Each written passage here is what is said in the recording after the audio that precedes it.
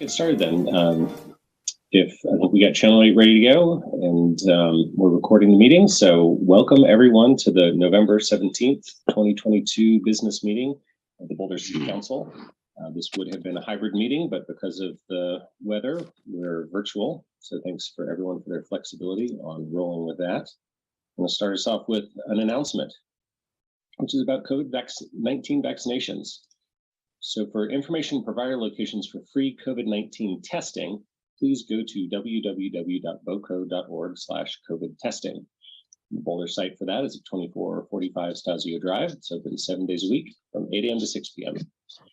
And for vaccine information and provider locations, you can go to www.boco.org/COVID vaccine.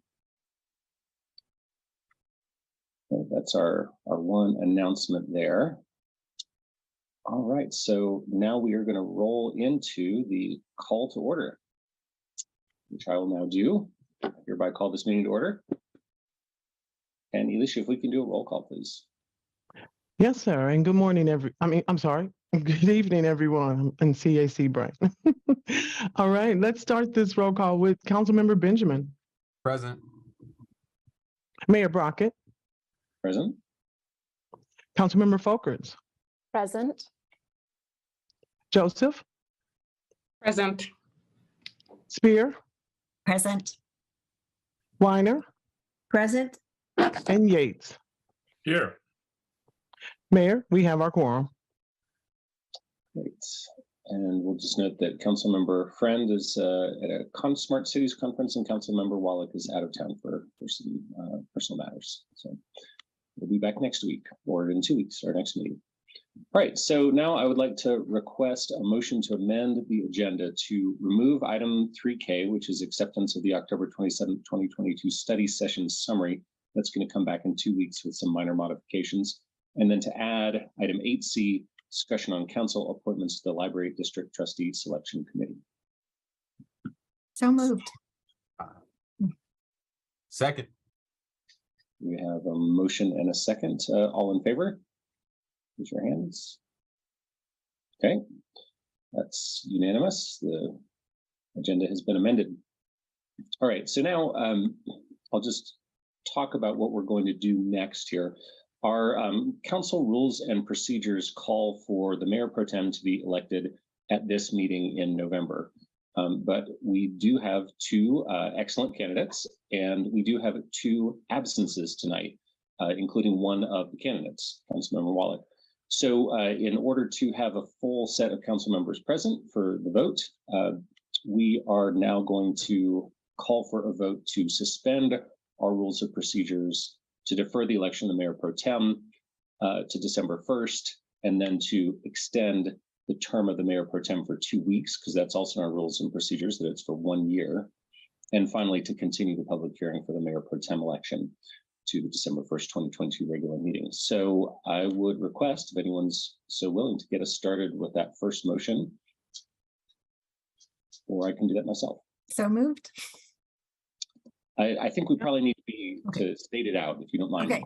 All right. Yep. Let me pull it up here. So I make a motion to suspend the council rules of procedures, section 4B, to defer the election of mayor pro tem to the December 1st, 2022 regular meeting. Then would you like me to incorporate the other one into that as well? I think we're doing them one at a time. Okay. So the city attorney informs me. Do we have a second? Second. Okay, we got a motion and a second. This is a roll call vote. Elisha, please. Yes, sir. Thank you. We'll start this roll call with Councilmember Joseph. Yes. Spear. Yes. Weiner. Yes. Yates. Yes. Benjamin. Yes. Brockett. Mayor Brockett. Brockett's good enough, yes.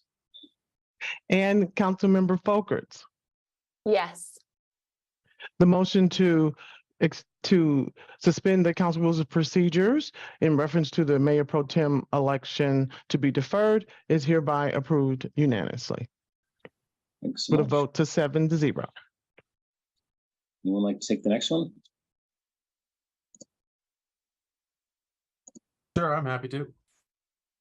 I believe this is 1B. So I make a motion to suspend the council rules of procedures, section 4D, to extend the term of Mayor Pro Tem for 2 weeks until the election at December 1st, 2022 regular meeting. Second. Oh, go ahead. Got a motion and a second. It's another roll call. Alicia, please. We'll start this with Councilmember Spear, Yes. Weiner, Yes. Yates, Yes. Benjamin, Yes. Mayor Brockett, Yes. Councilmember Folkerts, Yes. and Councilmember Joseph. Yes. The motion to suspend the council rules of procedures related to the term of the Mayor Pro Tem is hereby approved unanimously. Very good. Would somebody like to take the third one? Well, since we're taking turns, I'll do this one. I move that we continue the public hearing for the Mayor Pro Tem election to December 1, to the December 1, 2022 regular meeting. You have a second? Second. Got a motion and a second. This one we can do as a show of hands. So all in favor of the motion on the floor? There you go. Matt, did you want? Okay, that's unanimous there. That's 7-0. All right. So thanks everybody for working through that. And I didn't neglect to mention our other excellent candidate is Councilmember Spear. So we'll do that vote in 2 weeks. Thanks everyone for your patience in moving through that. And now we can go on to our declaration for Small Business Saturday, read by Councilmember Yates. Great, thank you so much. And I believe that we have Sharon King here to receive this, virtually receive this declaration. I'll introduce Sharon here in just a minute. So I want to read the declaration on behalf of Council for Small Business Saturday, which will be November 26, 2022. The City of Boulder celebrates our local small businesses and the contributions they make to our local economy and our community. According to the United States Small Business Administration, more than half of Americans own or work for a small business, and small businesses contribute about 2/3 of the nation's new jobs each year. Small businesses are particularly important in Boulder, where 90% of businesses have fewer than 20 employees. According to a national research study, a majority of consumers understand the importance of supporting the small businesses in their community on Small Business Saturday. And 2/3 report that the day makes them want to shop or eat at a small, independently owned business all year long, not just during the holiday season. As Boulder and communities everywhere recover from impacts of the global health crisis, the city remains committed to supporting businesses while keeping the community safe. Our community is thankful for the businesses that serve the community, the many frontline workers that safely operate the shops and restaurants we love, and those who shop and dine locally this season and all year round. Advocacy groups, as well as public and private organizations across the country, have endorsed the Saturday after Thanksgiving as Small Business Saturday. Therefore, we, the City Council of the City of Boulder, Colorado, declare Saturday, November 26, 2022, as Small Business Saturday. And we urge the residents of our community and communities across the country to support small businesses and merchants on Small Business Saturday and throughout the year. And with that declaration, I want to introduce, I hope she's here and is a panelist, Sharon King. Sharon has been the head of the Small Business Development Center here in Boulder for I don't know how many years, for a long, long time.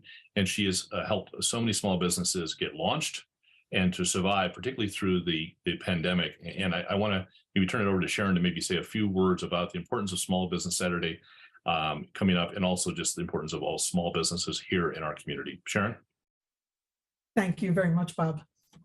So I'm here. It's really an honor to be here on behalf of course, all of our small businesses and Boulder SBDC, Small Business Development Center.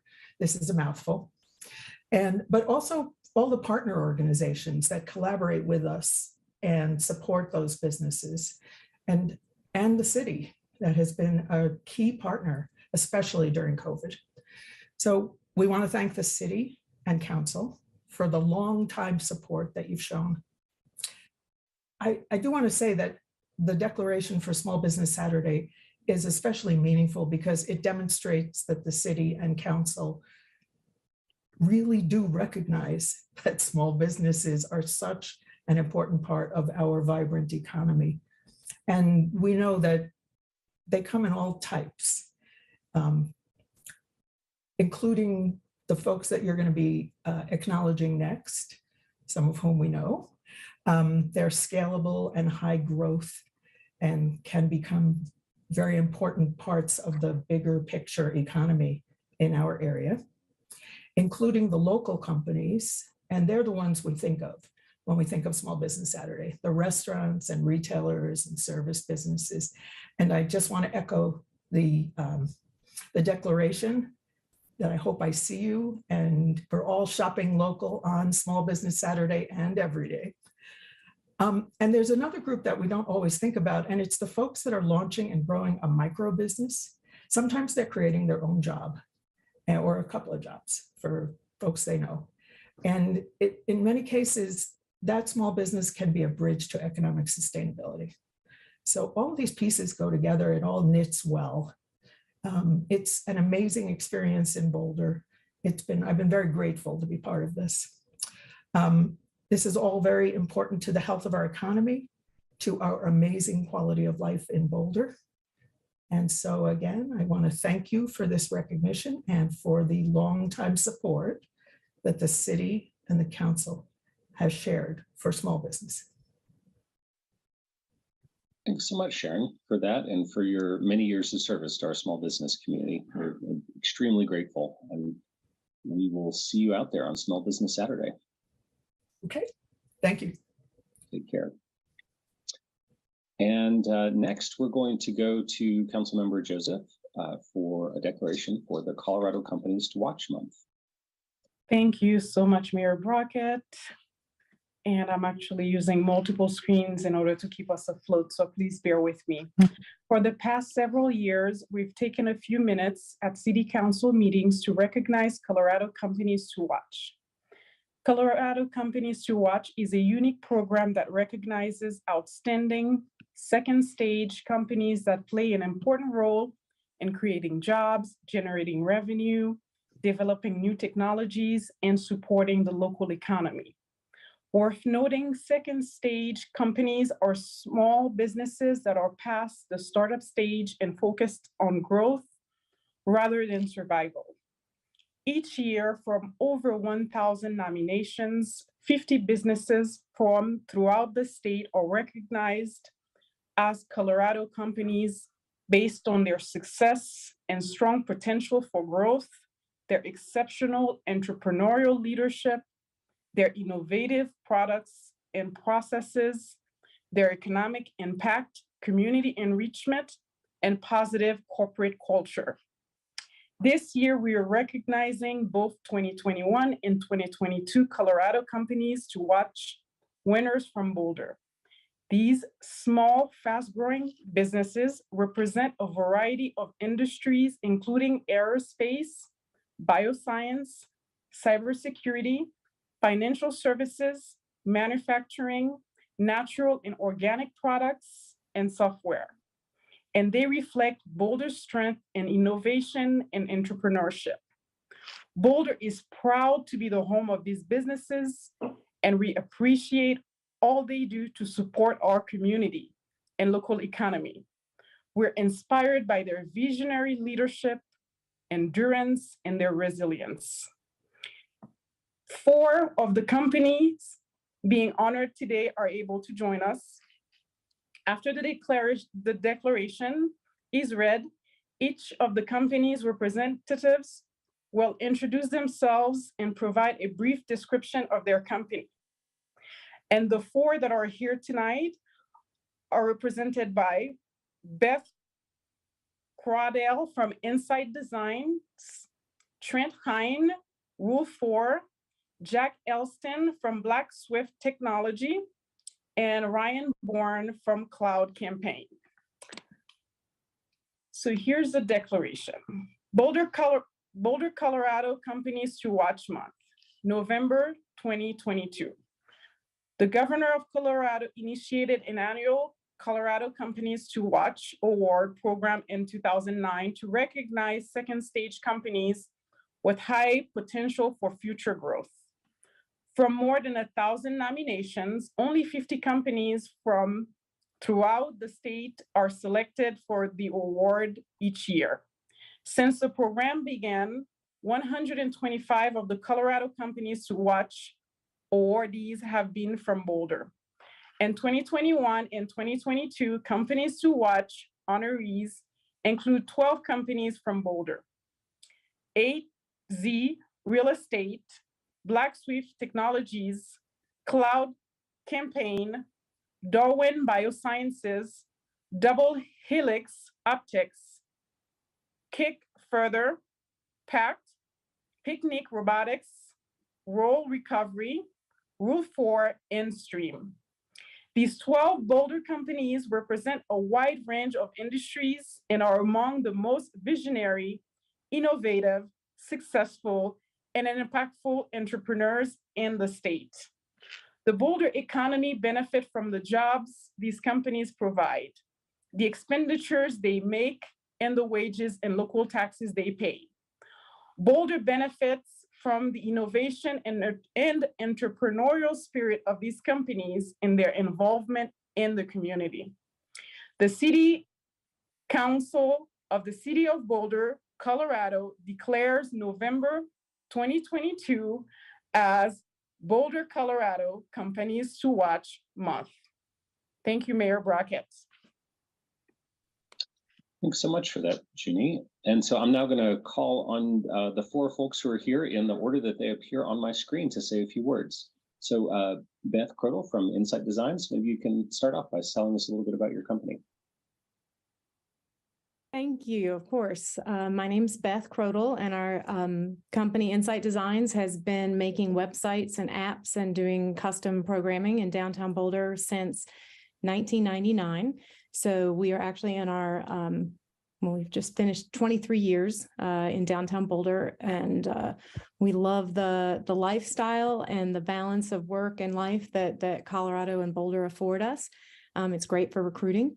And what we do on a daily basis is solve problems and create e-commerce sites and websites for government organizations. We do the Boulder County website, the El Paso County website, and sites for brands like Crocs and Spider and other ones that you've heard of. And we also make apps, mobile apps, native and otherwise.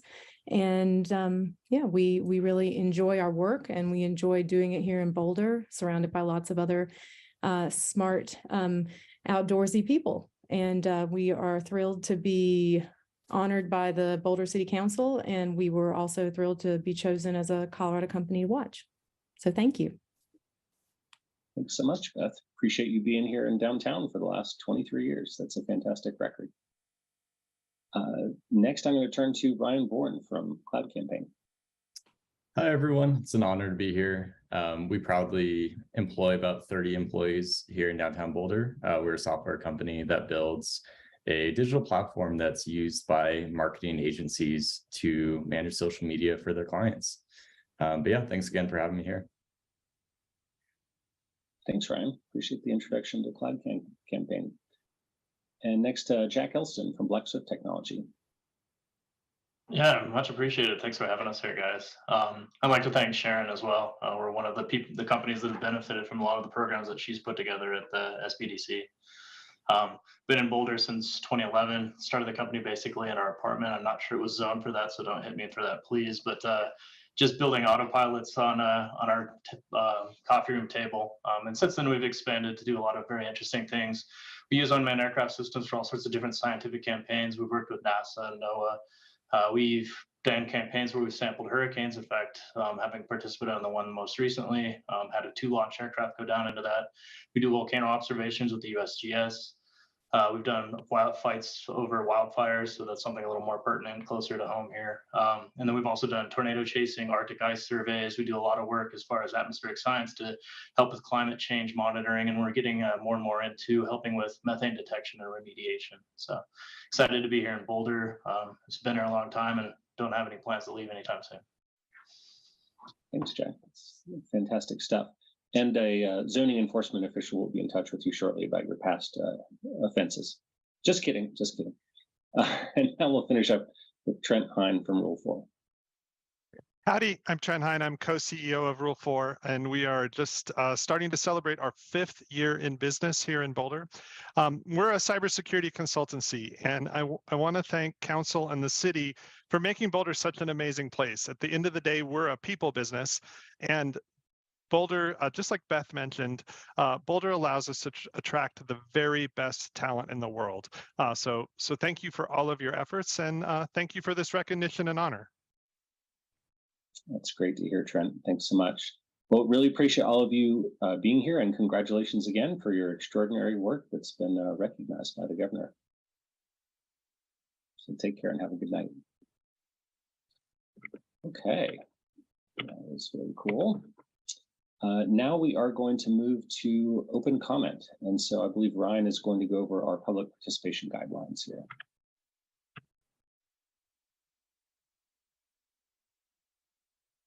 Thank you. My name is Ryan Hanchin. I serve our community as an engagement manager, and I want to welcome all the community members who are here this evening, here to speak at open comment or public hearing. And I want to be sure to share that the city has engaged with community members to co-create a vision for productive, meaningful, and inclusive civic conversations. This vision supports physical and emotional safety for community members, staff, and council, as well as democracy for people of all ages, identities, lived experience, and political perspectives. For more information, please visit the link on your website. And next slide, please. I'm going to share the following examples of rules of decorum found in the Boulder Revised Code and other guidelines that we'll be sure to support throughout this meeting.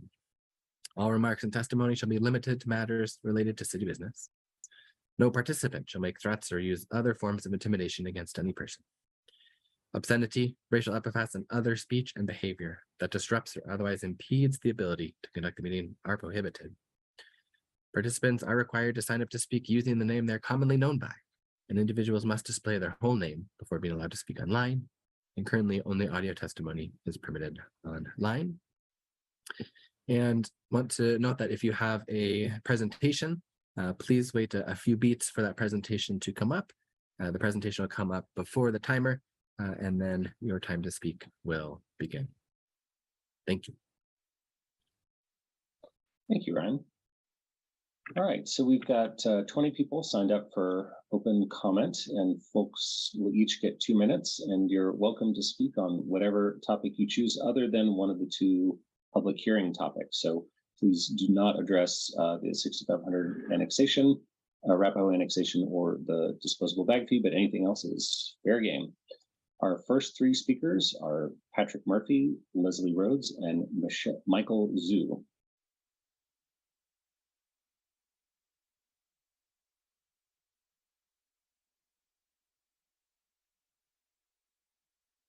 My name is Patrick Murphy. 2A and 2B passed with about 70% of the vote, but the muni had similar results, and remember how that ended. So here we go again. The planet burns, floods, and dies, while Boulder fiddles with climate change. I watched the Boulder Excel advisory panel on Monday and was impressed with Excel's efforts and saddened by some panel members that are still baffled, especially with respect to the topic of Renewables Connect that Excel has offered as a subscription. Boulder could have subscribed to this ultra-economical connection to renewables a decade ago, but the muni lust blinded us with promises of tons of income, the illegal taking of customers and properties outside of Boulder, and lies about zero stranded costs. Slide 2. Boulder's current climate leader was spending about 70% and up to 85% of his time working on the muni instead of actual carbon mitigation. 50 to 40% of the current climate action budget is paychecks, and there's no honest cost benefit analysis that gives us a true cost per ton of carbon reduction. I want carbon reduction, fast and honestly documented. No such thing exists in 2A or 2B. The recent claims of Boulder's carbon reduction hide the fact that most of that's due to Excel's addition of renewables, not Boulder's separate actions. What we're getting is a road paved with good intentions, and we already know where that road leads. Slide 3. Fewer employee paychecks, more solar incentives, wind incentives, which Boulder has never offered, RECs, which Boulder denigrates, and energy use reduction are what we really need. Oh yeah, and someone fully inform the advisory panel what Renewables Connect really is. Please, thank you. Thanks, Patrick. I've been informed that number 2, Leslie Rhodes, number 4, Holly Carlson are not present. So our next 3 speakers will be Michael Zhu, Jennifer Rhodes, and Macon Coles.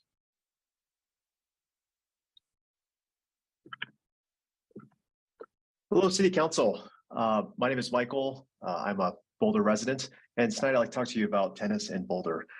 So tennis facilities right now in Boulder aren't matching the needs of Boulder residents. So currently we have a lot of pocket parks with 2 courts that are distributed throughout the city, and that really doesn't support adult leagues, regional tournaments, the CU, women's and club teams, high school teams, junior and adult drills, and families and seniors. And if you're a casual tennis player that plays a couple of times a year, probably works fine. But if you're want to play with any regularity, it's pretty difficult. And actually, it's gotten to the point where players that are based in Boulder actually are playing in Longmont, Lafayette, Arvada, Broomfield. And they're actually driving back and forth to play. And actually, other teams from surrounding towns won't even come to Boulder to play tennis matches because of the poor court conditions or the inability to find court time. Add to that also, we don't really have great year-round facilities, and we don't have lighted courts. So, starting in October for me, I have a 9 to 5, and the sun sets at 5:45. I really can't play starting in October. If you look at public rec centers, pickleball has gotten really popular, which is great. Pickleball is a great sport, but it does mean that tennis court availability has, become even more of a problem than it was before. And private facilities have an average 5-year wait for clubs around Boulder, and substantial yearly financial commitments and initiation fees. And that 5-year wait means that, if you're a kid who's 13, and this has happened quite a bit, and you discover that you like to play tennis, well, by the time that you can actually get to a club, you're going to be too old to play as a junior. And with the impending closure of RMTC, the Rocky Mountain Tennis Center, next year, and its 15 courts, 5 of which are really great indoor courts, wheelchair, CU club and women's, junior, senior, national tournaments, and the 200 plus members of RMTC are going to have really, really limited options. So we're not just here with problems, we're also here with a potential solution. And my ask is that the City Council please work with the Boulder Tennis Association and the racket sports community in finding land for a new facility. And given the demand in Boulder for tennis. Your time is up, but we appreciate comments, and feel free to send us that document too. Cool. Thank you. Now we have Jennifer Rhodes, Macon Coles, and then Travis Cully isn't present, so we'll go to Shannon Derby after that. So Jennifer. Hi, my name is Jennifer Rhodes. I'm here on behalf of a specific group of parents for safe zones around schools. My petition, which has over 1,500 signatures, and our parent group is for enforcing safe zones and stiffer penalties within the zones. Our group is organized and met in small groups, the DA, chief of police, municipal court, members of BVSD, and we've been in touch with some of you. I have 3 topics. 1, the Sharps container adjacent to Boulder High. I'm all for a Sharps container because clearly we have a drug problem, but placing it adjacent to a school is just asinine. You're basically inviting drug users to come closer to the school to deposit needles. Whose idea was that? 2, no day shelter or similar facility has demonstrated any measurable success at ending or alleviating the cost burden of homelessness.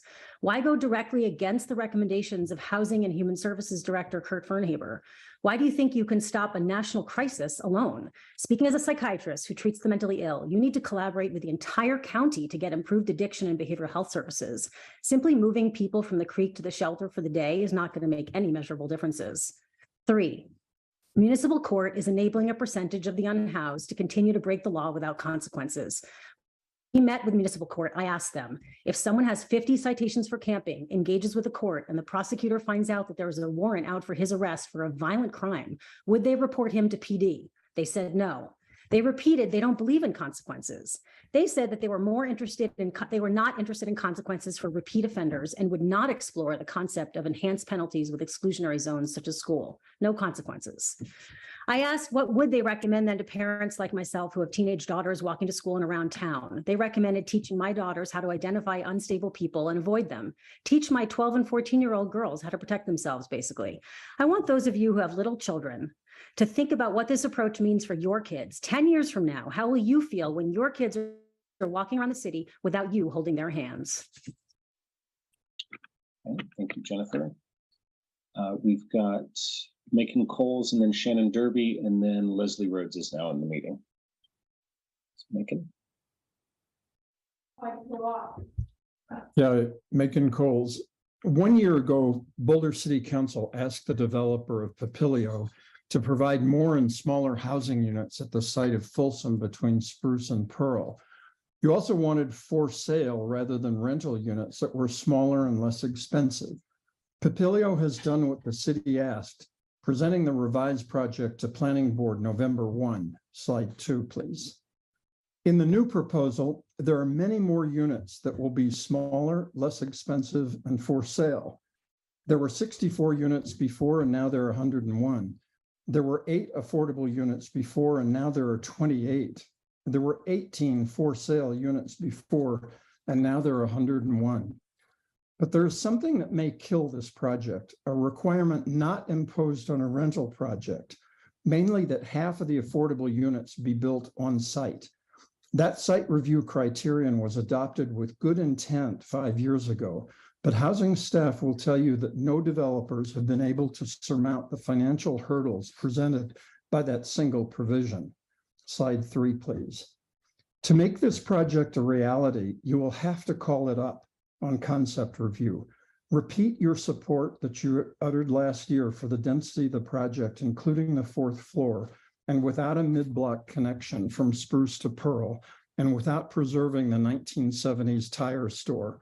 Also, instruct staff to provide a special ordinance for you to pass that rezones the property to MU3 and also permits, and this is the most important point, permits cash in lieu for all of the affordable units.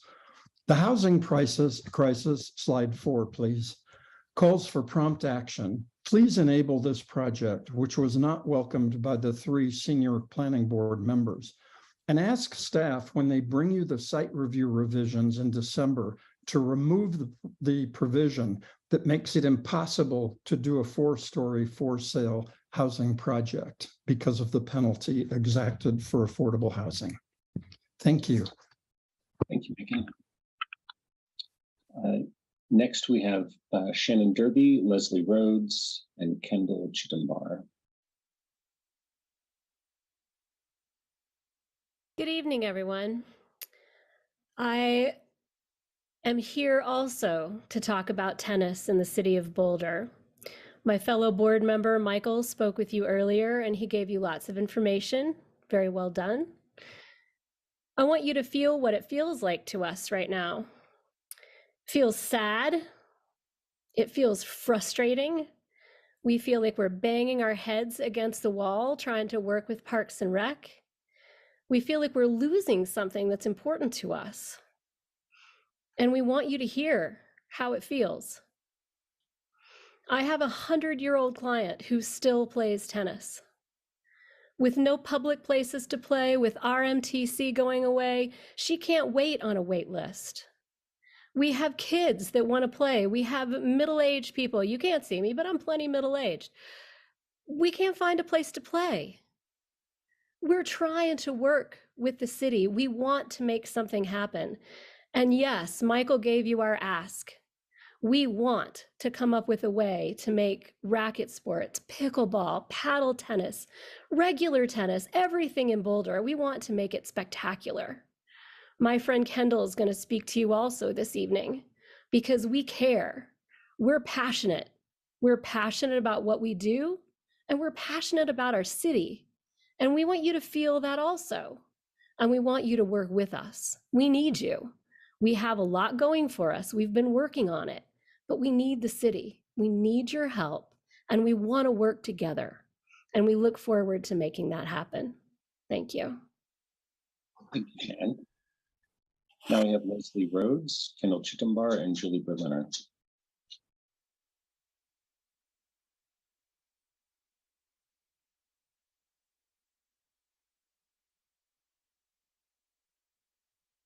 Leslie, you're muted. There we go. Is that better? Yes. Yes. Okay. Hello, my name is Leslie Rhodes, and I'm here this evening as a participant in the group to initiate safe zones for schools and kids. Approaching this concern from the perspective of a mother and a school social worker, a child's school experience doesn't just start and end within the bounds of school property. Their well-being actually begins from the moment they step outside to go to school. This applies to all students from all backgrounds and socioeconomic circumstances. As a school social worker, I've worked with all demographics in various types of neighborhoods, and the first thing I do is get to know the surrounding area of my assigned school to understand the environment from the perspective.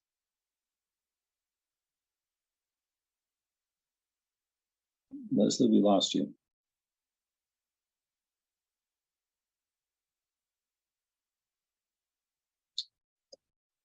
You know what's going on with Leslie? Not only are these students, but they're still children. Everyone in this room can agree we value children of all ages in the community, and we want to ensure they're safe and that they feel safe. How we go about this issue might be up for debate, but our objective is the same. This is not one group's battle, rather it's our agreed upon collective mission from parents to law enforcement to city council to BVSD. No one wins if safety isn't the priority. I don't win when my 14-year-old tells me she walks the long way from the bus stop to the front doors of school because she doesn't feel safe walking the most efficient and direct route. The group I'm representing this evening has data-driven evidence to support our request, and we're proposing objective measures to address this problem. Please take a look at the objectives again. If there's an issue you can get behind on this, help us rally for it. If you notice a sticking point, bring it to us with an alternative starting point. Let's just really try to collectively work together to make the areas around all schools safer. Thank you, Leslie. Your time is up. Now we have Kendall Chittumbar. Julie Berliner is not present, but Holly Carlson is. So we've got Holly and then the Raz Berkman. So Kendall.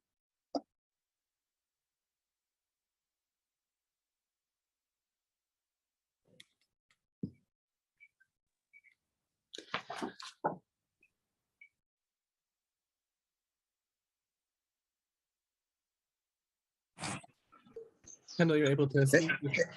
Hello, can anyone hear me?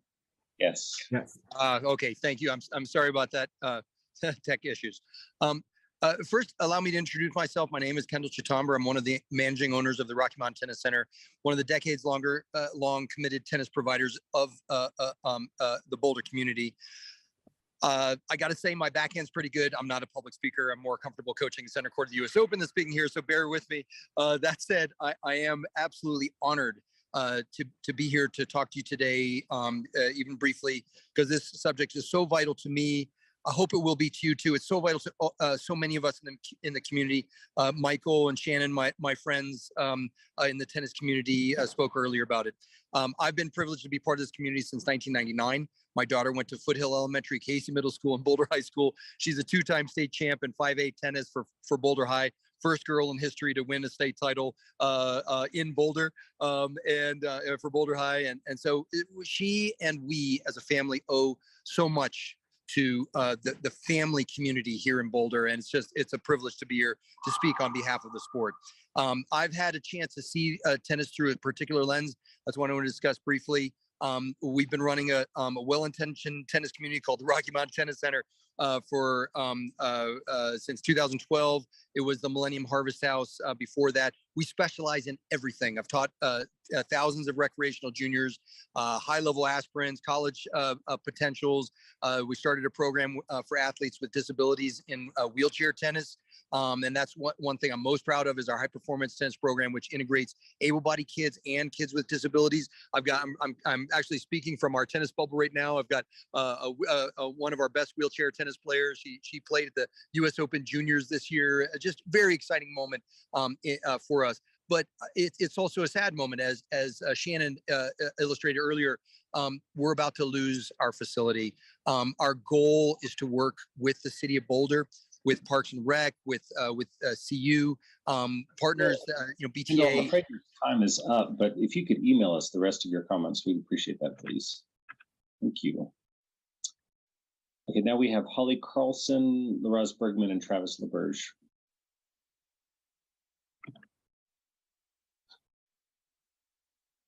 Good evening, City Council. When Boulder says that housing is for everyone and safety is for everyone, that is a lie. The only thing that the City of Boulder seems to care about and throw their money at is a homeless drug addict with a lengthy criminal record. That is who can get a house. I am a single mom. I have been sitting here and running this debt or beating this dead horse far too long. I will say you guys are going to see me now go Legally Blonde, the brunette edition, when I take on Avanath with the eviction court myself, because I'm going to list the individuals in the Boulder government entities that are considered useless. Kurt Bernhaber, Director of Boulder Housing, Senior Compliance Management of that, Shelley Connolly. Boulder's Eviction Prevention Program Director, Jay Allen. Homeless Policy Management, Vicki Ebner. Boulder Housing Partners Program Coordinator, Karen Armstrong. Bridge for Justice, Joel Hayes. You should probably get rid of that program.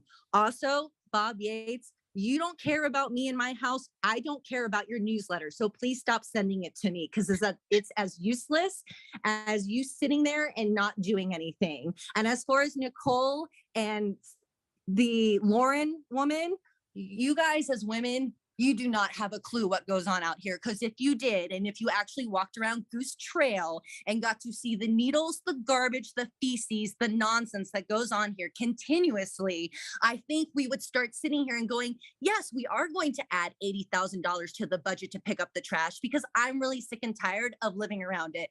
And the idea that affordable housing and the safety nets that are provided are actually here for people like me who work and pay taxes is an absolute lie and pile of garbage, unless I'm a drug addict or a sexual predator, which you have 47 of them who use the Boulder homeless shelter or the jail as an address. Thank you for doing nothing. Most of you are failures, except for 2 of you, and you know who you are. Good day. Thanks, Holly. I'll just remind folks from our rules of decorum that we ask people not to make personal attacks on community members or staff members, and just remind people about that as we move forward with the rest of the testimony. We have Laraz Bergman, Travis LaBerge, and Gary Poller.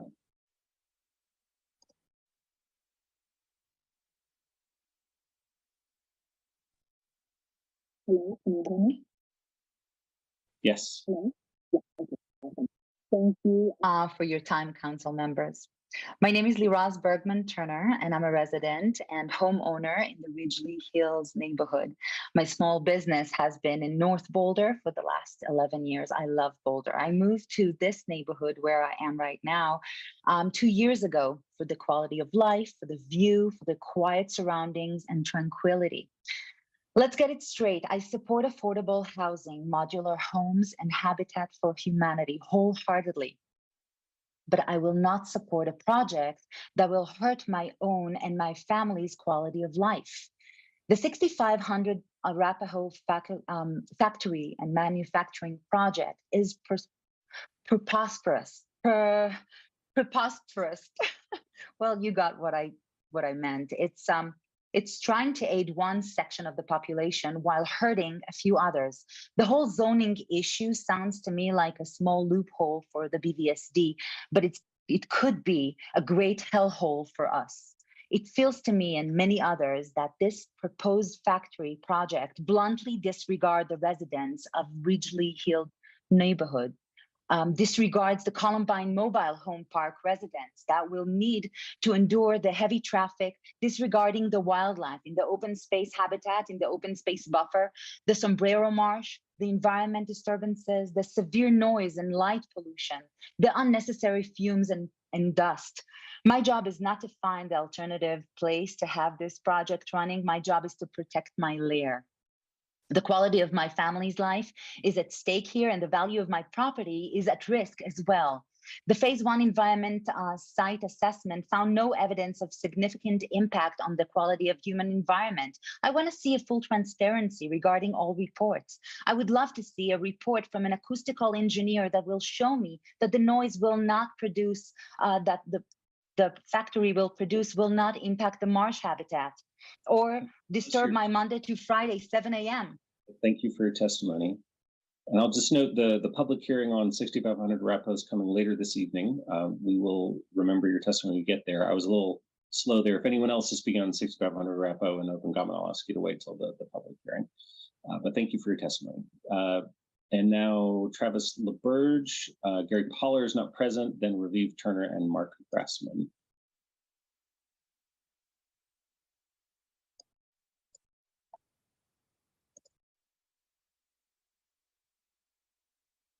Can you hear me? Yes.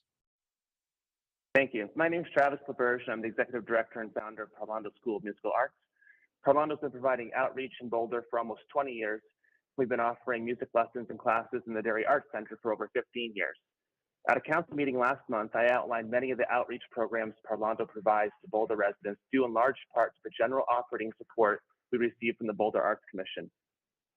As I said last month, arts organizations need more funding to provide vital programming that otherwise does not happen. General operating support is the catalyst that makes this possible.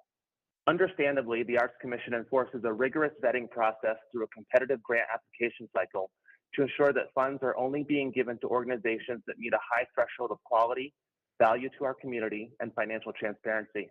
However, because of limited funding, not all organizations that meet these stringent criteria are funded. Having missed out on general operating support in a previous granting cycle by just 0.24 points, we at Parlando understand the frustration when funding constraints, not program impact, preclude you from delivering that programming.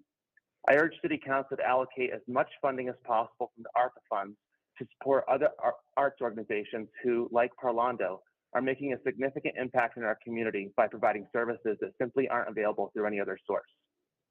Additionally, the Office of Arts and Culture has ample data demonstrating that the return on investment for funding the arts is dramatic. Giving money to the arts is not charity. It's an investment in our community that more than pays for itself. Please fund the arts as aggressively as possible this year. Our community will be richer for it. Thank you for your consideration and your time. Thank you, Travis. Now we have Raviv Turner, Mark Grassman, and Matt Hess.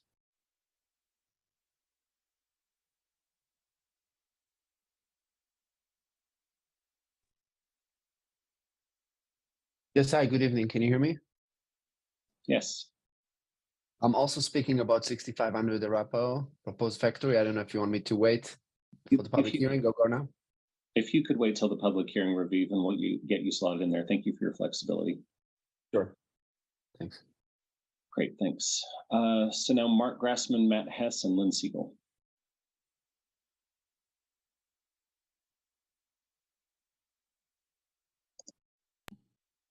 Can you hear me now? Yes. Thank you for the opportunity to speak to the council tonight. My name is Mark Grassman, and I love to play tennis. I'm also disabled. I'm here to urge the council to consider more public funding for tennis courts in the city. I've been a resident for over 40 years and have played on public courts regularly during that time. There are courts at the local recreation centers and public schools, but they are often not accessible to wheelchair tennis players. When I learned that the Rocky Mountain Tennis Center had a program for wheelchair tennis, it was a real gift. I have been able to continue a sport that I love, and it has significantly improved my rehabilitation. It has come to my attention recently that the tennis courts at the Rocky Mountain Tennis Center will be lost due to redevelopment in the next 2 years, and the tennis courts at CU South will be lost due to the university's planned development. The wheelchair tennis program at Rocky Mountain Tennis Center is the only one in the state that features coaching and sanctioned tournaments. Their courts are accessible and they provide instruction and regular playing opportunities for wheelchair tennis. While they are a private tennis club, they encourage and accept non-member participation in their programs. Another one of their programs reaches out and promotes tennis outreach programs to local schools for children that are disabled or less fortunate. Hopefully, the Rocky Mountain Tennis Center will be able to continue its programs that benefit so many people in the city and the university, and will be able to replace its tennis courts at CU South. The dozens of tennis courts associated with these entities will soon be gone. I encourage the council to begin researching the possibility of a public-private partnership to build a facility that will increase tennis opportunities in Boulder for everyone, as well as the disabled. An excellent example of this kind of project would be the Apex Tennis Center in Arvada. They were able to secure public support to build a facility that includes both indoor and outdoor courts with handicap access. Thank you. Matt Hess is not present, so we'll have Lynn Siegel, Kelly Dornan, and Mark Reagan.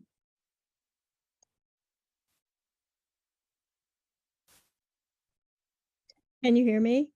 Yes.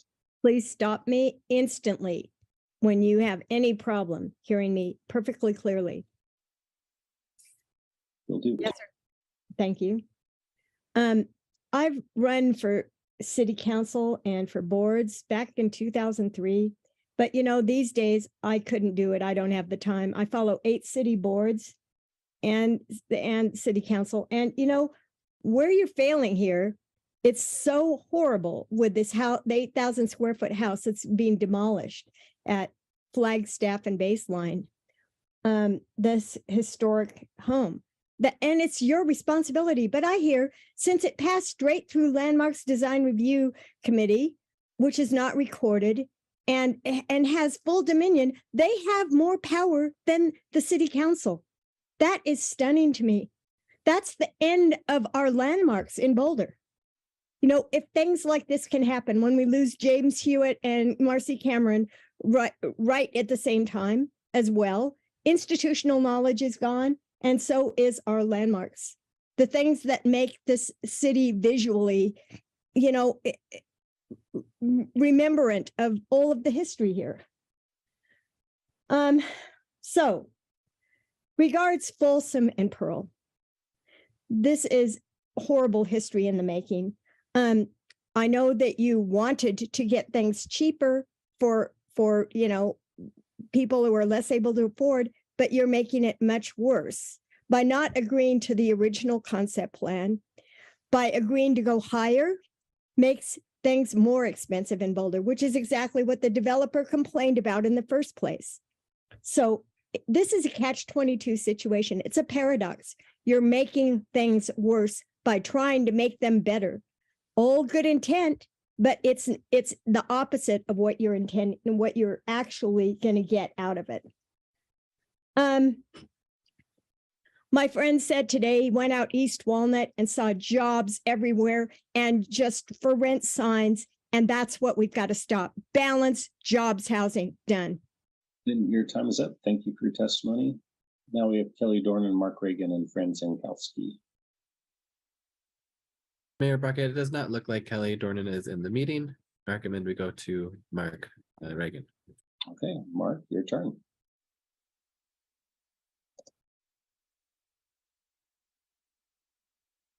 Good morning, good afternoon, everyone. Can you hear me? Can you nod your head if you hear me? Thank you. I'm having flashbacks now because I was a city hall reporter all over the country back in the 1970s and 80s. And I'm looking at your faces and thinking, wow, thank you so much for having to sit through this every month, twice a month, whatever it is. I'm here to really plead with you to help us in the arts community in Boulder receive more funding. I sit on the board of the Boulder Ballet, and I think that I was thinking a long time about what I wanted to say to you. And it really goes back to my own history. I grew up on the south side of Chicago and really fell into a bad crowd in my teenage years. And my mother was extremely depressed. My father was away from the house. And I think my life was saved by the arts. A friend of mine dragged me to auditions for a musical at my high school. And from that point on, the arts really lifted me out of the kind of misery I was in. And so I guess I want to ask you, to really think of the arts as more than just something that is marginal or that is just charity alone. The arts really changes people's lives in this city. I'm on the board of the Boulder Ballet. I know we haven't received funding in the latest round, and I'm pleading with you to at least give us some consideration with the new monies that are going to be released. We employ people in the community. We employ a lot of dancers, and we've really struggled through the pandemic to make ends meet. And we've been around for such a long time. We're celebrating our 40th anniversary this year, and yet we have no funding, and we really, really need it. So I wanted to just kind of summarize by saying this is a wonderful city that deserves a wonderful ballet and a wonderful arts community. And again, thank you all for your service. I appreciate it. Thank you, Mark. Our final speaker is Fran Zankowski.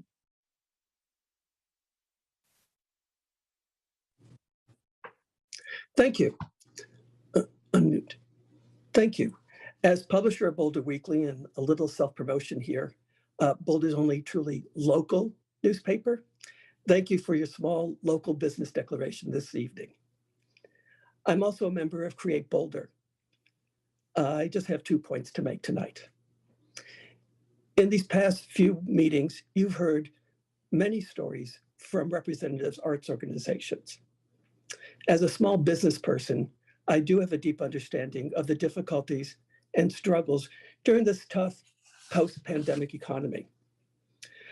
Our city's arts organizations need more assistance than currently budgeted. Operating on insufficient funds is a reality for many small to medium arts organizations. This past September, we at Boulder Weekly published an in-depth arts guide, leading off with this quote from Lori Preston at the Museum of Boulder.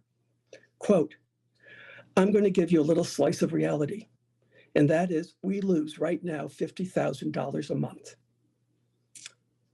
We at Create Boulder are requesting $300,000 additional for rehearsal, performance space, rentals, artists, and general operating support." My second point is equal percentage increase of funding is not the same as equity. We need to do more to bring these arts organizations up to parity. With high inflation, bringing arts organizations up to survivability is essential.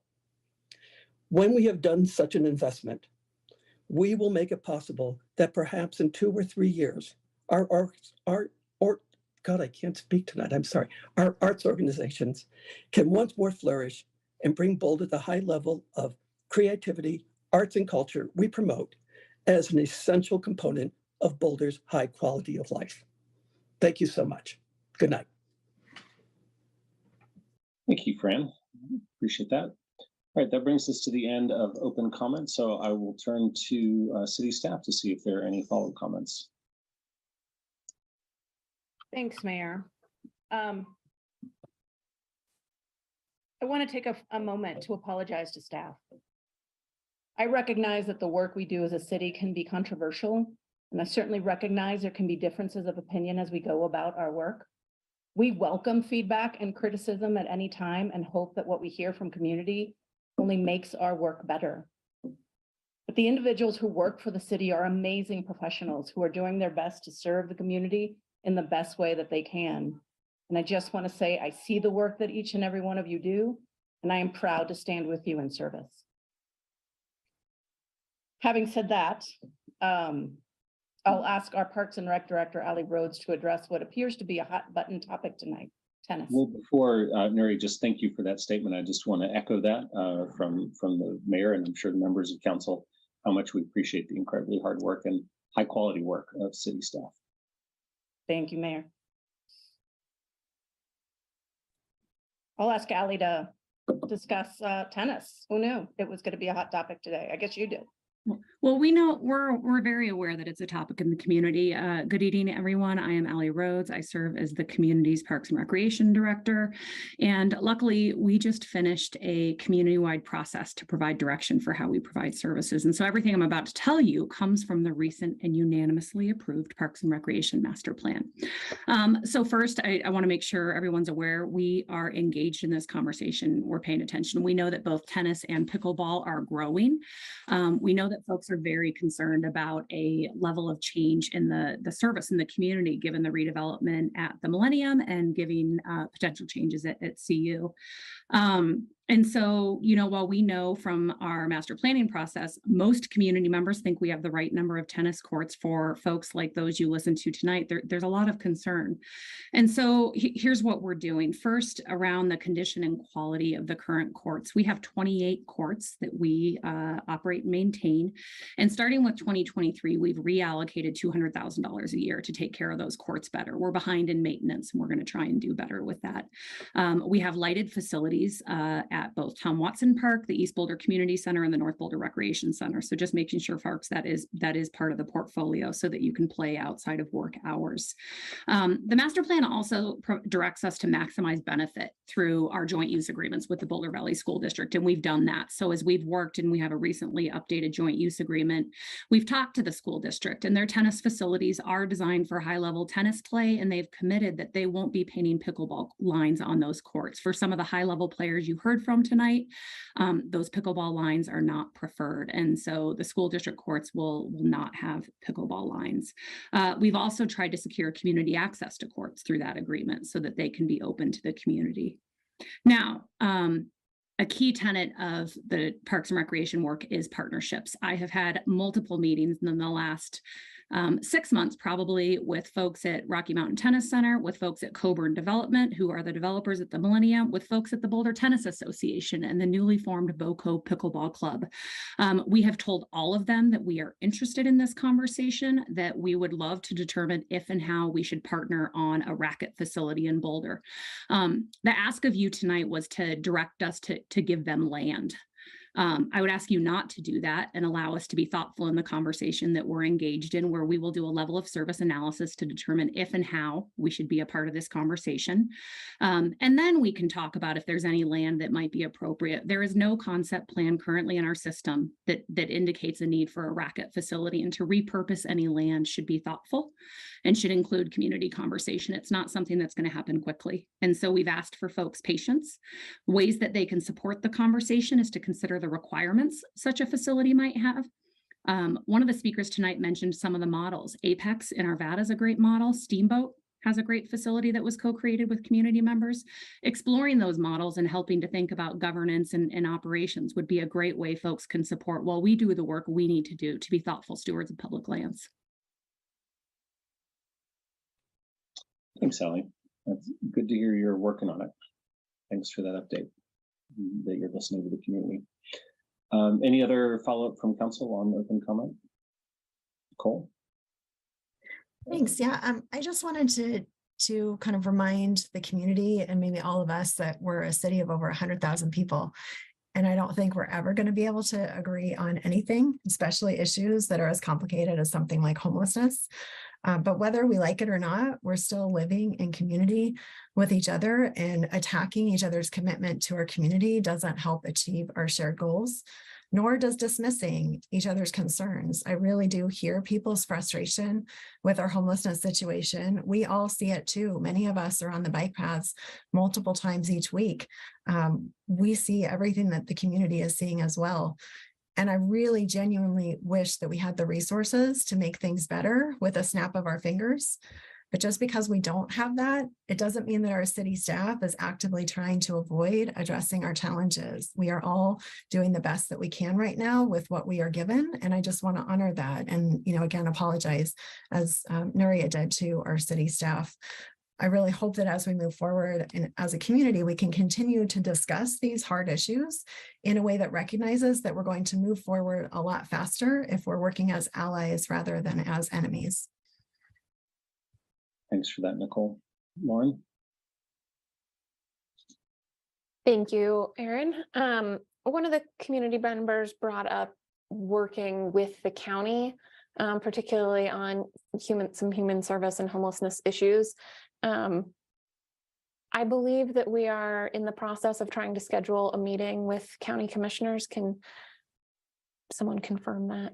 That's correct. Yep, the scheduling is in process. Okay, great. Thank you. I also wanted to hear a little bit more. Megan Coles brought up that there's a site review criteria requiring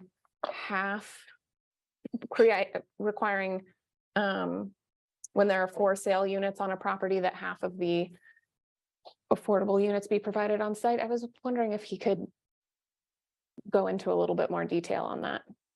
Just something that I wanted to flag and understand a little bit more. You asking for a city staff member to provide some details on that? Oh, I was wondering if Megan could if he's still here. Got it. Sure. Yeah. And if you're available, we've got a question for you. And Lauren, or for all of us, if we do have a question for a commenter, please just raise your hand at the time and I'll call on you and give you the chance. Okay. Sorry. At that time, but we give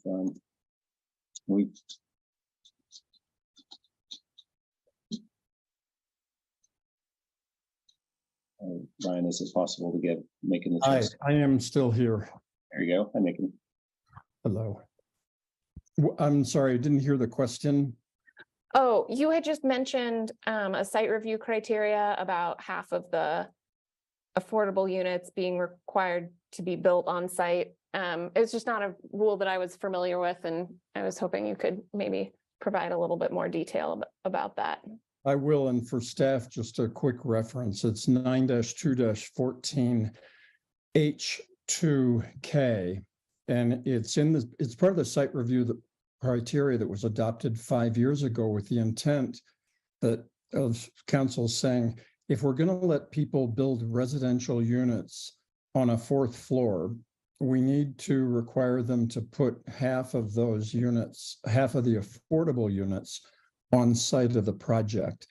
And it's that particular provision, while it was adopted with the best of intent, that has made it impossible to build for sale units, residential units, in a building that is 4 stories. And I just mentioned that because the site review criteria are under revision and will come to you next month, that one of the things staff could do to address the housing crisis is to have that criterion be pulled from the site review. It would be simple. But with a for sale project like we're talking about with 101 units, the cash in lieu would be $7.5 million. That's $74,000 per unit.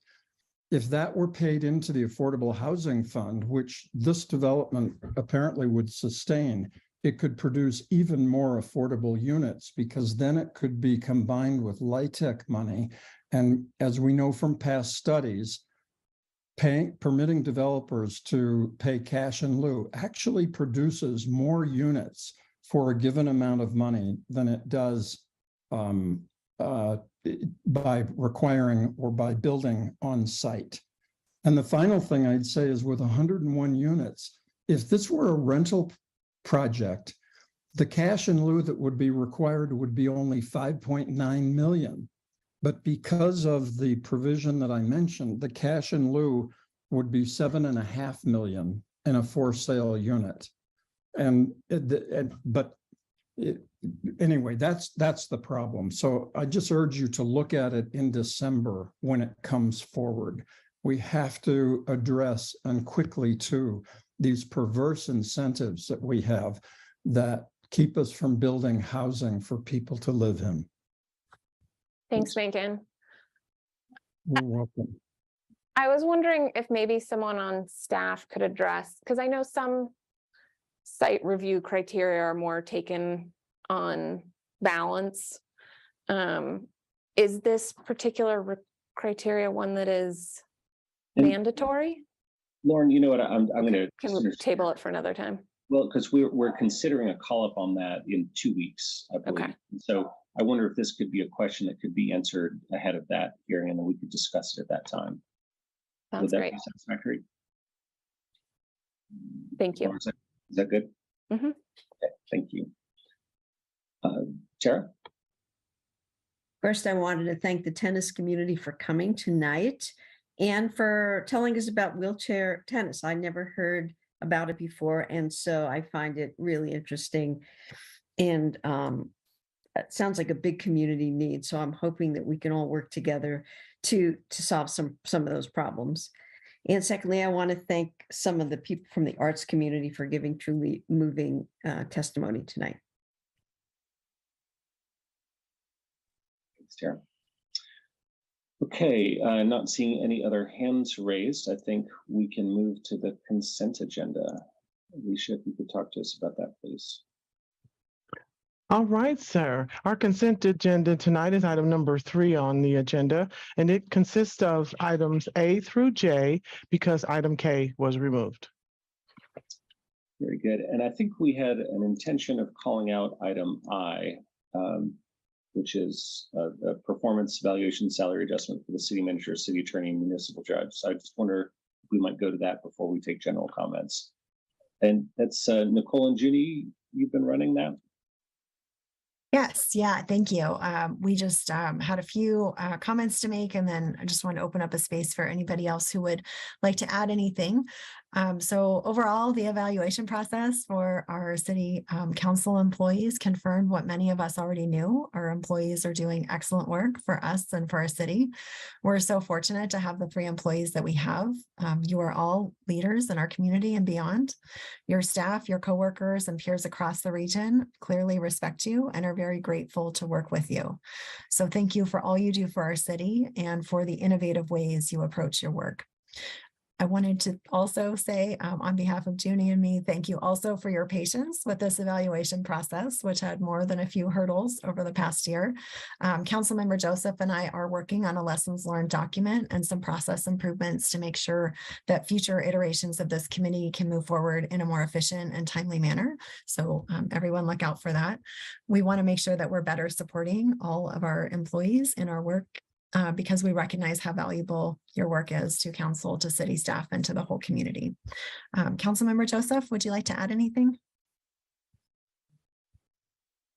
Sure, thank you very much. I just want to reiterate that we do have wonderful council staff, and I'm so proud to have our city manager and city attorney and the municipal court judge as part of the leadership of our city.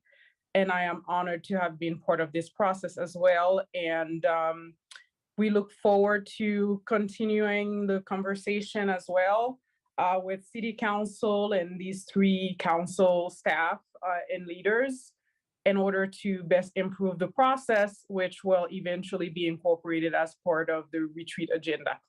So thank you. Thank you, Nicole and Jenny. And I'll just add that between City Manager Mary Rivera Vandermeide and City Attorney Teresa Taylor Tate and Municipal Judge Linda Cook, we have a dream team of head employees here at the city. And I'm just deeply grateful each and every day to be able to work with you in making our city a better place. So thank you so much for everything that you do. And also appreciate Nicole and Junie for your hard work on the evaluation committee, and also knowing that we've got some improvements to discuss to come in for next year, which I appreciate you looking at that improvements. Anything else in this one?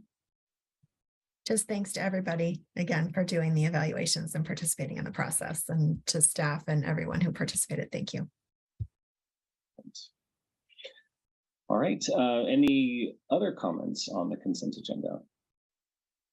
Matt. I think Bob and I are aiming for the same thing here. We'd like to take a moment to talk about 3G with regards to the item about ARPA spending.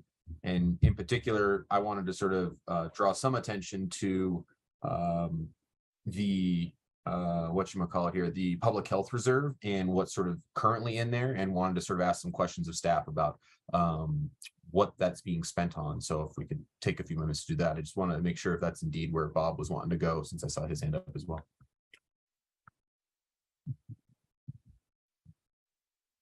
All right, I guess I'll ask some questions, but I just want to, Aaron, is there anything you want to clarify before we jump?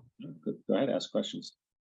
Yeah, so in there, in the public health reserve section, that's 3G, it says at the end there that there's a remaining balance of about $547,321 for the public health reserve to the and I'm just curious, is there any current plan to spend that money outside the proposed, and really specifically, you know, of that 397,000 for other sort of services, are those for existing programs, or are those just deciding what to do with it now, and there's really no set place, but we're sort of hoping to spend that money on those particular areas of interest? And the reason I ask is because there's clearly 150,000 designated for the arts, and if there's things that aren't really specifically designated to be spent on, I'd like to maybe think that we're maybe open to move that number around a little bit, in perhaps the hopes of providing a little extra support to our arts community.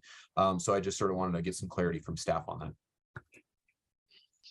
Good evening, Council. Mark Wolf, Senior Budget Manager. Happy to address your questions, Matt. So what you're referring to, just so we're all on the same page, is we had a balance, as you mentioned, left over from tranche 1, so dollars that we appropriated initially from our ARPA allocation. We set aside $1 million through that public health reserve, and have spent some of that. The remaining balance, as you mentioned, a little over 500K. And our discussion at a couple of our budget meetings was council directed us to look at other uses. And so we did some work, granted over a shorter period of time, but tried to meet what we felt were some of council's comments and discussion from those meetings. And so the 150 that you're alluding to is one of the proposed uses of that balance, would be to bolster 2 of our arts funds, one specifically related to artist hiring incentives and venue affordability, one for artist hiring incentive, excuse me, and another for venue affordability and online events. And so those are 2 more specific methods that we're suggesting. And then the balance of that, so little over 300,000, would be in the realm of almost 400K for basic human services needs. And so there's a little bit of flexibility there, just because you know, we don't know what we don't know. As you all are familiar, not only are we dealing with COVID, but many other sicknesses, it seems, over the past several weeks. So having that flexibility to be able to react to community basic needs over the coming months. There are a few specific areas that our HHS staff is suggesting, specifically related to food security, financial assistance, health services related to vaccine and testing, if we need that. So that's the split. There's certainly flexibility in terms of receiving some council feedback and direction on that. But those are the suggested kind of reallocations of the public health reserve at this moment. Appreciate that, Mark. I didn't want to, I mean, I certainly have some ideas and thoughts, but I'd certainly love to defer to hear from Bob, and I see Nicole's hand before I weigh in anymore. Is that okay, Aaron? Sure. Okay. You can go to Bob and then Nicole. Thanks, Matt. And I've got some ideas too, but let's maybe do questions first. Just kind of following on Matt's train there, Mark, if you won't mind staying on the line. So of the almost 400,000 that's kind of left over in that the $1 million public health reserve from tranche 1, when would you come back to council for, I guess, what would be tranche 4, to potentially spend that last $400,000? Yeah, so it's a good question, because that the public health reserve was appropriated already. We're seeking council feedback now. So if you are supportive of those uses, then we would go ahead and use as needed under those 2 categories. The arts dollars are a little bit more urgently going out. Those others reserved for those basic needs as determined by HHS. If you'd like another layer of review, that would be something that we'd want to capture certainly on December 1st. Got it. Okay, that's helpful, Mark. And so we kind of are allocating that whole 547,150 to arts, and then 397,000 just as HHS determines over the coming months, sounds like, without further council input. That's helpful. And then kind of a related question, if I add up the numbers from page 21 of the memo, I come up to about $19.8 million round numbers of ARPA funds that have been or will tonight be allocated. Am I directionally correct there? I'd have to double check, but that sounds about right. And I seem to recall that we got 20.1 million in ARPA funds. So there seems to be like 300,000 still left over to allocate. There is, and I believe we have covered that. One of the suggestions in the memo, and I'm trying to find the exact number here, is to bolster our winter shelter support. So that we had talked with Financial Strategy Committee a few weeks ago, and again, trying to be responsive to some of the discussion at our budget meetings, are proposing a little over $400,000 to bolster shelters, temporary shelters during the winter season. So I'll triple check the numbers, but I believe that with this additional appropriation would close out our total ARPA allocation. Okay, that's helpful. That's helpful explanation. I'm just not tracking the numbers though, because that's not what the memo seems to add up to 19.8, 19.9. I don't see the extra 300,000 or 400,000. It may be in words later on, but it's certainly not in the table. So you're saying that if we pass this tonight on first reading and a couple of weeks on second reading, then all of the $20.1 million in ARPA money will have been allocated, and we're done we council are done talking about ARPA. Is that what you're saying? That's right. Our intent is that we would be fully committed for ARPA. Okay. There must be an inconsistency that I guess I'll say in the memo, not to be critical, but there must be an inconsistency. Table 21 doesn't seem to say that. Table on page 21 doesn't seem to say that. I don't doubt that you have some words later on that says, and by the way, the last 400,000 is going to go out to this other thing, but it doesn't, unfortunately, doesn't say that in the table. So that's what I was relying on. Okay.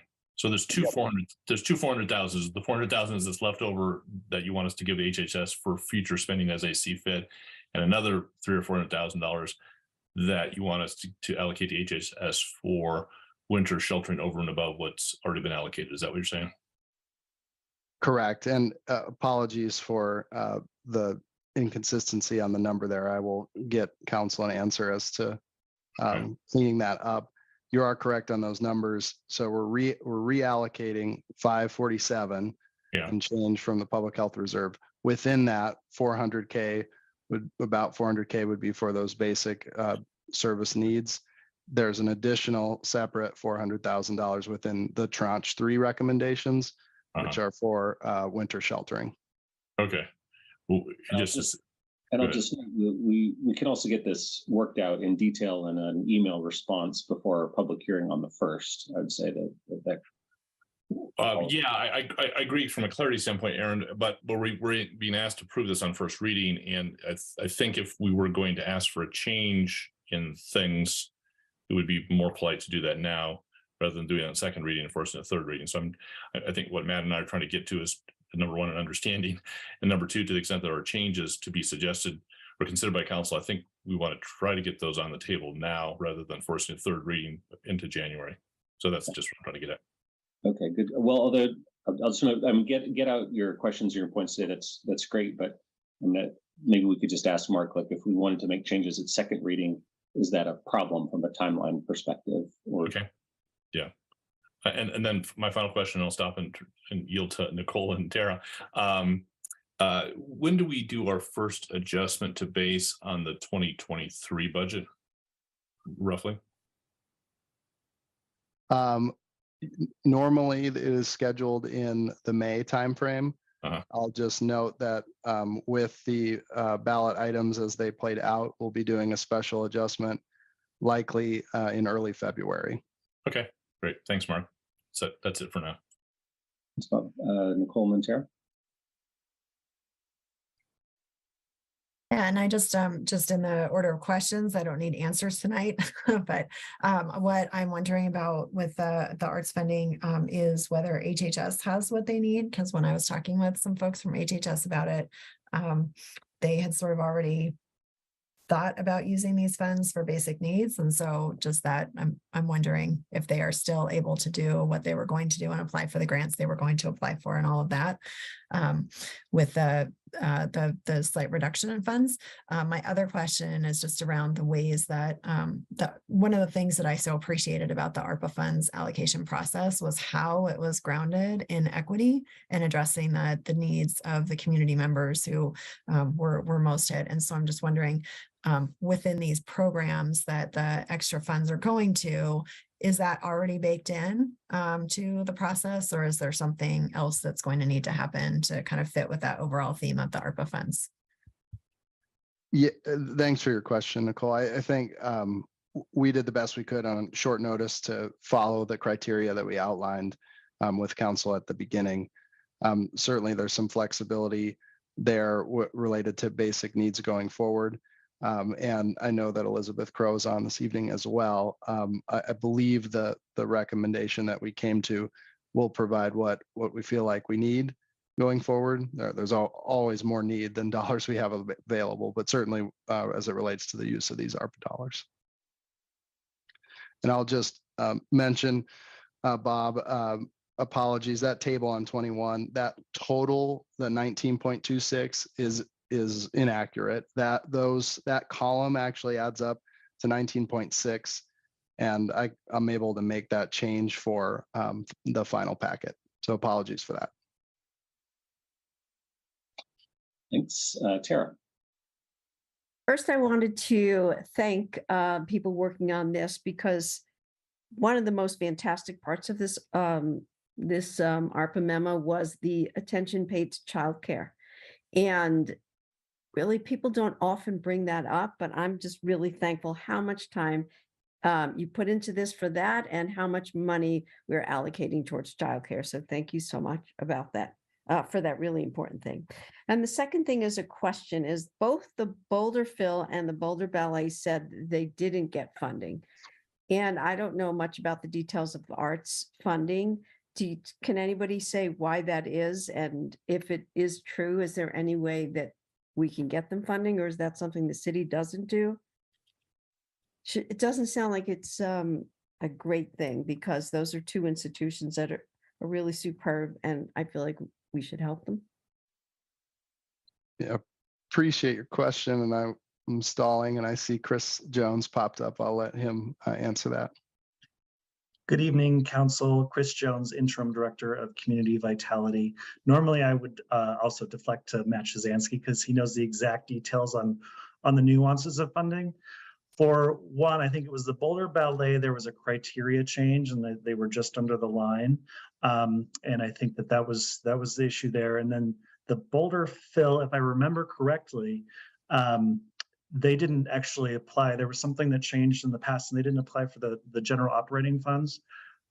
Having said all that, I want to make sure I get you the correct information, and we can respond via hotline after this to make sure that I have spoken correctly, because there were some nuances with both of them, and I can circle back with Matt after we get through this ARPA conversation and make sure that we're thinking about those organizations and the others that we've heard from in how these dollars are spent. Thanks, Chris.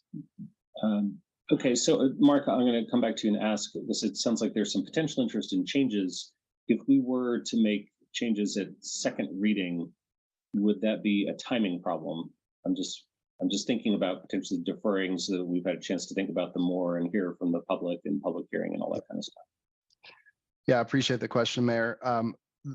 So what we're doing something a little bit nuanced, and I'll just explain that for the purposes of your question. The second adjustment to base, so that will be an additional appropriation, but we're not actually appropriating the dollars for ARPA within the proposed ordinance.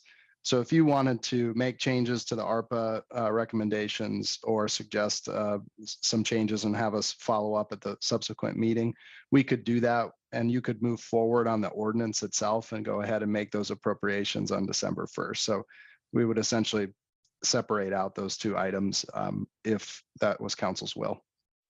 Got it. So Matt and Bob, what I'd suggest is if maybe you get some proposed changes out on the table right now, since you're heading there, and then those can be considered along with some additional follow-up information for staff for second reading on December 1st. Would that work? Great. Matt?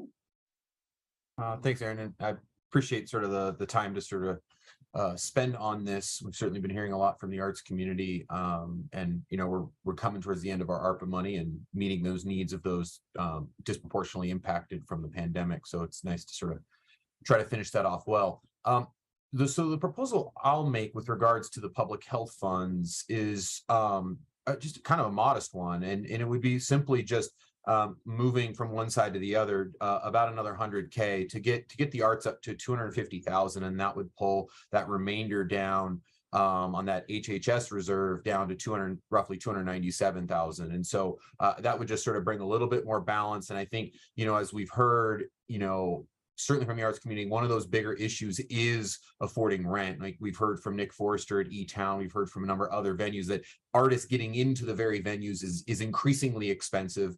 And we know how much those rents cost. So we need to sort of make sure there's enough money to actually have impact. And so making sure we can pad that a bit is helpful. Plus the urgent need to help the arts, because they are lagging in their economic recovery from other industries. So because of that urgency, I'd like to boost that up and not ignore the HHS needs. But I think as those needs arise coming up, maybe down the pipeline, perhaps we can backfill that either through our other reserves or through ATB if we need to. But in terms of urgency, I'd like to slide a little bit more into the arts in order to accommodate those urgent needs, especially going into performance season and the holidays and then shortly thereafter. So love to see if we can get some thoughts on that. Appreciate it. Thanks, Matt. Bob? Yeah, I support Matt's proposal. I know this is zero sum, and no one wants to favor one very needy, any great need in that community, sacrifice one for another. And so we're not trying to pick winners and losers here. We do have several millions of dollars. Actually, the vast majority of ARPA is for human services, which is great and it's appropriate, and that's exactly what ARPA was for. But I think, as Matt suggested, we do have human services needs, quite frankly, in the arts community. They just happen to be people whose jobs it is to provide a service to our community, our arts service community. Oftentimes they are at the lower end of our economic scale, both the organizations and the artists.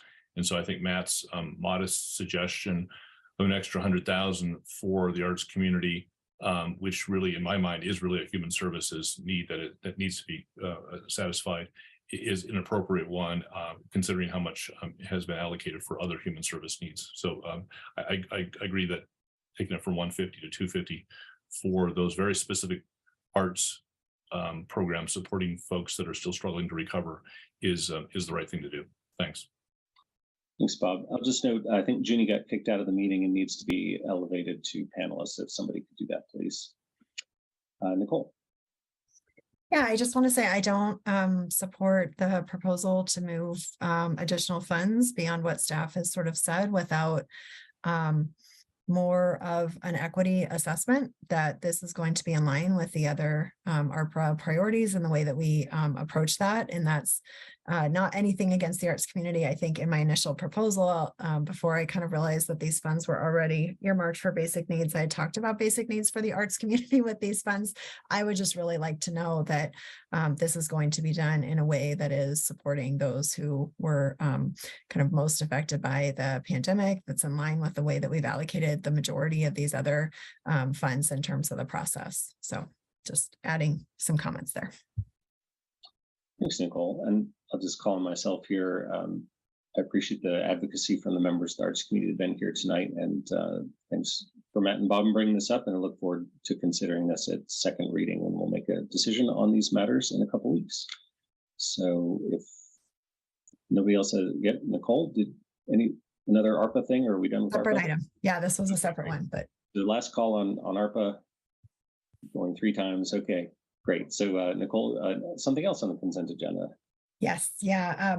This is just about the hotline post that I sent out like 3 seconds before. It was a little more than that, but shortly before the meeting. I just wanted to apologize for sending that out with such short notice. I had made a little note about it weeks ago and forgot to follow through with my action item until I was looking at my notes tonight. What I really should have started with, and so apologies to all of you, to Nuria and Carl, sorry for adding a little extra spice to your evening. But what I should have started with was the question of when we would be revisiting these issues. I kind of assumed that it wouldn't happen in this legislative session, but I didn't actually ask that question to see if what you all had in mind. So I wanted to ask that question before following up on anything more. Thanks, Nicole. Carl, are you available? I think I see you here as a panelist.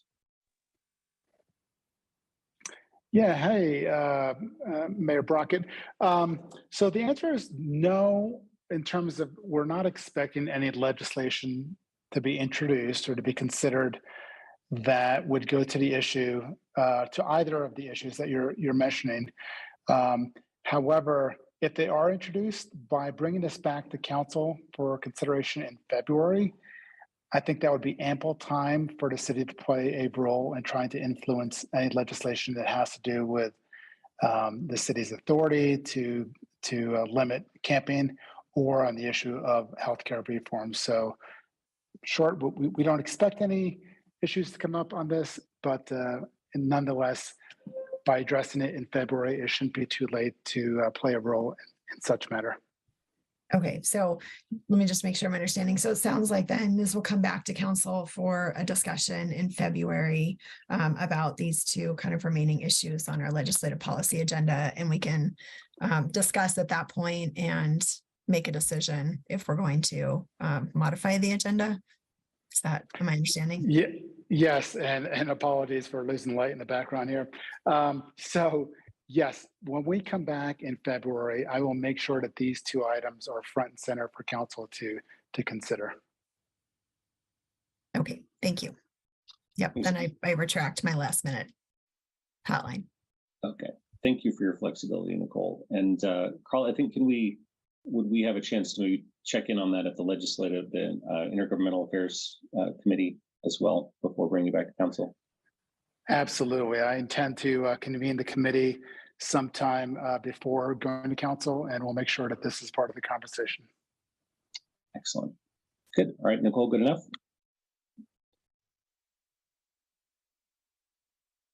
Lauren. I had a question about a different consent agenda item, if that's okay. Item 3D, Rachel had sent out a hotline post that sort of asked the question around the staff memo talking about doing engagement to answer the question of, do we want more affordable homeownership units or affordable rental units? And she had asked how that fits into other community engagement processes that we have ongoing. I saw that a number of other questions she had asked had been answered, but this one I was also curious about, and I was hoping someone could address.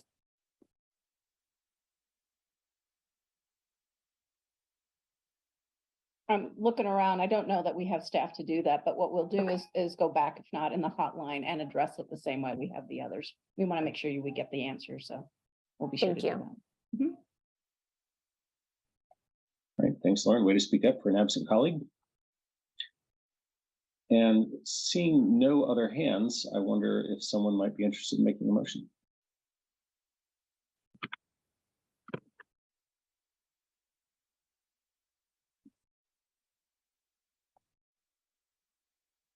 Wow, that's a quiet group. So I will step into the gap. I'll call on myself and I will move the consent agenda. Items A through J.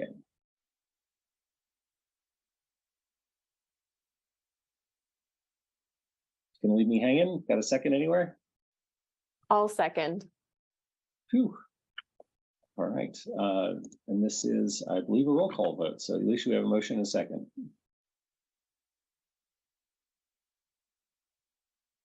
All right, sir. Thank you. Thank you, everyone. We'll start this roll call with Councilmember Yates. Yes. Benjamin, Yes. Mayor Brockett, Yes. Councilmember Folkerts, Yes. Joseph, Yes. Spear, Yes. and Weiner. Yes. The consent agenda, including items A through J, is hereby approved unanimously. All right, thanks, everybody. Alicia, if we could roll on to our call-up check-in, please. All right, sir. Thank you. Our call-up check-ins are item 4 on tonight's agenda. 4A is the landmark alteration certificate to restore front porch and replace rear addition with a new rear addition at 429 Highland Avenue, a contributing property in the Mapleton Hill Historic District pursuant to Section 9-11-18 of the Boulder Revised Code 1981. Any interest in calling this one up or questions? Not seeing any. And Jeannie, I just wonder, I want to make sure that you've made it in successfully, or you're able to speak and such. Thank you. Yes, and I just voted. Did you hear me? Yes, I heard you. Yeah, great. Thank you. Just wanted to be sure. Glad to have you here. Okay, I'm not seeing any hands up, so looks like there's no interest in calling this one up. All right, sir. Next on tonight's agenda, we have our public hearings. Item 5, and that is 5A, is the public hearing and consideration of the following 4 items related to a petition to annex a property generally located at 6500 Arapahoe Road with an initial zoning of public, and it's referenced under LUR 2021-00032. First, we have the annexation of the western portion. The first item under that heading is the motion to adopt Resolution 1317, setting forth the findings of fact and conclusions. And then second, related to that property, we have the second reading and consideration of a motion to adopt Ordinance 8550, which is annexing to the City of Boulder the westerly 19.097 acre portion of the property. Next, we have, if the ordinance 8550 is adopted, the second section of that annexation is the easterly portion. Item 1 for that particular set of properties is the Resolution 1332, motion to adopt, setting forth the findings of facts and conclusions regarding the annexation of the easterly 28.882 acre portion. And the second reading and consideration of a motion to adopt Ordinance 8553, annexing to the city the easterly 28.82 acre portions of the property. And if the ordinances 8550 and 8553 are adopted, the fifth item to consider is the consideration of a motion to approve an intergovernmental agreement between the City of Boulder and Boulder Valley School District number RE2 in substantially the same form as provided in the attachment to the staff memo for the purpose of constructing an affordable housing modular factory and authorize the city manager to execute such IGA and any and all additional documents and or agreements necessary to effect the transaction. That was a mouthful. Thanks, Alicia. All right, so we will have Spanish interpretation services tonight for this public hearing. So I will now turn to our Language Access Program Manager, Manuela Cifuentes, to go over how to select your preferred language. Manuela? Thank you, Mayor.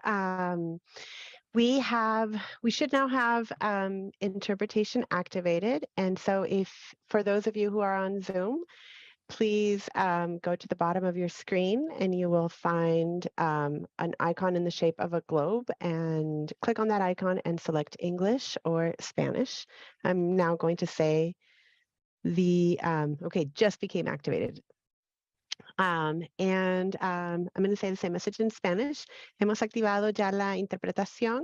Para quienes estén participando mediante Zoom, por favor, hagan clic en el icono de globo que está en la parte baja de su pantalla y escojan el idioma que deseen, inglés, English, o español, Spanish.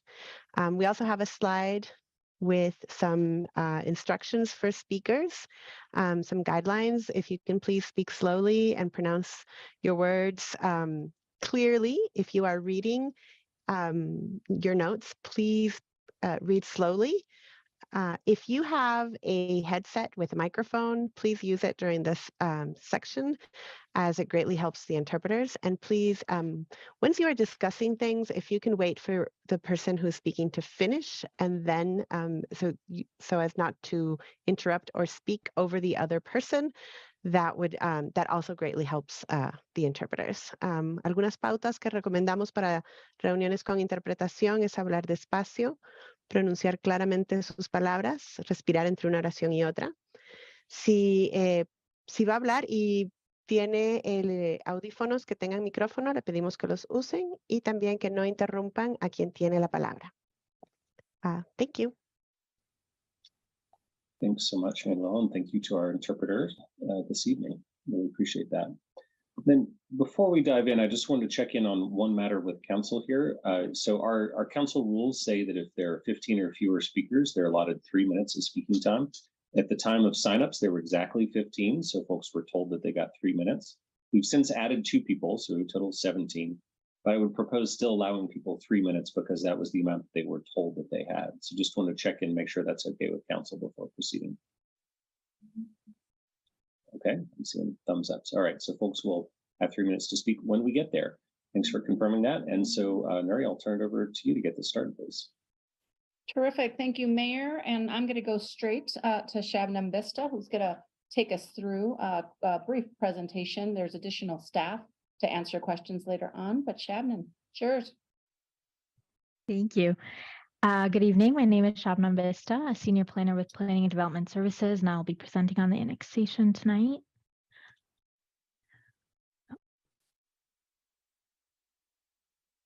Just a moment. Shabnam, you're bringing up your own presentation? I am, yeah. Okay, great.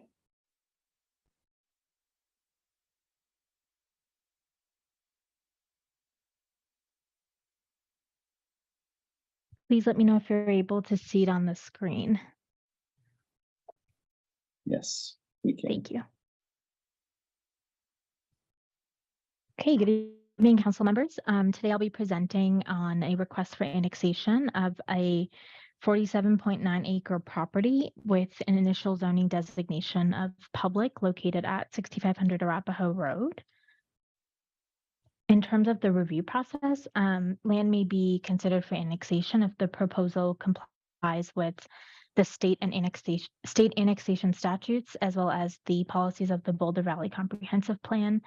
The comp plan provides a framework for annexation and urban service provision within the city. It states the city will actively pursue annexation of substantially developed Area 2 properties. And then if a property's annexed, zoning will be established consistent with the land use designation in the BVCP. Additionally, an annexation agreement is required to establish the terms and conditions of the annexation. For this particular parcel, a series annexation is required. This occurs when the parcel does not meet the 1/6 contiguity in its entirety and is therefore annexed in portions concurrently to achieve contiguity through approval of 2 separate ordinances. Since this has been a lengthy process, I just wanted to provide a summary of the different processes to date. So the annexation negotiations have been ongoing since 2018, and an application was filed in July of 2021. Planning Board reviewed the proposed annexation and initial zoning on September 6th of 2022, and the board voted to recommend council approval of the request with 2 suggested conditions regarding the height, as well as some sort of a neighborhood agreement for noise and other impacts. The annexation agreement sent to council as part of this meeting and this meeting packet has been modified based on the planning board recommendation and includes the height condition. And I'll talk about that later in the presentation. On October 6th, council held the first reading and the adoption of resolution 1316. And tonight council is considering, council is for the second reading, considering adoption of in order, resolution 1317, ordinance 8550, adoption of resolution 1322, ordinance 8553, and approval of an intergovernmental agreement between the city and the school district. In terms of the public comments, staff received a number of comments, and noticing of the application has been consistent with the land use code. Written notification was mailed to all property owners within 600 feet of the proposed development. And then the notice was also posted on the property. And this is all consistent with the typical annexation application made to the city. And then a neighborhood meeting was also held on September 29th on the BVST campus.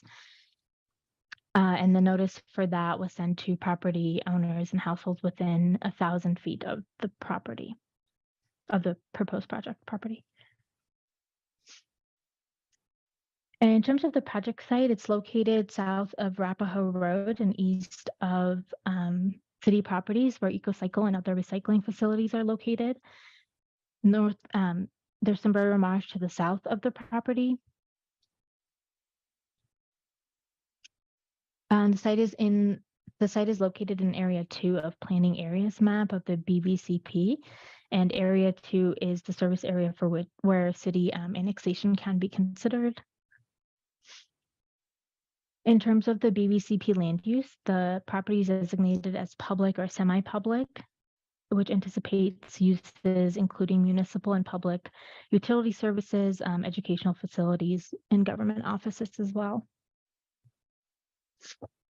In terms of the proposed zoning, the applicant is requesting a public zoning, which is consistent with the existing conditions of the property within the city. The P district is described as public areas in which public and semi-public facilities and uses are located, again, without limitation, governmental and educational uses.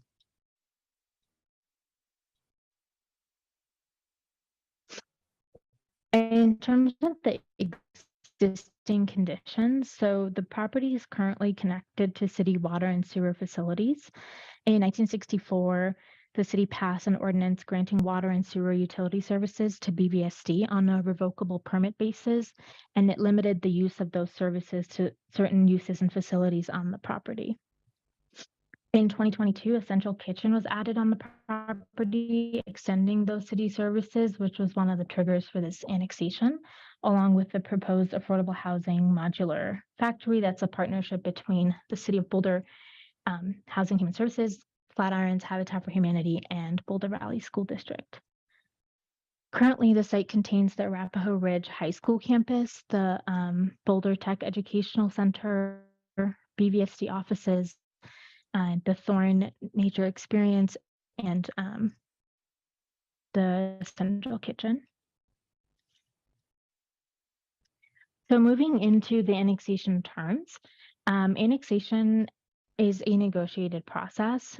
Most parties seek development potential or city services, and the school at this time already has the city services and is not seeking additional development potential.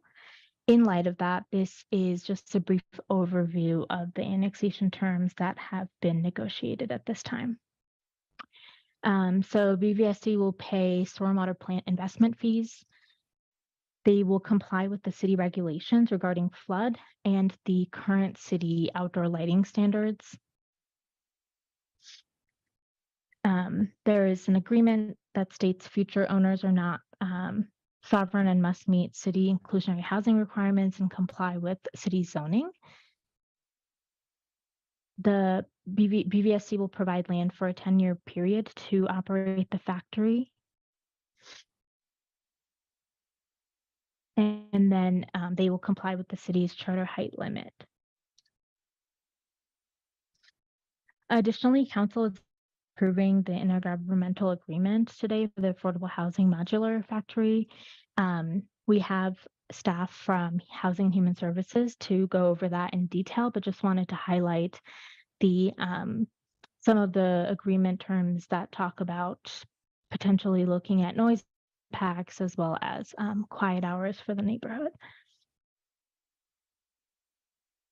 And the operating hours will be Tuesday to Saturday between 8 and 4 p.m. Again, we have staff here to provide a presentation and additional information as well. So there were some questions at CAC from council and just wanted to address some of those here. So the first one was some noise concerns.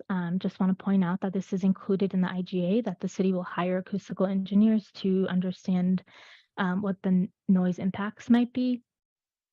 In terms of lighting, this is included in the annexation agreement, and the Boulder Valley School District will be required to come into compliance with the current lighting standards within 180 days, but this does not apply to any future amendments or code changes made to the lighting ordinance. Outreach to Columbine Mobile Home Park that's located in the county along 63rd Street. So our community engagement staff was able to reach residents on how to sign up and speak at the hearing, and that we can provide interpretation today. And then notice was sent to property owners within the mobile home park during the 2021 public notification, as well as during the September 29th meeting and notification for that as well. And then lastly, there is the Open Space Board of Trustees letter that was submitted to council as well. And there, I believe there's someone here that will sign up to speak to that as well during the public testimony. So in conclusion, staff recommends approval and action in the form of the motions shown on the screen. Thank you. Thanks so much, Shabnam. So just from a procedural standpoint, if we could have questions for Shabnam or our city staff at this time. And then I believe we're going to hear from the applicant after that, the BVSD, and we can ask them questions at that time. So stick to city staff questions for the moment. Bob? Yeah, Shabnam indicated that maybe a presentation by Housing and Human Services relating to the IGA. Should we wait for that, or if we have questions about that, should we ask those now? Sure. You know, why don't we get all the presentations done? Thanks for that. Okay. Jamie, I'll hand it over to you, and then we'll ask any and all city staff questions. Thank you very much, Mayor. Jay Sugden with Housing and Human Services. If you could pull up my presentation, pretty please. So we wanted to provide a little bit of context for the Affordable Housing Modular Factory and the partnership, and also talk in more detail about the intergovernmental agreement. So with that, I'll just jump in, provide a little bit of background. Next slide, please. So just so we all understand what we're talking about. So this idea of zero energy module, so all electric, basically very efficient appliances, lighting, very tight envelope, good ventilation, high quality materials. But the key piece is that it's on fixed foundation, very different than a mobile home or manufactured housing. Next slide. And this started back in 2019. There was a city together with the Colorado Housing Finance Authority, Energy Outreach Colorado, as well as the Colorado Habitat affiliate, basically commissioned a study to say, is there a demand for modular housing in Colorado? And not only did that study find that there is a demand for it, particularly for mobile home replacement, but it could also be used for single family, multifamily, as well as infill. Next slide, please. So modular is really only limited by your imagination. A good way to think about it is each module is a Jenga block, and you can configure that block in pretty much any way that you could possibly imagine. Next slide. And you should be able to play the video, I think. Hopefully. There you go. So this is an example of a modular home, 2 duplexes being set in a single day. This is up in the mountains, Grand County, but it's just one of the great benefits of modular construction is that it limits the impact to the community. So a traditional build like this could take anywhere from 3 to 4 months, or even 7 or 8 if it's a traditional habitat build. The great thing about modular is that foundation can get poured in a single day. As you can see, these 2 duplexes got put up in a single day. Next slide. And the other benefit of modular construction doesn't look like a mobile home or other manufactured housing types. There's a lot of flexibility with how you can configure it and the finishing touches as well. Next slide. So this partnership, obviously, to help produce much needed affordable housing, but it's also a great opportunity to provide workforce training for Boulder Valley School District students. Susan Lithgow, the executive director from Habitat, is here. The school district is here. They'd love to talk more about that if you'd like to learn more. Next slide.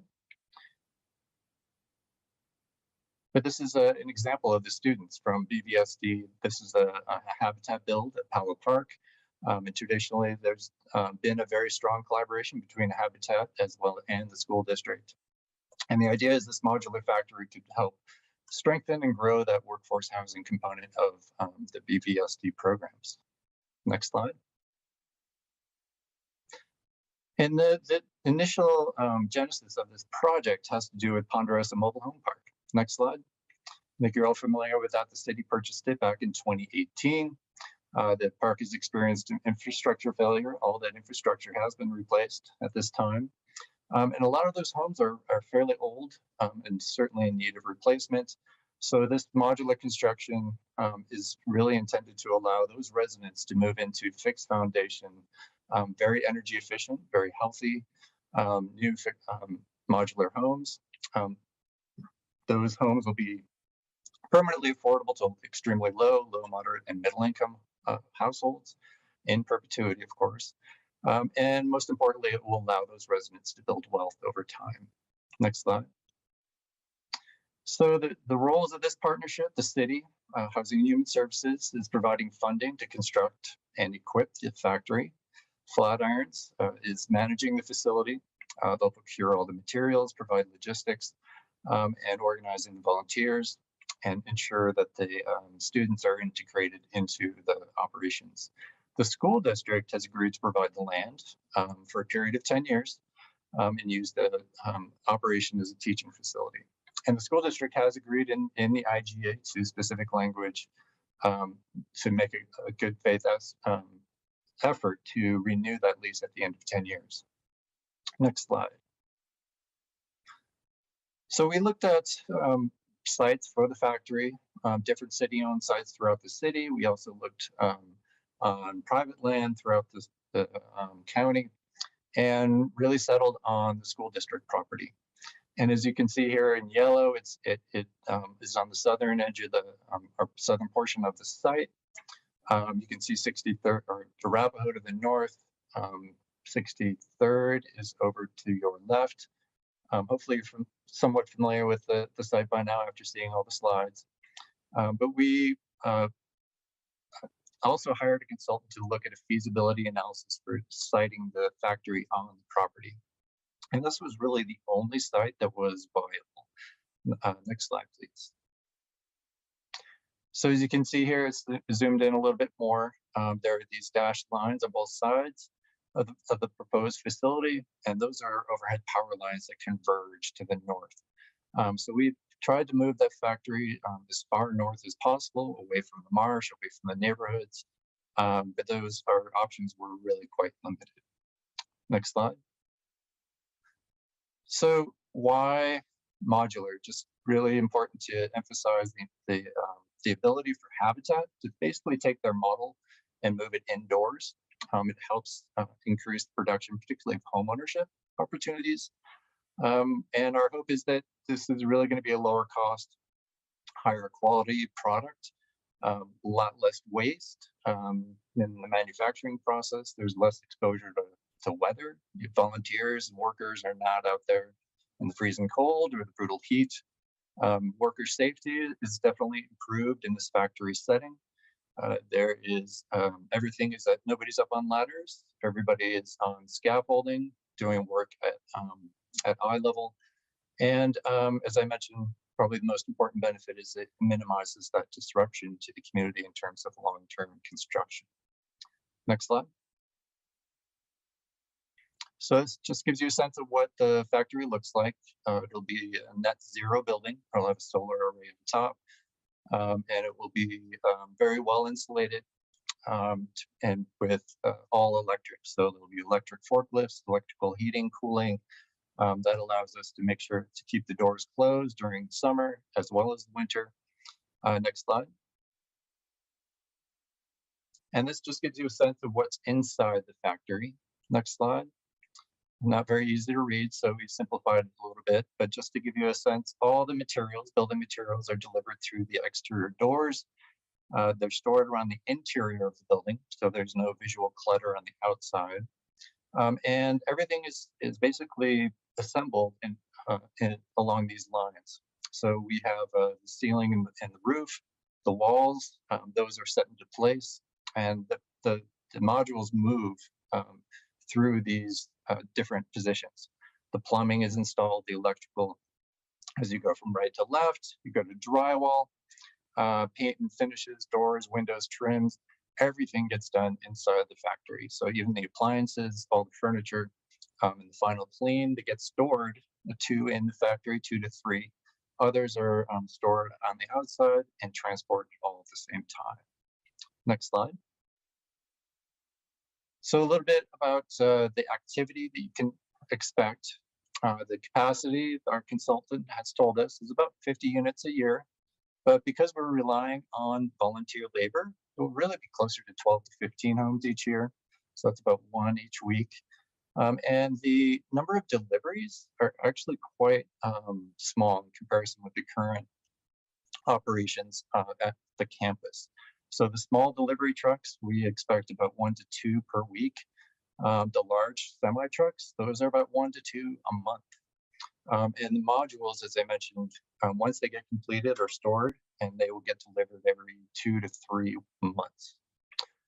And the number of people working in the factory too is about 15 to 20. Those workers and volunteers will all park to the lot to the north, access the site from 65th. And as Shabnam mentioned, the factory hours are Tuesday through Saturdays. Next slide.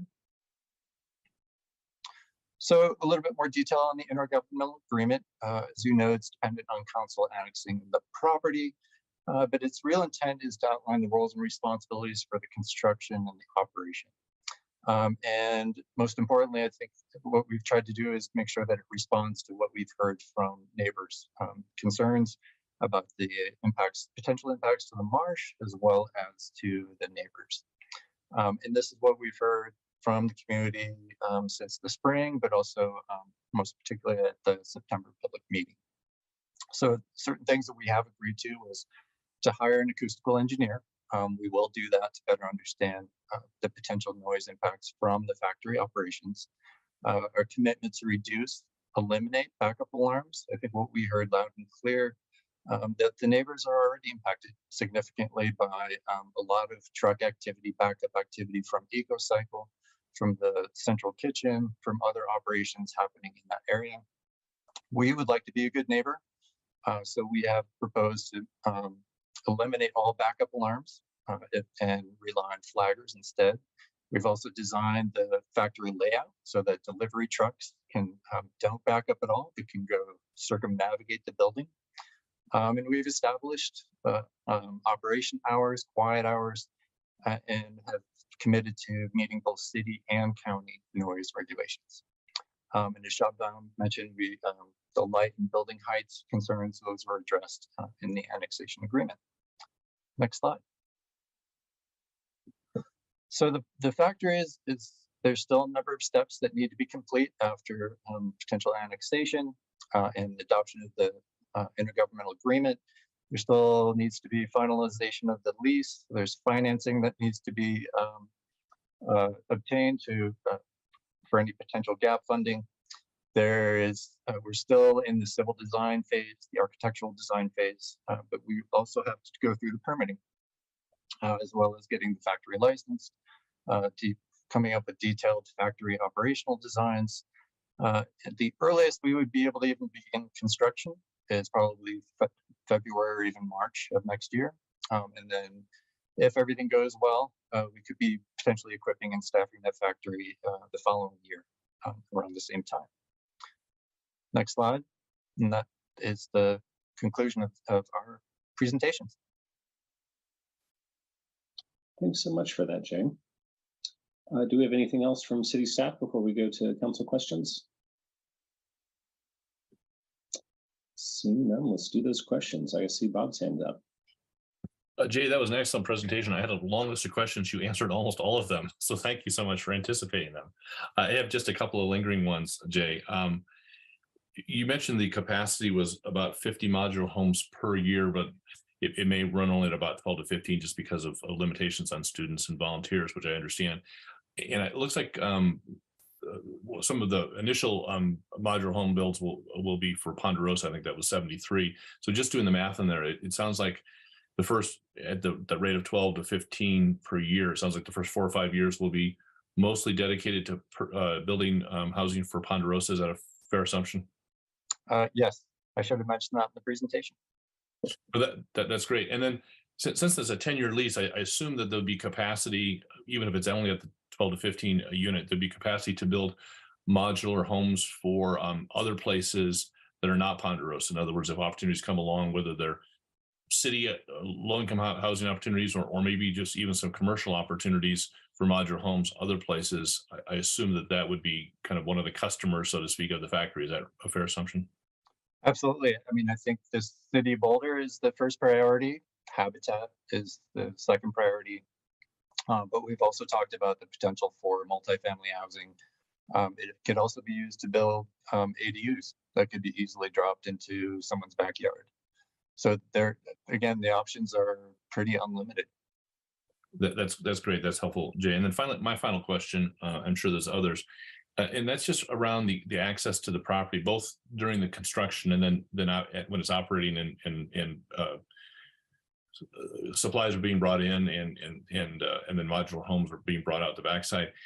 63rd Street is a long kind of circuitous way to get over to this corner. You have to kind of come down south from Arapahoe and then across near the marsh and kind of scooching around some buildings and so on and so forth. And of course, going by the Columbine Mobile Home Park as well. I just was curious. There is another entrance to the property a few blocks farther east. I think at the curb cut at Arapahoe, it's called 65th Street. I think 65th Street technically bends to the east, but there is a kind of a long, I also call it a road, drive, whatever, there on the east side of all those BBSD buildings that goes all the way down to where the modular home factory would be. Is there any reason why either during construction or during operations that wouldn't be the natural ingress and egress? It looks like it's maybe a third or a quarter of the distance off Arapahoe, and it wouldn't run by the marsh and it wouldn't run by the mobile home park. Is there a compelling reason why that entrance wouldn't be used? Yeah, I would hesitate to speak for the school district, but they are the landlord. So as the factory operators, we'll do what they request. But the rationale, I think, for separating the traffic is that they would like to separate the campus traffic, which is primarily, individual vehicles versus the more industrial traffic. So the big trucks, keeping those on 63rd. So there aren't those conflicts. But Glenn Segru is the senior planner for the Boulder Valley School District. And if it's appropriate now, he's happy to go into more detail, or if you want to wait till later. Aaron, if it's okay, do you mind if Glenn answers that question? Well, can I just ask, Jay, are they giving a separate presentation or are they just here for questions? They're primarily here for questions, but Glenn did have a few words that he wanted to just share. Okay, well, go ahead, Glenn, maybe if you could answer this question, and then maybe a little later on, we'll give you the chance to say a few extra words. Yeah, It's a good question. That is a more direct route, but we do right now. 65th, as you call it, is a very heavily used area. We have high school kids from the Arapahoe and Tech campuses going in and out. We have our constituency coming to the site for various testing and signing up for programs and things like that. We have our employees, so it's a very heavily used entrance at certain times during the day. So we really can't commit to leaving to having a lot of the traffic from the factory going through there. And much of our maintenance fleet and deliveries to our warehouse and our central kitchen go through that back entrance as well on 63rd. And that's not to say that those entrances can't be used, and that once we get our traffic pattern set and the factory's built, that we can't look at relieving some of that traffic off of 63rd, but we just really can't commit to pouring all of that traffic through there with those potential conflicts in our day-to-day operations. Thanks, Glenn. That was very helpful. Aaron, that's all I have for now. I'll probably have questions after the public hearing. If people don't mind, I'll just follow up on that. So Glenn, then what I'm hearing is that there's potential willingness, in maybe in a year or two, as we look at the traffic patterns, to maybe reevaluate the question of access off of 65th Street. Is that right? Well, I can't imagine it ever being used completely for the factory at all times, just because it is so heavily used. But we may be able to look at times and the operation of the factory and look at that and come to some agreement about its use. Right. Well, I appreciate that flexibility. And maybe I'll just turn to Hella for a legal question. Like if that ended up being a direction that we were able to go sometime in the future, would we need to revise that IGA to allow some additional traffic on 65th Street? Yeah, that would be my recommendation. It could either be done through the annexation agreement or probably a little bit easier through the IGA. And I'm going to ask one more question while I got the floor, and then Matt, I'll let you go. Sorry. But as I understand it, the volunteers would still be coming on 65th Street. The traffic that would go on 63rd would be the 1 to 2 smaller trucks a week and then 1 to 2 larger trucks a month. Did I have that right? That's correct. Okay, great. That's the end of my follow-ups. Thanks for indulging me, Matt. And then I didn't want to get in front. I just wanted to colloquy on the 63rd piece, if you don't mind, Tara. So I did that. I drove that spot every day all summer, taking my son to Thorn Nature Camp. I'm a bit skeptical of anything larger than a school bus really making that turn. I'm sure you've studied it in detail, but that is quite a tight turn, and not much room for air given the corner there with the storage and also then the fall off to the marsh. So and then you've got kids playing in the street all the time. So I'm a bit skeptical that that's the right place to be, especially with the larger stuff. I know school buses can do it, but those bigger trucks I'm very skeptical of. So I would be very encouraged to see a different route for those larger trucks, having done that drive myself all summer. Sarah? I have two questions. The first one is I did take a drive out there and went into some of the neighborhoods, and it's closer than I thought it would be.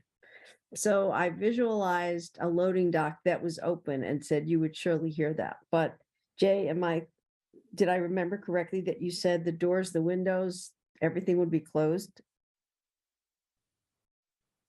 That's correct. Yep. And the loading docks as well? I'm sorry? Any loading docks as well? No loading docks. So basically the doors will only be open for deliveries of materials and for the removal of the completed modules. Okay, that's so yeah. Okay, my second question has to do with the letter from OSBT that had 4 points. I know some of the points were addressed in your presentation. Are they all going to be addressed, or do you want to address any of those, or do you feel like they were properly addressed? I would say the vast majority were addressed. I can go through them individually. I think there was a request to treat, or basically ensure that the access road, that the stormwater was treated, but that did not make it into the final annexation agreement.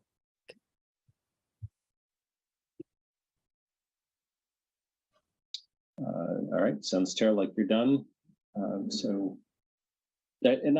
Speaking of conflicts on 63rd Street, I heard a rumor that Thorn Nature Experience was actually planning on moving in the not too distant future. Does anybody know, is that correct?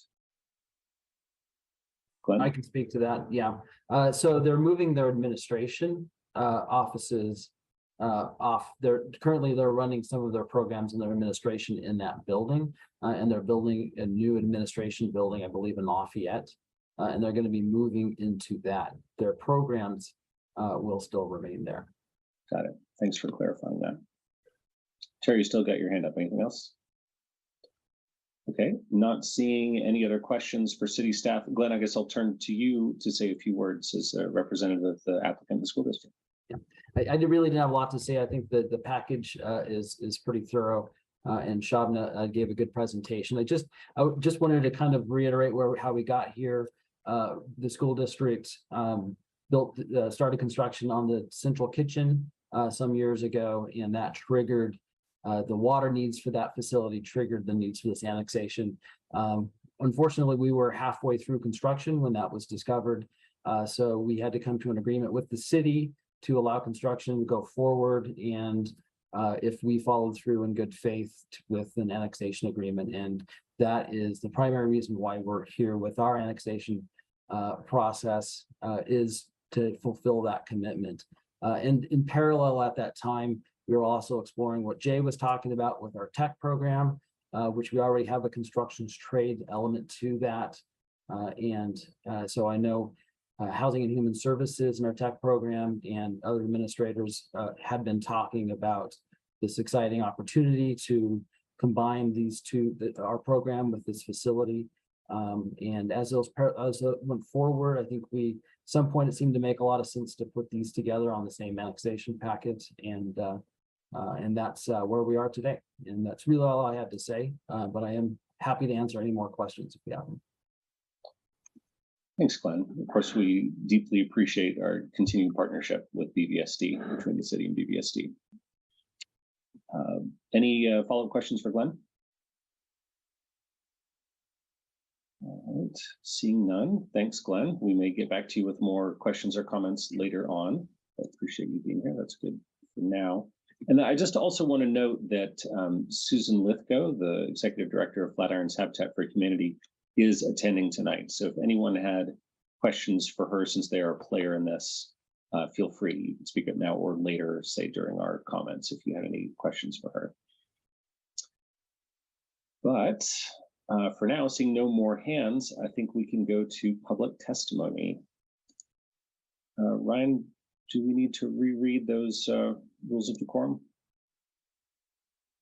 Happy to pull those up and read them again. Okay, do the quick version. Thank you. Thank you, Emily. Thank you for pulling those up.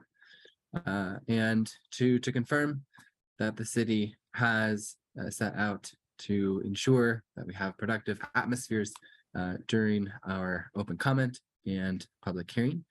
We appreciate the speakers and community members who are here this evening. To reiterate, this vision supports physical and emotional staff for community members, staff, and council, as well as democracy for people of all ages, identities, lived experience, and political perspectives. More on this vision may be found at the link here. On the next slide, please. I'll share a few examples of rules of decorum found in the Boulder Revised Code and other guidelines that support this vision. All remarks and testimony shall be limited to matters related to city business. No participant shall make threats or use other forms of intimidation against any person. Obscenity, racial epithets, and other speech and behavior that disrupts or otherwise impedes the ability to conduct the meeting are prohibited. Participants are required to sign up to speak using the name they're commonly known by, and individuals must display their whole name before being allowed to speak online. Please note that currently only audio testimony is permitted online. Thank you again for joining us this evening. Thank you, Ron. All right, so we've got 17 people signed up to speak, 3 of whom are pooling. So everyone will get 3 minutes since we did make a slight exception to our rules, given that a couple who got transferred later, except for one the pooling person will get 5. So we got David Hsu, Cindy Warren, and then Joseph Prizio is the pooling person. So David.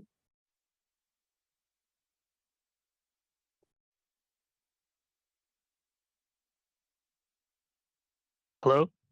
Yes. Okay. For disclosure, I'm a Boulder County Planning Commissioner, but I'm speaking only as an affected neighbor.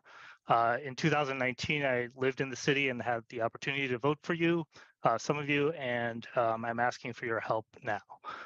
The issue before City Council with this annexation is, should an industrial factory that operates on weekends be allowed in a public zone near residential areas? The answer is no.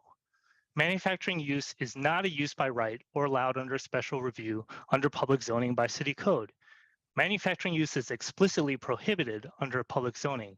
This plain and important fact is completely missing from the staff packet and presentation to City Council, even though it should be front and center. There is no justification for allowing an industrial factory in public zoning. Proponents of the industrial factory may argue that what is before the City Council is merely the annexation and not the proposed factory. That defies common sense, is not a good faith argument. We just sat through a 12-minute presentation by Jay, and parts of the packet are devoted to the proposed factory. It's tied together. The approval of the annexation includes approving the IGA. The IGA specifically includes the factory. The approval of the annexation includes approving proposed ordinances, which also incorporate the IGA. In the staff packet to Planning Board, the project description stated that the proposed project is a partnership between Boulder, BBSD, and Habitat for Humanity. That's the industrial factory. The city cannot separate consideration of annexation from consideration of the industrial factory. So approving the annexation means you're approving manufacturing use in a public zone. City annexation code also requires considering not just the initial zoning at the time of annexation. Staff does go through motions of this analysis, but the analysis makes little sense. Staff somehow concluded that public zoning is, quote, appropriate for the proposed use of the site, end quote, even though the proposed use is manufacturing and prohibited in public zoning. Staff analysis also said that terms and conditions will ensure future development respects existing lifestyles and densities. However, a factory operating on weekends near residential neighborhoods is not respecting existing lifestyles and densities. Staff also states, quote, any future development will be required to meet city standards, end quote.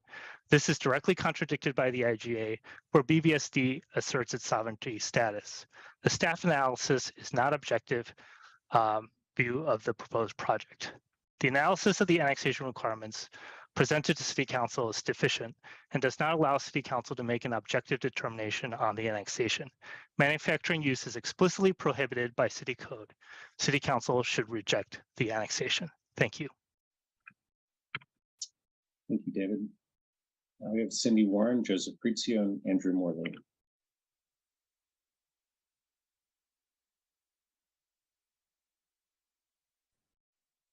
Can you hear me? Yes. Sombrero Marsh is a critical wildlife habitat. It's also a naturally formed saline wetland in a non-coastal area. This is a very rare type of marsh in this part of the country. The marsh was formed thousands of years ago. I have an elderly friend whose great-grandfather told him buffalo used to wallow in the marsh. This is a very unique habitat and has a long and meaningful history. Perhaps the city and BBSD don't appreciate the importance of the marsh. In any event, they've taken numerous actions which demonstrate their lack of concern. The factory is a few hundred feet from the marsh. They're building the factory of metal, which is an excellent sound conductor. They did not and are not involving an acoustical engineer in the design of the factory. They plan to run large vehicular traffic on 63rd Street, which is less than 20 feet from the marsh. And this traffic will be very heavy, thousands of trucks, at least during construction. Visitors to the marsh and children visiting Thorne access the complex via 63rd and will be endangered by the large trucks and trailers.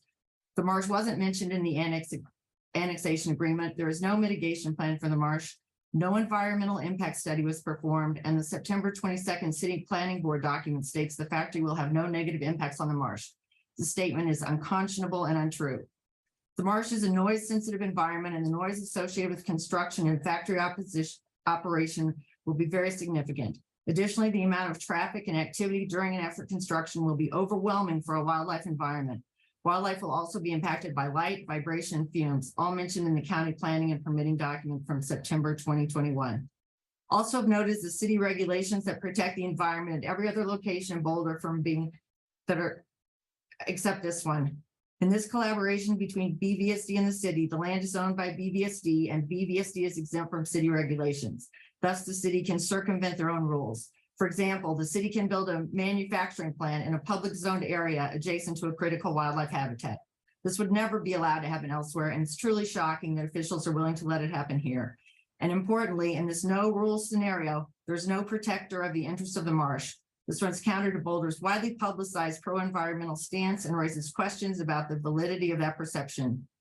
In discussions regarding Sombrero Marsh at the Open Space Board of Trustees meeting November 9th, the trustee stated, "This just feels to me like a requiem for Sombrero." Yes, it does, and many citizens agree.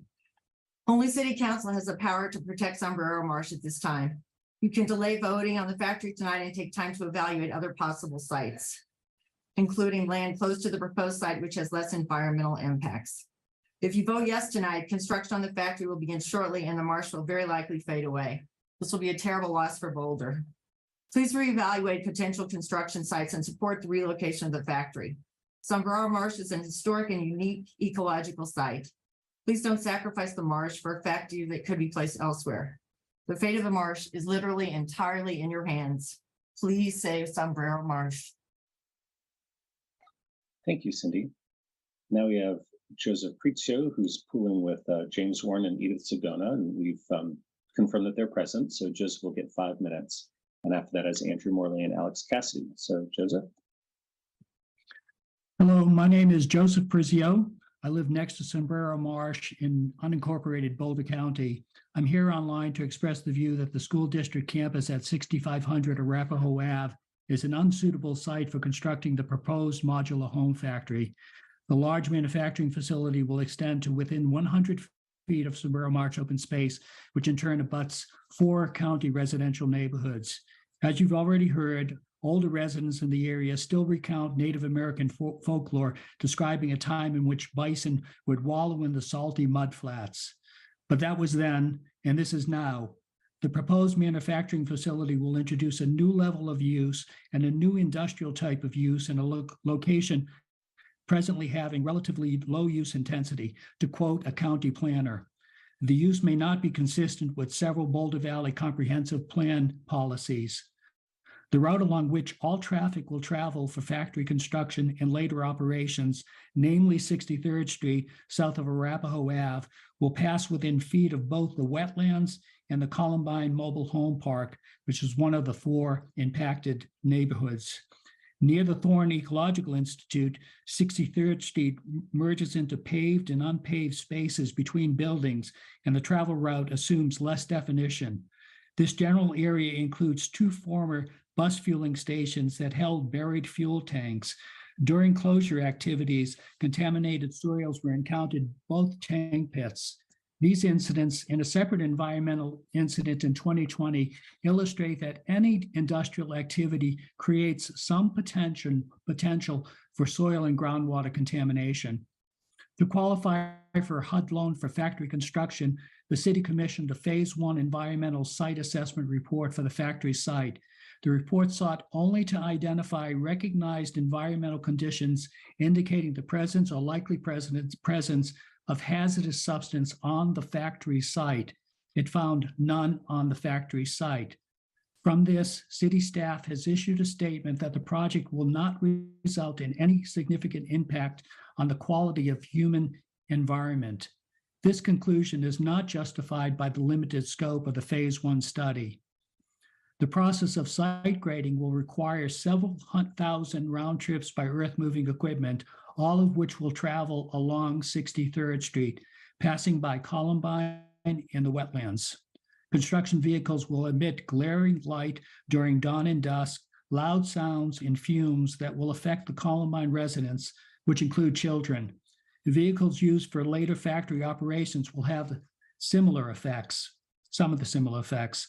An alternate route, namely 65th, avoids Columbine and the wetlands.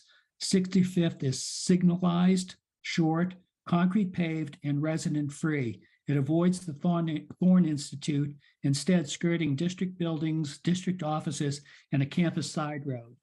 Project proponents maintain that 65th is not viable because of existing traffic congestion. However, directing all traffic along 63rd shifts the entire traffic burden onto the Columbine residents, an isolated and vulnerable group. And for this, and for environmental reasons also, 63rd Street is also not viable. The district campus has serious traffic issues, which the manufacturing facility and expanding district functions will only intensify. If an equitable traffic solution cannot be found, it is reasonable to conclude that the proposed manufacturing site is unacceptable. Council members, this evening you are considering a motion to approve an IGA with the district for the purpose of constructing a large manufacturing facility close to Sombrero Marsh, which abuts residential neighborhoods. I respectfully ask that you resolve tonight to postpone approval until traffic studies yield an equitable traffic solution and until a full environmental impact statement can be prepared. Thank you. Thanks very much, Joseph. Now we have Andrew Morley, Alex Cassidy, and William Platts. Good evening, everyone. My name is Andrew Morley. I'm a resident of the Reserve neighborhood, and I'm here tonight to express my deep concern with and strong objection to the proposed plan between the City of Boulder and BVSD regarding the annexation of the land and construction of the modular home factory at 6500 Arapahoe. The neighborhoods and homes adjacent to the proposed factory would be significantly negatively affected by the construction and operation of the factory at this location. The unsightly factory, loud noises, and external lighting associated with the factory and the truck trailer traffic on 63rd Street would significantly detract from the desirability and value of the homes around the proposed factory. Most importantly, the construction and operation of the proposed factory is environmentally irresponsible. The construction, noise, traffic, and lighting associated with the proposed factory would have a significant negative impact on the adjacent environmentally sensitive wetlands and associated wildlife. I implore you to find another location for the proposed factory. This location is simply not an appropriate location for this type of facility. However, if the city and BVSD choose to ignore these objections and proceed with the annexation and construction of the factory, the city must at least ensure the following conditions are imposed on BVSD through the annexation agreement or the intergovernmental agreement. 1, employ a sound engineer and make every possible adjustment to decrease the amount of sound emitted from the factory. 2, build a sizable and aesthetically pleasing noise reduction fence, barrier, or embankment around the factory to mitigate noise, and place evergreens on the opposite side of the fence or barrier to mitigate noise and appearance. 3, have trucks and trailers enter the area directly from Arapahoe Road rather than 63rd Street. 63rd Street runs within feet of Sombrero Marsh, and the additional traffic, noise, and emissions would severely negatively impact the wetlands, the wildlife, and the residents. In addition, it seems to me that directing lots of additional heavy truck traffic with lots of toxic emissions through a socioeconomically less privileged neighborhood is unfair and possibly discriminatory and exposes the city and BVSD to potential liability. 4, make sure the wetlands in Sombrero Marsh are protected by a significant buffer, such as evergreens or a physical barrier in any areas adjacent to where increased truck traffic is expected. 5, eliminate the use of backup alarms. 6, consider noise when making decisions about waste disposal. 7, do not allow the factory to operate on Saturdays. 8, change the appearance of the factory to approximate that of the school.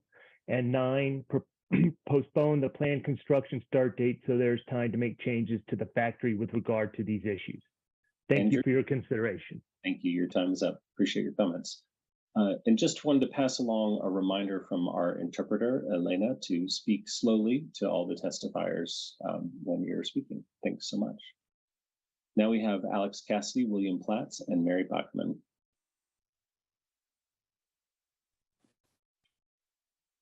Can you hear me? Yes. All right, good evening. My name is Alex Cassidy, and I applaud the efforts to address affordable housing needs of the area. But the way you've gone about facilitating this project is really, really troubling. Among other things, appearances really do matter, and having city employee Jay Sujnet working on behalf of BVSD is a massive behind the scenes conflict of interest. So the various aspects of this project that are troubling are the way that it was concealed from area residents for a long period of time, and residents were completely excluded from both the site selection and design processes. You know, the building scale and increased intensity on the site. The city of Boulder has a promise of community engagement posted on the website that was never followed through on with any of the communities surrounding this site. And then the thing that we've heard a lot about, which is the heavy traffic to be routed on 63rd Street adjacent to Columbine Mobile Home Park and Sombrero Marsh. So one of the things that I heard when I recently spoke to somebody who has firsthand knowledge of the factory site selection process, it was explained that building on BVSD land was a huge bonus for the factory, allowing the project to skirt around compliance with almost all of Boulder's land use regulations.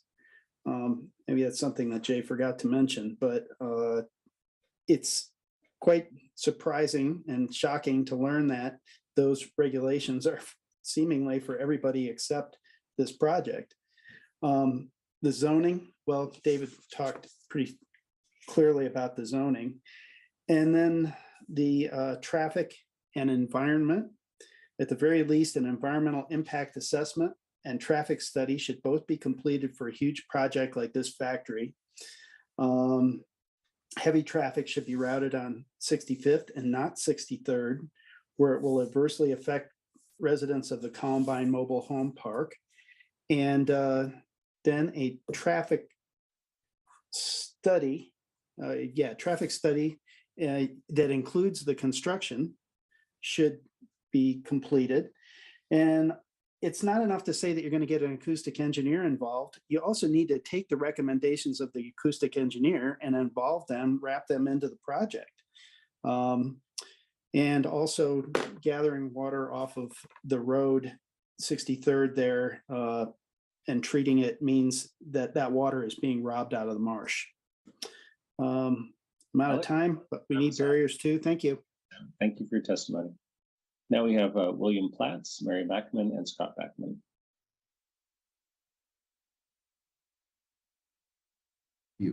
Hi, this is Bill Platts. Can you hear me? Yes. Okay, good. I think this is a very good project, but in the worst possible location. In addition to the points that have already been raised, another feature that we found out about is that Regalia Hills forms a natural amphitheater that reflects sound back towards the marsh and amplifies it. We learned this when we were working with Xcel Energy, and they brought in a sound engineer to analyze it. There's residences in close proximity on 4 sides. There's also open space and the Thorn Nature Experience and the marsh. I'm also worried about the contradictory information being put out by the city. You're now talking about 12 to 15 homes per year. In a Zoom meeting we had in September, they were talking about 1 every 6 weeks. That would be about 8 per year. But then in a subsequent meeting with BVSD in November, we were told it could be more like 80 homes per year. And based on the phase 1 environmental assessment, it says it could actually be more like 100 homes per year. So we're getting all kinds of different contradictory information. We're also told that there will be no noise issues because they'll keep the doors closed and they will disconnect the backup alarms on vehicles and forklifts. I don't think that's feasible when you're gluing and painting and staining that you're just going to keep all the doors closed, and people are going to be coming and going. There are going to be deliveries. We looked at a similar factory down in Denver called Simple Homes, and it's about 50% less in size, but it puts out lots of noise, fumes. Having that right near the marsh open space would ruin it. I've also contacted the Native American Rights Fund, and they put me in touch with the Arapaho Nation. Boulder was the center of the Arapaho Nation until they were driven out. However, they still consider it sacred grounds, and the Sombrero Marsh is the last pristine Native American land left in Boulder. It would be a major loss to ruin it. And the Arapaho Nation and the Native American Rights Fund are receptive to helping. So this could very well end up in court. I wish you would consider some other locations. BDSD has a facility for their buses close to campus that isn't an area zoned for industrial use. It looks like there would be room for the factory there. Directly across the street is Belmont Power Plant. They have a large open space that used to be used for coal storage. I'm sure they would be receptive to donating part of that land for the factory, and that's about a 15-minute walk from campus. It would be close by. Bill, your time is up. Thank you for your testimony. Now we have Mary Backman, Scott Backman, and Ryan Call.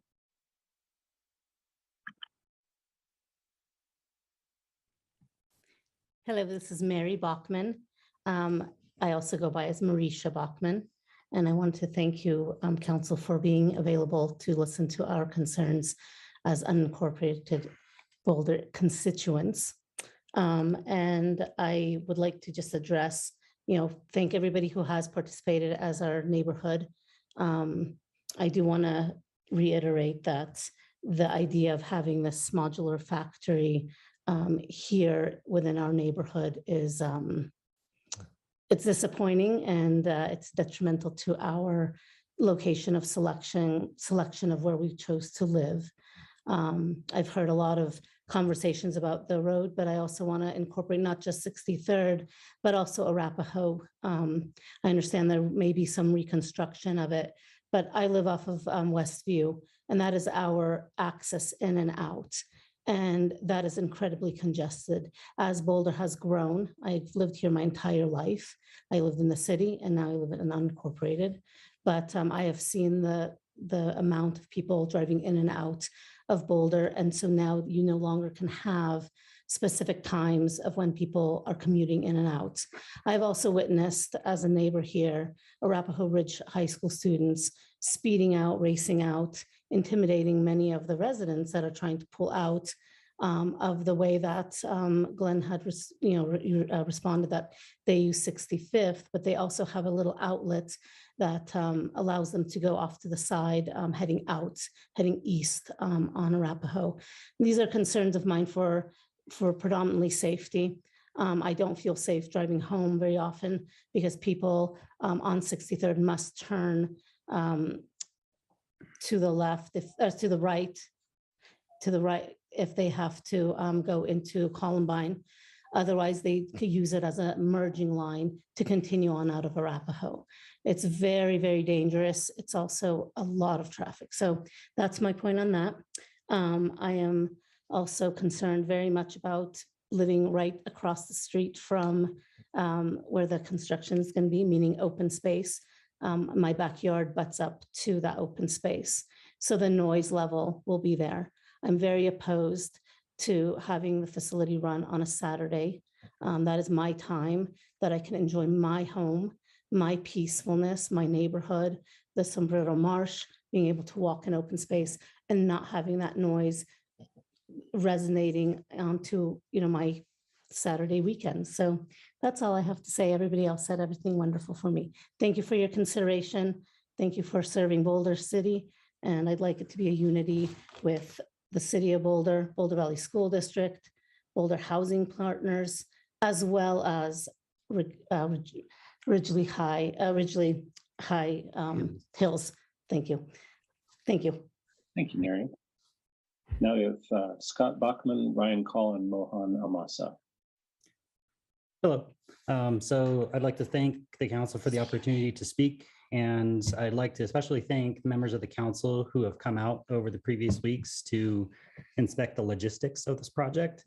What you may not have seen or experienced is the sound and sight that this project would entail. As Bill put it, the marsh and the open space are an amphitheater. All of our homes on the opposite side of this proposed factory are actually above it, and sound essentially travels unobstructed. We appreciate that the proponents of the factory sent out notices to homeowners within 600 feet, but honestly, it wouldn't matter if the homes were within 600 feet or 2,000 feet. The sound travels. Everyone is implicated, as well as the fact that if you've looked at the site of the factory itself, it is actually elevated.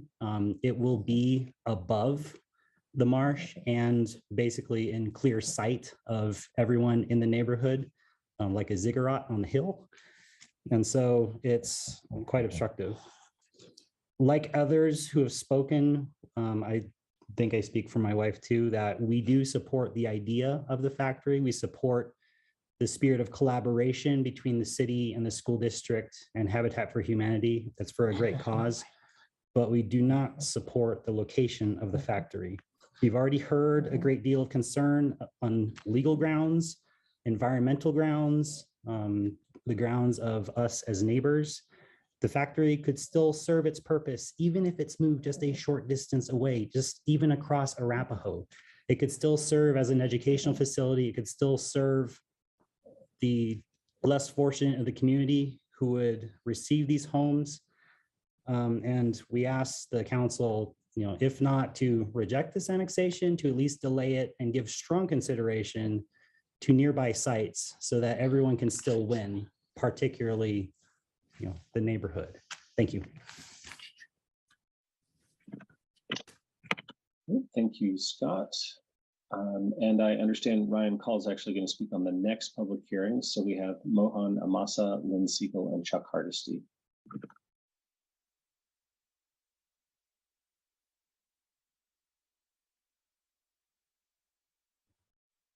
Mohan, your mic is open. You'll just need to unmute.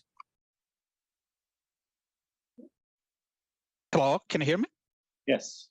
Hello, Mr. Mayor and the council members. Thank you for letting me speak here. My name is Mohan.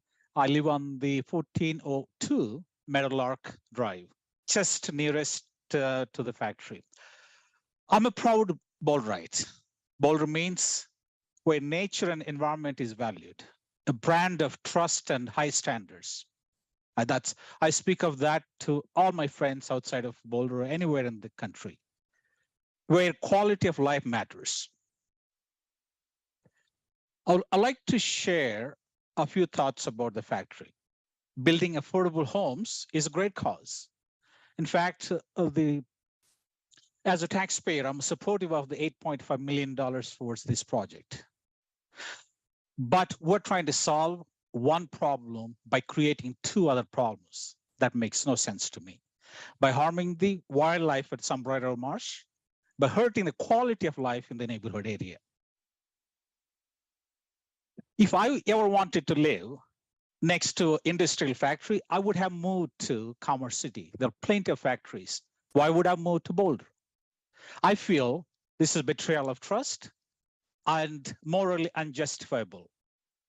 We should not be treated as unworthy because you're trying to help homeless by putting this factory in our backyard and hurting the quality of life here. I kindly request moving the factory to out of the city where less interruption to the life of the people as well as the nature. With that, I hope you all are hearing the concerns expressed by our neighbors and seriously reconsider making changes or moving the factory. Thank you for the opportunity. Thank you, Mohan. Now we have Lynn Siegel, Chuck Hardesty, and Karen Holeg. This land, can you hear me? And tell me if there's any problem instantly. Thanks. This land is a playa, geologic formation formed by wind and or land subsidence, Sombrero Marsh. And a factory should not be built anywhere around our open space. Sombrero is the city of Boulder open space. And I was very upset with the fact that I heard about this at planning board in September 6th, I think. And open space board of trustees, I went to a meeting last week and they hadn't even heard about this. So this is an example of, I follow these 8 city boards. It's horribly time consuming, as you can possibly manage. 3 of them conflict with each other, so that's a problem. But the city needs to integrate its different processes. I thought it's great that now you're going to think of having a council member also be involved with ex officio being at the board meetings, as well as different boards representing, like planning board and landmarks board, having people going between the two. Because the city's working against itself in so many ways. They just don't know what one board's doing and how that's affecting another board. Planning board being, of course, the most significant. But I thought it was kind of ironic also that Jay Segnet mentioned that, and I love, I've followed green building for 30 years. This is great. Modular housing is fabulous. But it was ironic that he said that in one of the solutions of manufactured housing, that you don't have a house, you're not impacted next door when someone's building a house next door and you've got the cement trucks and you've got all the stuff there. It's all done in a central place. But then ironically, it's impacting a marshland, a national marsh. Not national, an open space city marsh, our public space, as people have mentioned, the public zoning. This is what happens when you grow Boulder bigger than it's supposed to be grown. I'm horrified that we approved CU South. That was an underhanded, under the table negotiation and agreement that should never have happened. Illegal. It's blatantly illegal that it happened in the first place. It's going to hugely impact growth and development in Boulder and cause more demand for more situations that we're experiencing this evening. So I say absolutely no to this location. I love manufactured housing, but certainly not here. And certainly inform OSBT before you make moves like this. Done. Now we have Chuck Hardesty, Karen Holweg, and Raviv Turner.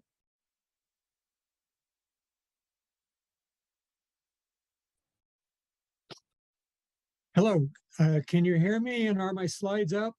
Yes and yes. Thank you. Boulder County ordinance says its citizens require protection from excessive, unnecessary, and unreasonable noise. The factory project has all 3. We will be inundated with the sounds of backup beeps, dirt moving, and pounding on the 35-foot high, nearly football field size steel building for not just 8, but 11 hours a day for most of next year. This will be much worse than the kitchen construction we endured. Imagine the noise of thousands of large trucks for the residents of Columbine. Take a look at the slide here. The mostly quiet area we have for daytime walks in our retirement and listening to bird songs has the potential to disappear forever. The 8 doors and 4 windows we recently shown facing us to the east will let out sound even if they are closed. This configuration is much worse than the single north-south drive-through I heard earlier. This will guarantee that we will hear saws and nail guns instead of birds. The only question is how much overcode it might be, especially when production is ramped up. Next slide, please. Next slide, please. An acoustic engineer should have been hired first, not last.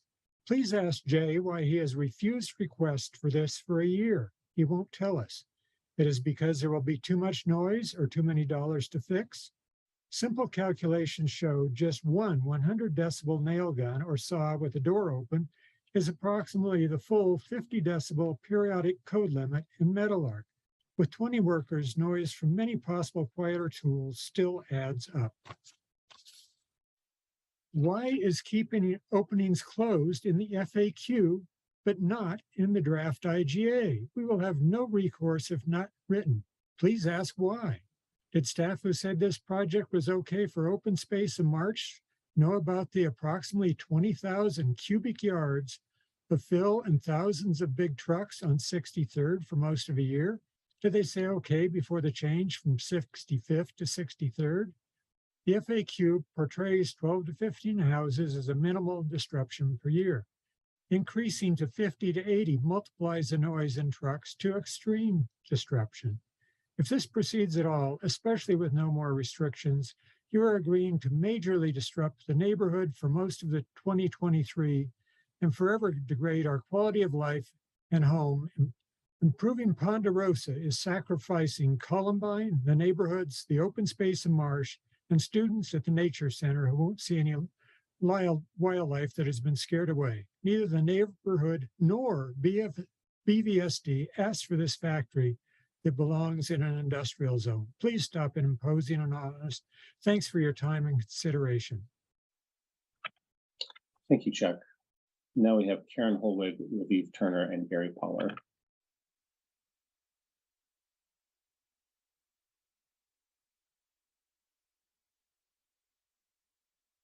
I'm Karen Holwig, and I'm here tonight as Chair of the Open Space Board of Trustees to present a statement unanimously approved by OSBT at a special meeting on November 14th.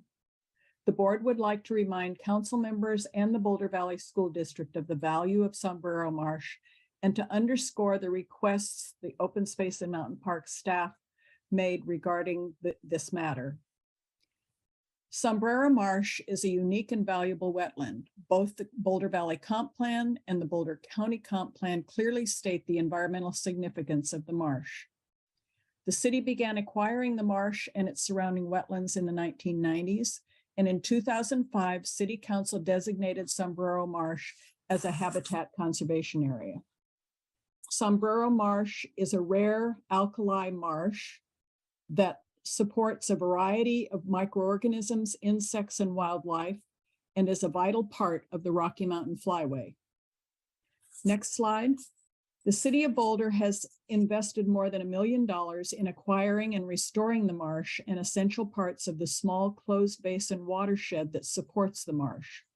Runoff from surrounding developments continues to compromise water quality and water quantity in the marsh, and OSMP actively manages the marsh to address this.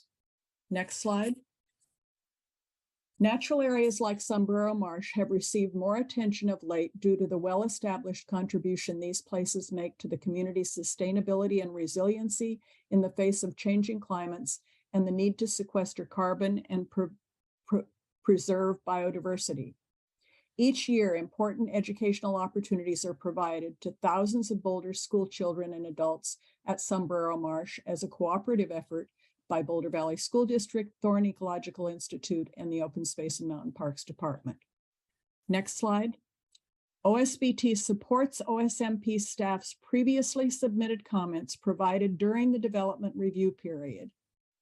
There were 4 requests that, prior to construction or reconstruction of any structure, parking lot, or other improvement on the BVSD site, that 1, OSMP staff will be consulted to mitigate lighting and noise impacts to wildlife and resources on the adjacent marsh. 2, that BVSD and or HHS will satisfy the recommendations outlined in the applicant's natural resource assessment dated October 15th, 2021, including consultations with U.S. Fish and Wildlife Service. And 3, next slide, please, that BVSD pave this road extension from 63rd Street across the site to city standard, including stormwater control, and otherwise improve the road as approved by the city. And finally, 4, provide additional information on the current and proposed future vehicular access and traffic flow around the site and proposed changes to historic drainage patterns to help staff better evaluate impacts and benefits to city interests. Thank you for your consideration of this matter. Thank you, Karen. Appreciate that. Looks like we have a question for you from Bob Yates. Hey, Karen, thanks so much for that. Karen, do you mind if I ask you a couple questions?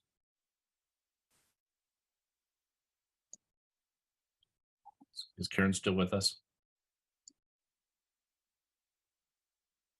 Need to unmute, sorry. Here we go.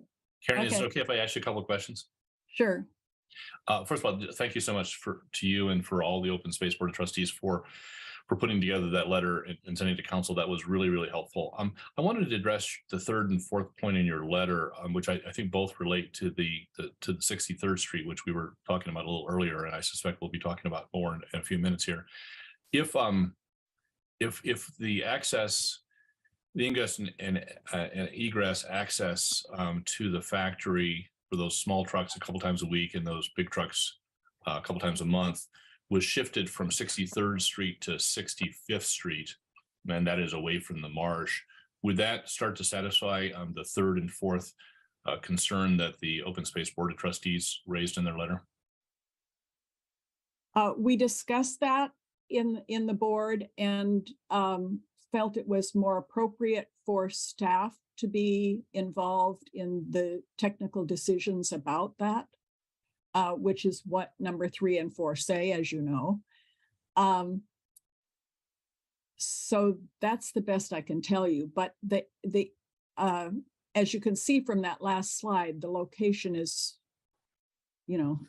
very close between the fence that demarks the northern boundary of the marsh and the road. Right, and maybe this is a better question to address to Dan Burke when we get him on here in a few minutes, but I guess I'm asking for more of a sense of the board, Karen. It sounds like the sense of the board was that closeness of the 63rd Street Road to the marsh was of concern. Is it your sense, based upon the discussions you've had with your colleagues on the Open Space Board of Trustee, that getting that truck traffic off of 63rd and away from the marsh would be advantageous just from the board's perspective? The board was split in their view of what we should ask as a board, as opposed to what staff should negotiate. Okay, thanks. I'll save that for staff when we get them on. Thanks, Karen. Thanks. All right. Thanks again, Karen, for representing the board. Last two speakers are Raviv Turner and Gary Pollard.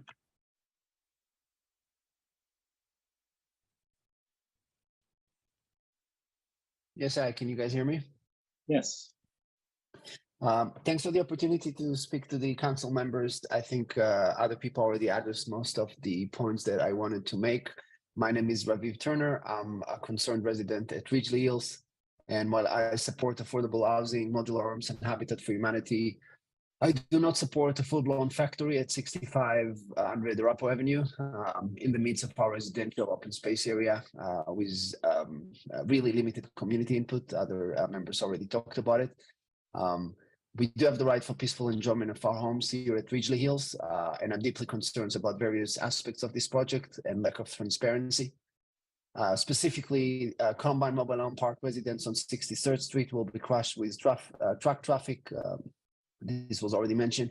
Lack of transparency and community involvement in the factory site selection and planning process, which goes against the BVSD policy of community involvement in the decision making. Third is the impact of heavy traffic noise, the new night lighting on the Sombrero Marsh Wildlife and Open Space, which again goes against Boulder's pro-environment policies. The ongoing heavy machinery noise, traffic fumes, vibrations, new paving and lighting in the areas. And the last concern around factory operation on Saturdays and the BVSD's refusal to negotiate a good neighbor agreement. In addition, I'd like to request that Boulder's noise ordinance 953 exceeding decibel sound levels prohibited be enforced when the factory takes place here. I would also like to understand why the recommendation by the Boulder County Planning Department from September 9th, 2021 didn't get included in this project. And last, would like to request a traffic study be completed for the campus and for landscape barriers to be added. Thanks for the opportunity to address the council members tonight. Thank you, Raviv. Last speaker is Gary Pollard.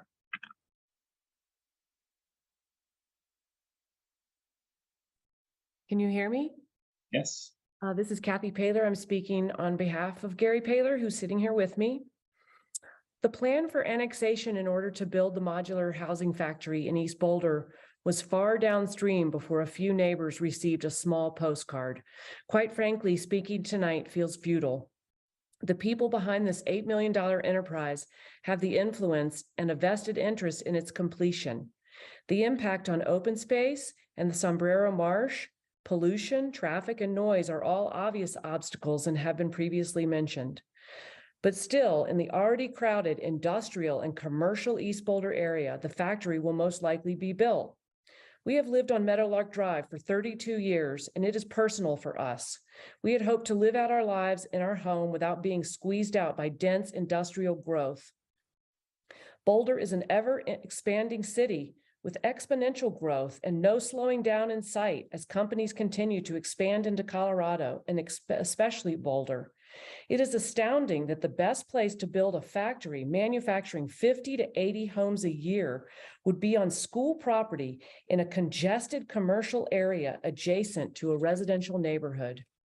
Many neighbors have done their homework. Our understanding is that there has been an ongoing lack of transparency and a conflict of interest on the part of the project managers.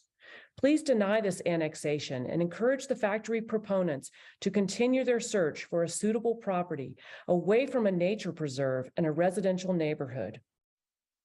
If the first 5 years are dedicated to refurbishing Ponderosa, how much would it cost to purchase homes versus building the factory? And who is going to enforce the truck volume? Also, thank you so much to the council members or other council members for acknowledging the very close proximity to residential homes. Thank you so much. Please consider. Thanks very much for that. And with that, we're going to bring the public hearing to a close. And I'm going to do a time check here with folks. We've been sitting for a long time. I'm going to propose that we ask any follow-up questions we have from the public hearing and then take a 5-minute break and then come back for deliberations. Does that work for folks? Some generally nodding heads. Say that one more time, Aaron. Say that we ask any follow-up questions we have from the public hearing, followed by a 5-minute break, followed by council deliberations. Generally nodding heads. Bob, you got your hand up, and then Junie. Yeah, thanks, Aaron. I just have one follow-up question, and then we can go to comments at the break. And this is probably, I don't know, to Jay or to Kurt.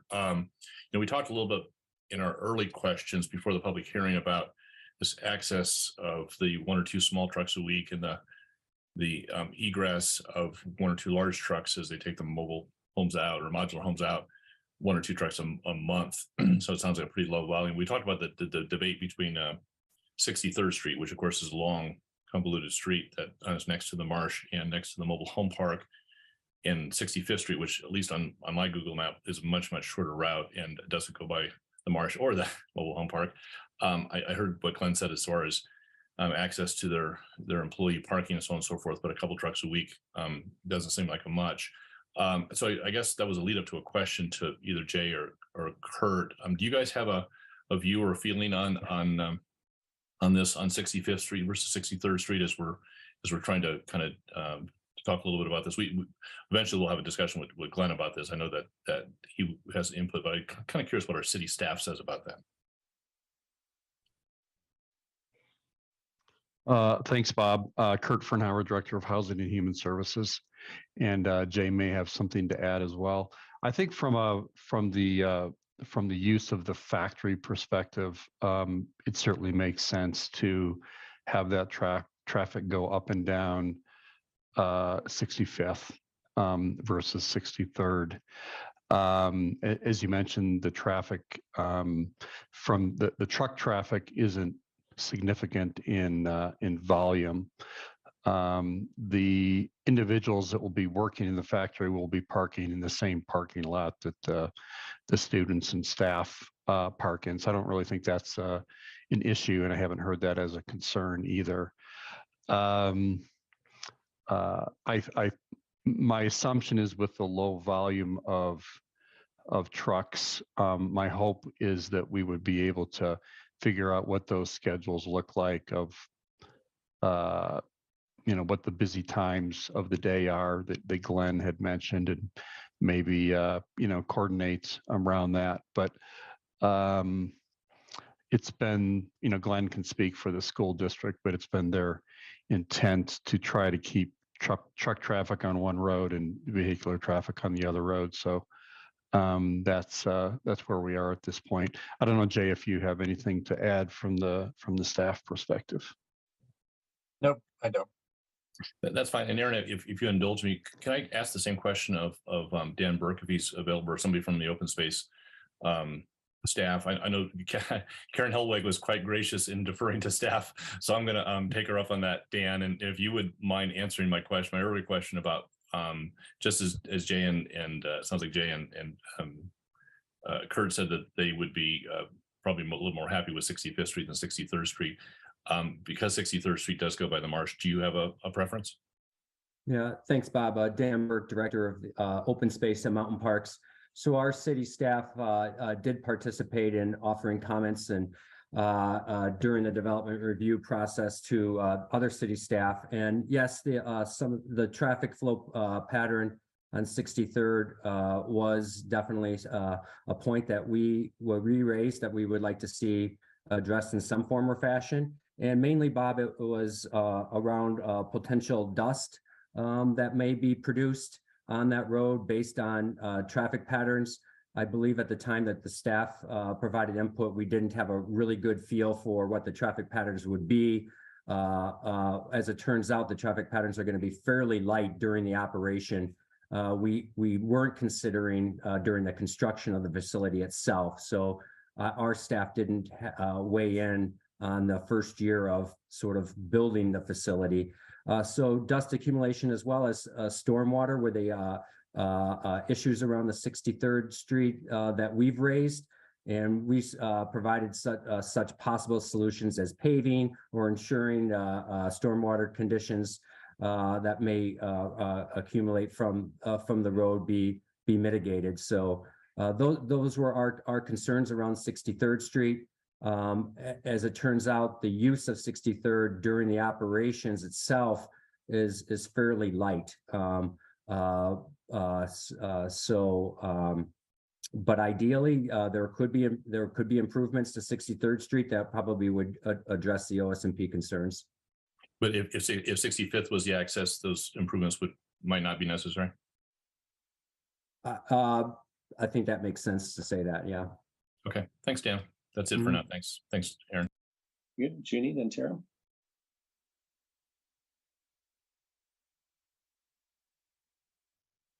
Thank you. I just have a question. I was hearing some of the comments made by at least one community member about the environmental study.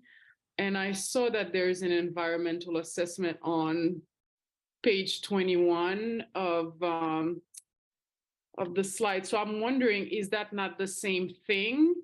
But it does, on the slide, it said required action. So it's not yet undertaken. So I'm wondering, just to be clear, that is something that will be done. Yes, thanks for the question. So yes, that was done last year. So it's a requirement for receiving any sort of federal funding. And it's something we do typically very early in any sort of process. So the environmental impact statement, the phase 1 was complete and has been approved by the state. Okay, so that's already been done. I think, yeah, that question just came up earlier. And also, I'm very surprised that so many people spoke against this particular issue tonight. And I hear there has been some community engagement done, but nonetheless, my question to you is this going to be ongoing and continuous? And also, how much weight did you give to community feedback? Yeah, I can try to answer that the best I can. We have heard the concerns for quite some time, and it was taken into consideration in the design of the building. For example, all the HVAC equipment is on the north side of the building. So all those fans that will make noise to heat and cool the building, those are away from the neighborhood. We have designed the building, like I said, to avoid the use of backup alarms. We have tried to ensure there wouldn't be visual clutter. So we basically said we're not going to store any materials on the outside of the building. Everything is done inside. Initially we were going to build a simple metal building, but I think we wanted to respect the potential impacts of the noise operations on the marsh as well as the neighbors. And that's when we shifted to a net zero approach. So I would just say in terms of ongoing, as I've said before, and as we've communicated with the neighbors, we do want to be a good neighbor. And I think the school district has really stepped up too. At the September 29th meeting, Rob Price, who's the superintendent of operations, he came to the meeting and, he basically was addressing neighbor concerns that they've been raising, honestly, for years about backup alarms, trash pickup during very early hours of the morning. So I think that the relationship has improved. It may not be to the level that will satisfy the neighbors, but like I've said, we've committed to being a good neighbor. Thank you. And also, it's so interesting to me. I was looking at attachment K. It seemed to me, even with, the comment made by Bob, and if we decide to move forward with this particular agreement and annexation, it seemed the rules are very, very restrictive, or at least the way I read it, of what BVSD is willing to do and not willing to do. Even it seemed to me, we're talking about improvement to traffic, and it doesn't seem to me, based on my reading, other people could read it differently, that there's much that they're willing to give in to that. So I'm just very surprised by that as well, to me, because again, there are people in the community who are concerned, and the idea and the hope would be that they would be willing to make some changes. So I'm just wondering, at least how does the city intends to engage that process in a way that if there is more feedback that we give, that BVSD would be willing to, I suppose, take on those feedback. But from my reading, they're not. It doesn't seem that way. Was there a question there, Ginny, to a staff member? Yes. I as I mentioned, I feel, at least from my reading of the attachment K, that BVSD is very, in the language, it seems that they're not any required district improvement or dedication concerning access to from 63 along Sombrero. They're saying that basically they will not accept certain changes because they've already looked at different entrances and access. So if they're not willing to take on, at least I want to know what will the city do in their engagement with BVSD to ensure that some of the community feedback that we're given, that they will take them, knowing that in this document, they are saying that they're not necessarily willing to take any more feedback.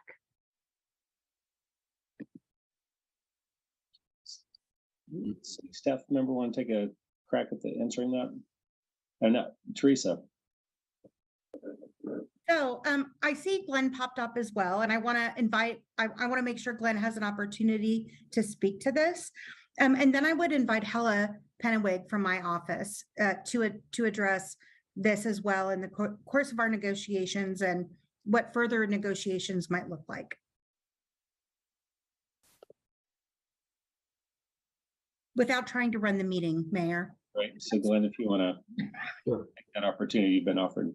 Okay, sure. I can take a shot at that. Yeah, the negotiations, how long did those go on? Hella, do you know? A year?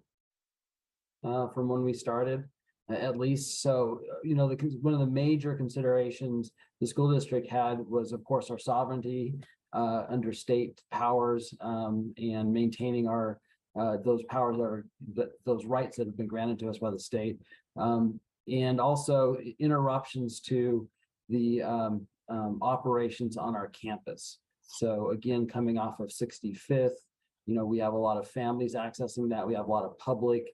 One of the reasons we rebuilt the Ed Center that we have now was for public access, because our old building was very poor in that regard. So, we have high school kids coming in and out of there. That's why we generally try to route, especially during prime hours when people are coming to and from the sites, through that back road.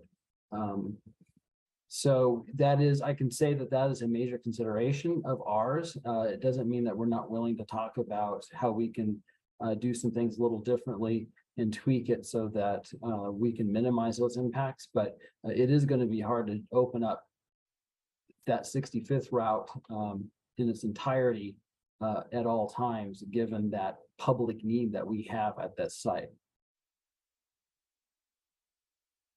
Nahela, did you want to follow on to that? Yeah, I can I can speak a little bit about the negotiations. And Junie, you're correct. You read those comments correctly. The negotiations, I found them difficult. They were a little bit different than in other annexation agreements that we typically see, because there were different motivations on the parties. Typically, when we have an annexing applicant, they seek additional development potential under city zoning or seek city services like water and sanitary sewer. The district is not seeking those things. So the timing of this annexation moving forward right now is mostly driven by the desire to establish the modular housing factory here. And as you can see, city staff was desiring some additional conditions in the annexation agreement that the district was not willing to agree to. So the agreement that you have in front of you now is a compromise between the position of the city staff and the district. And if you would like to see additional requirements and that were not previously addressed that staff may have proposed, then I would recommend that those try to be incorporated into the agreements and go back to the district and discuss them. Very good. Ginny, does that answer your question? It does. Thank you so much. I was just looking at the language in the annexation, and it just says so much. It's so restrictive, and I just don't see how community feedback will be incorporated in the future because of the language. And you mentioned, okay, how do we go back, or whether there is an opportunity to go back to the drawing board, at least have these communications, yes, but that would have to mean that the language, for instance, I'm looking at the miscellaneous, where it says that the district takes exception to any listed conditions that states the annexation agreement will require. Again, all these type of languages are restrictive, even though at the end it says that hopefully this is going to be a collaborative effort to protect public health, safety, and the welfare of community, and also ensuring the mission of BVSD. So I understand that, but at the same token is how do we ensure that our community is, if we're moving forward tonight, that at least community is heard as part of this process.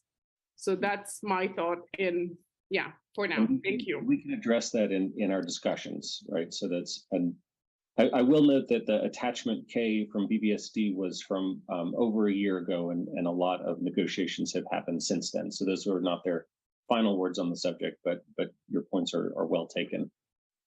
Teresa. And I guess part of what I want to highlight here, and Hella, I invite you to contribute, and Glenn said this, BVSD is a sovereign state entity. And so they don't have to give anything, right? And so we're coming to the tables as equals in many respects. And so I think it's important context to think about when we think about, like, we can come forward with our community desires and wants and concerns and our list of wants. And we also have to understand the negotiating position. That's what I would offer. Okay. Thanks for that, Teresa. I'm hoping we're done with questions here in a minute. We need to do a time check and get a break here. But if we have a couple more, Tara? Yes, I have questions, only questions right now, promise. So my first question is probably for Jay. Jay, there were some very interesting comments coming from the neighborhoods, and I'm wondering why we would wait to have that acoustic engineer come after the fact rather than now. I don't know that I understand. I guess to follow that up with, let's say that the acoustic engineer comes after the fact and says, wow, this is loud. Then what happens? Do we just say, thanks for your input, or do we have a plan for what to do if it's too loud? And also, have you considered trees planted to absorb some of the sound or some other noise mitigation factors like that other people from the neighborhoods have mentioned? Or are you going to wait to see if there's even a reason to do that? And let's say that we find out there is a reason to do some noise mitigation. What is the enforcement mechanism? Or do we just say we'll try our best? So I guess when it comes to noise mitigation, the neighborhood would probably feel better if we said, if there is a problem with noise, we are going to do something about it. And then my last question is have you considered not opening the factory on Saturday? That's all my questions. Okay, I think I got all that. I had to take notes. So back to the acoustical engineer. So since the September 29th meeting, I think it was loud and clear from listening to the community that was extremely important to them. We began immediately to try to identify acoustical engineers. We have, unfortunately, they're extremely busy right now. So I've only received one proposal, and I'm waiting on the second proposal. But the idea is that we would have that study done before we finalize the design of the building. And so there are things that we can do. And I think the neighbors that pointed out a metal building with insulation doesn't necessarily equate with a sound barrier. But a lot of it depends on what type of equipment is being used in the factory. So say a nail gun, probably one of the louder things. Theoretically, we could switch from pneumatic to battery operated, which would be significantly quieter. So there are operational things, there are design things that we could change to basically understand how we could reduce the potential noise impacts. The trees question, so just to be clear, trees do not do anything for noise, but it is visual. And we did discuss this with Parks and Open Space. Since this is a grassland, trees aren't necessarily appropriate on the grasslands, but BVSD has expressed a willingness to plant trees on their side of the property line as a visual barrier, as long as it doesn't, again, interfere with their ongoing operations. So we'll continue to explore that. And then the enforcement. So basically, we have committed to following both city and county noise regulations. And others can talk more about how that works, but basically we've made that commitment, and the neighbors will be able to call us on it. And then finally, not opening on Saturday. So I think Habitat could probably better answer this question, but Saturdays is a really important volunteer day. Of course, Habitat doesn't have operations on Sunday, but so that's why it's Tuesday through Saturday. And if you want more detail, I'm sure Susan would be more than happy to elaborate. Does that answer all your questions? It does, and I do want to apologize for being blunt. You know my blunt mannerism, but thank you for not taking me in a bad way. Lauren. Thank you. I just had two. My first is, and maybe this was in the packet, I apologize. It was a big packet this week. I was wondering if I could get a little bit more detail about the community engagement and outreach that was done specifically for the Columbine Mobile Home Park.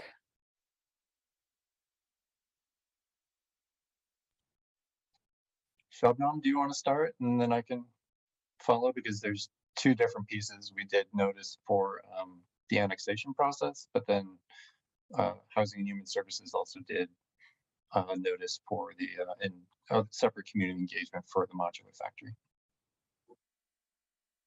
And did you get very much feedback through that process? Either of those? No, I don't think we received any feedback when the public notification was sent out for the application back in 2021. Okay, thank you.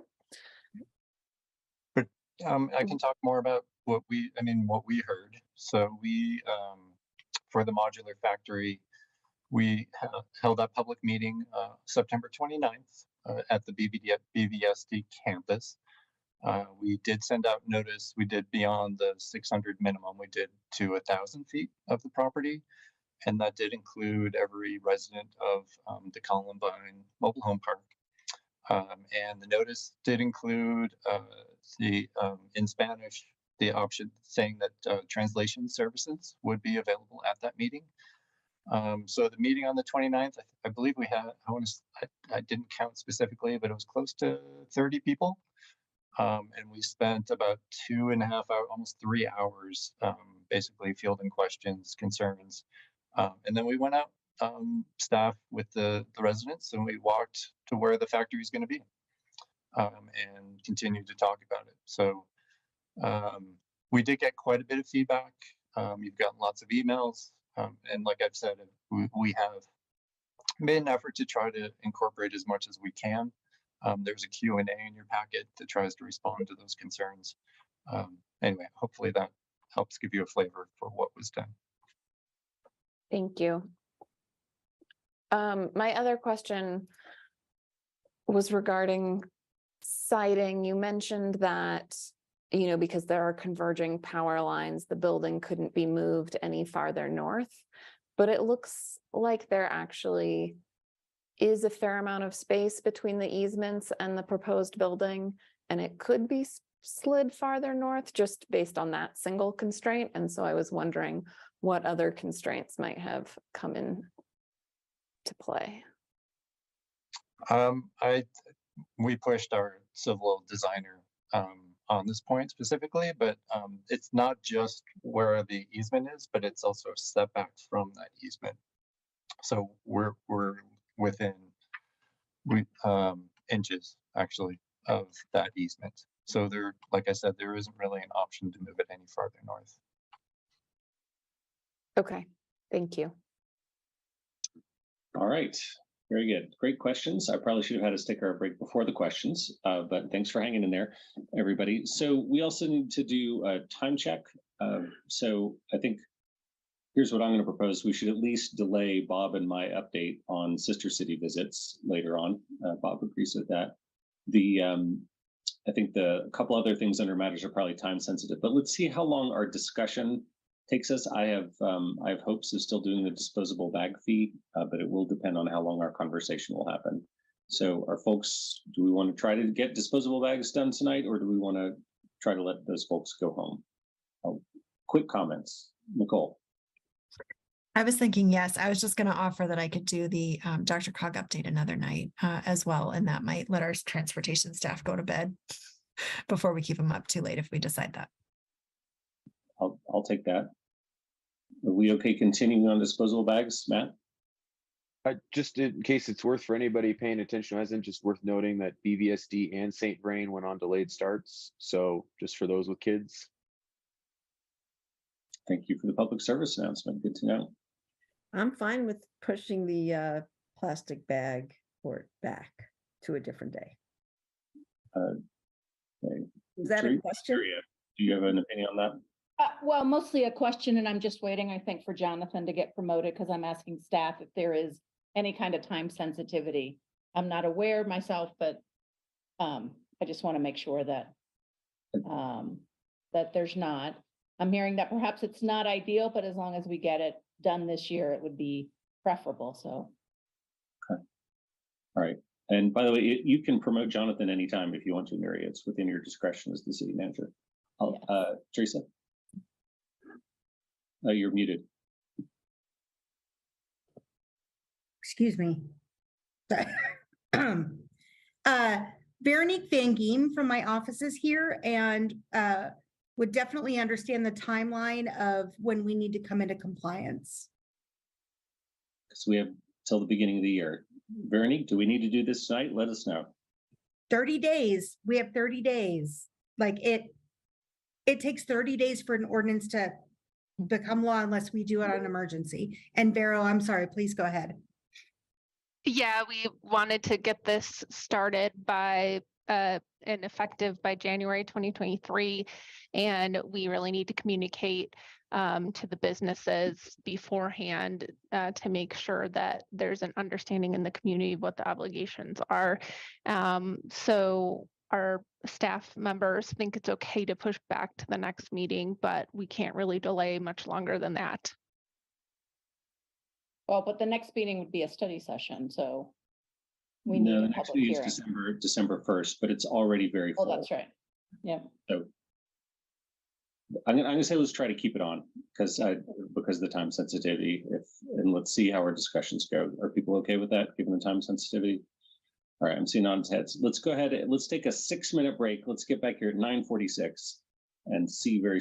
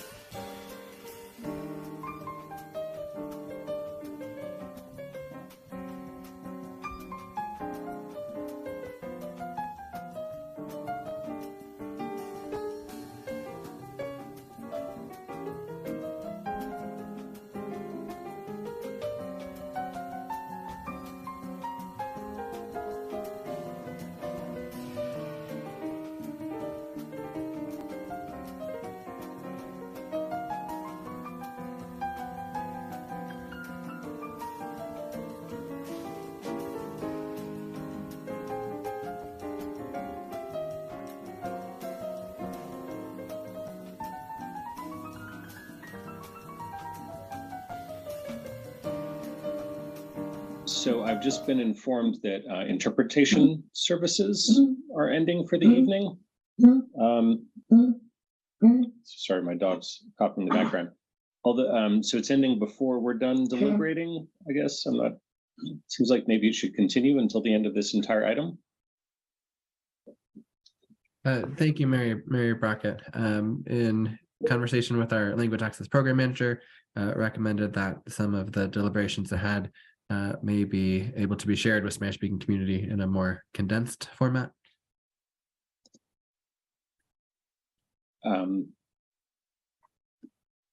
If there are people who are listening to Spanish tonight, it seems like it might be helpful for them to hear it in real time. Do we know if anyone's currently choosing the Spanish option?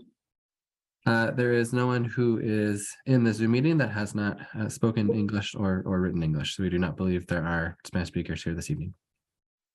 In that case, are we okay? I'll just look to our staff leadership. Are we all right with that?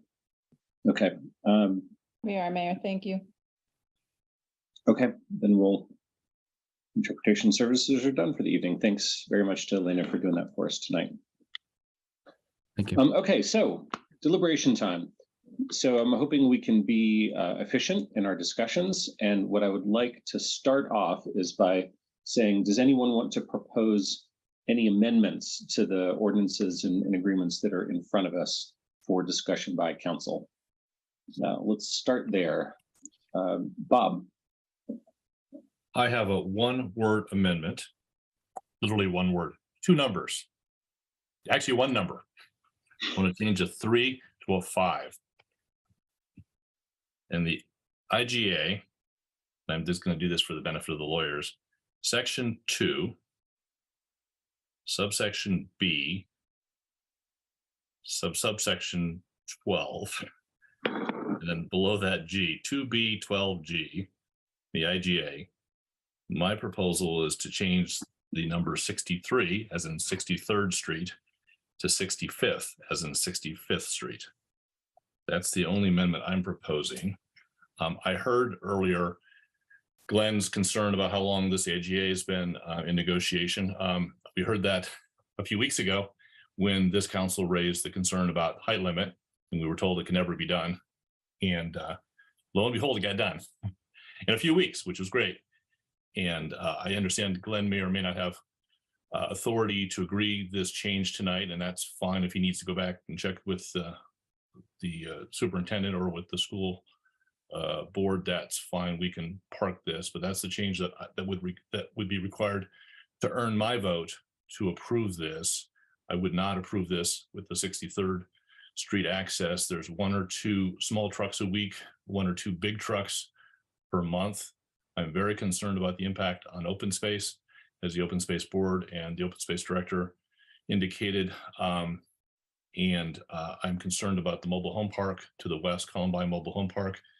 And 65th Street is like a quarter of the distance, the 63rd Street transverses. So I get Glenn's concern that we have car traffic for the high school and the BVSD employees. It seems to me with 1 or 2 deliveries per week, something can be worked out as far as deliveries at 7 or 8 o'clock in the morning or at other times of day. It seems to me this is not an insurmountable problem, and the impacts on open space and the impacts on the mobile home park are potentially significant. And so that would be the amendment that I would propose, and the amendment that would be required in order for me to support this entire package.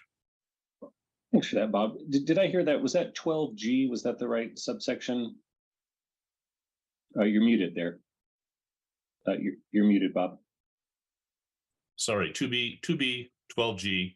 And for those who are following along, that's on page 58 of our packet, of the memo packet, the IGA, and it's 2 or 3 pages into the IGA, and it's 2B, 12G, changing 63rd Street to 65th Street. And I think, I'm not trying to play lawyer here, maybe Ella or Teresa could tell me if there's other changes are necessary, but as far as I could tell, that would be the only change necessary to affect the ingress and egress in and out on 65th rather than 63rd. Great. Do you mind just reading that one subsection just so everybody knows exactly what we're talking about? Sure. 2B, 12G. like just the contents of that subsection. Oh, the whole thing? Okay, yeah, I got it right in front of me, actually, I think. Hold on a second. Thank you for that, Aaron. Understanding your question. So in 2B12G, it reads currently deliveries. All materials and supply deliveries to and from the factory, along with trucks used to deliver completed units off-site, shall ingress and egress off of 63rd Street. Great. That's the entire provision. So I would change that to 65th Street. Very good. So maybe I could just check in with council. It's a concise proposal. Check in with council to see how many people would be interested in pursuing this amendment. Just do a show of hands here.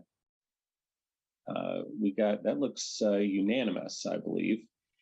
So it looks like we're all interested in that. So Bob, I thought you summarized the issues at hand well. So I don't know that we need to pile on that.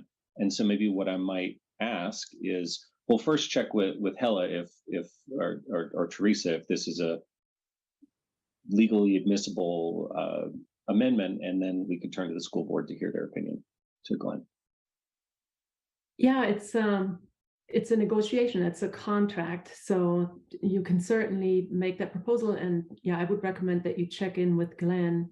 And as you pointed out, Bob, the IGA does have to be approved by the school board, and it has not yet. The annexation agreement has been approved by them, but this agreement has not yet. And if you want to make the whole package dependent on it, then I would recommend to continue all of the motions that you were proposed to consider today to the next meeting, or I guess to a time when the school board would have had a chance to review the proposal. Thanks, Hella. And so, Glenn, we're going to put you on the spot here to ask, what next steps would be to considering that proposed amendment on our part. Well, the formal steps would be to, first start with staff and talk with them, and then ultimately, I think amendments would have to get by the school board for ultimate approval. They are the final authority on that. I do have to say that access on 65th was one of the big issues for the school district early on, and consistently the school district has held that we can't have that interruption to our operations. We are willing to commit, or I shouldn't say not willing to commit, but we're willing to look at it operationally. I think there are things you can do. I think, as you suggested, off hours, Saturdays, we may be able to come to some agreements on that at an operational level. But I think in terms of having something in black and white that we have to do, I think is something that through the negotiation, I think we were pretty consistent that the school district was not willing to accept that. Thanks. And I'll just respond, and then I'll call on Ginny. So appreciate that explanation. But there could be a discussion of operational aspects to that 65th Street access. So, but I think we are very interested in it. So, Ginny and then Lauren. Thank you. I just kind of lost where I am because, again, this document is so big, and I was looking at it as far as the traffic in the area, and maybe what I wanted to know as well, which I'm not sure I saw in the packet, or maybe I did and missed it as well, is what are some of the drawbacks, meaning between 63rd and 65th, and I'm looking at it on the map as well, meaning what would be some of the challenges, and do you think those challenges could be overcome? Can we overcome them? And yes, I think we have to look at every avenue, whether it's weekend hours, in the evening. Again, I think community members have concerns, and I want to know more about this. And also, we did hear a lot of community tonight. I think part of it involved engaging more people as well, I think, as part of this process. to ensure that we're not only hearing from one voice in one community. Thank you. Thanks, Ginny. Lauren?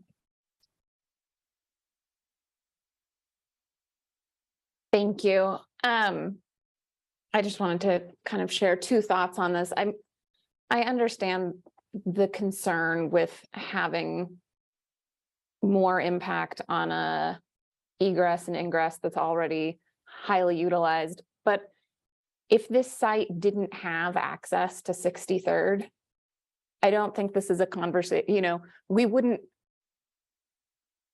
I doubt that there would be a question of whether or not this project gets built just because it only has access from 65th. People build bigger things in tighter, more complicated areas all the time. But I understand that the school district has its own needs and desires. Dan did mention that, OSMP's requirements were to upgrade 63rd Street. And while I think that I would prefer to see 65th utilized, if the upgrades were made to 63rd to pave it and provide the storm sewer, all that, to make it meet city standards, I would find that an acceptable solution as well. Okay, thanks for that, Lauren. So are there any other modifications that people would like to see to any of the agreements in front of us? All right, I'm not seeing any. So I think what we have in front of us is a proposal then to, I think what we would do would be to continue this item and send a request to the school district and the school board to take access off of 65th Street instead, per Bob's request and amendment, and wait to hear back from them in terms of the acceptability of that proposal. And I guess we would have our negotiation team participate in those discussions, I believe. And Teresa, maybe you can clarify that, and then I'll go to Ginny. Yeah, happy to, Mayor. So typically under Robert's rules, you would continue to a date certain. And so I invite council to think about a motion to continue to a date certain on this item. That does depend on the other party, though. So that's well, we can always continue to a date certain again. Okay. Would maybe the second business meeting in December, would that perhaps be the time to do that, to give enough time for a back and forth to be considered?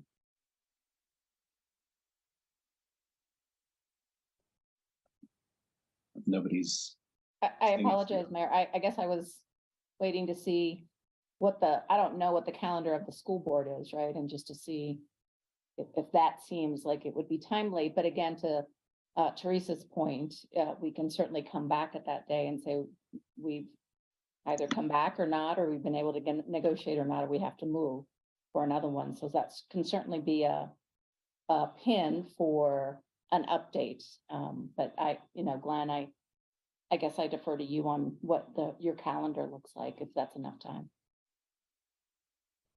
I'm confirming right now. I think we're second and fourth Tuesdays for the board.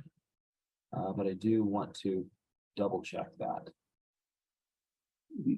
Yeah, I just looks like the next meeting is December 13th. Yeah. It is.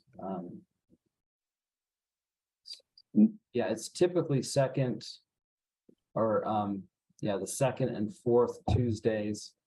But I don't think we're meeting on the 27th. I want to give Ginny a chance to speak here. She's got her hand up, and then we'll finish. Just a point of clarification. Thank you so much.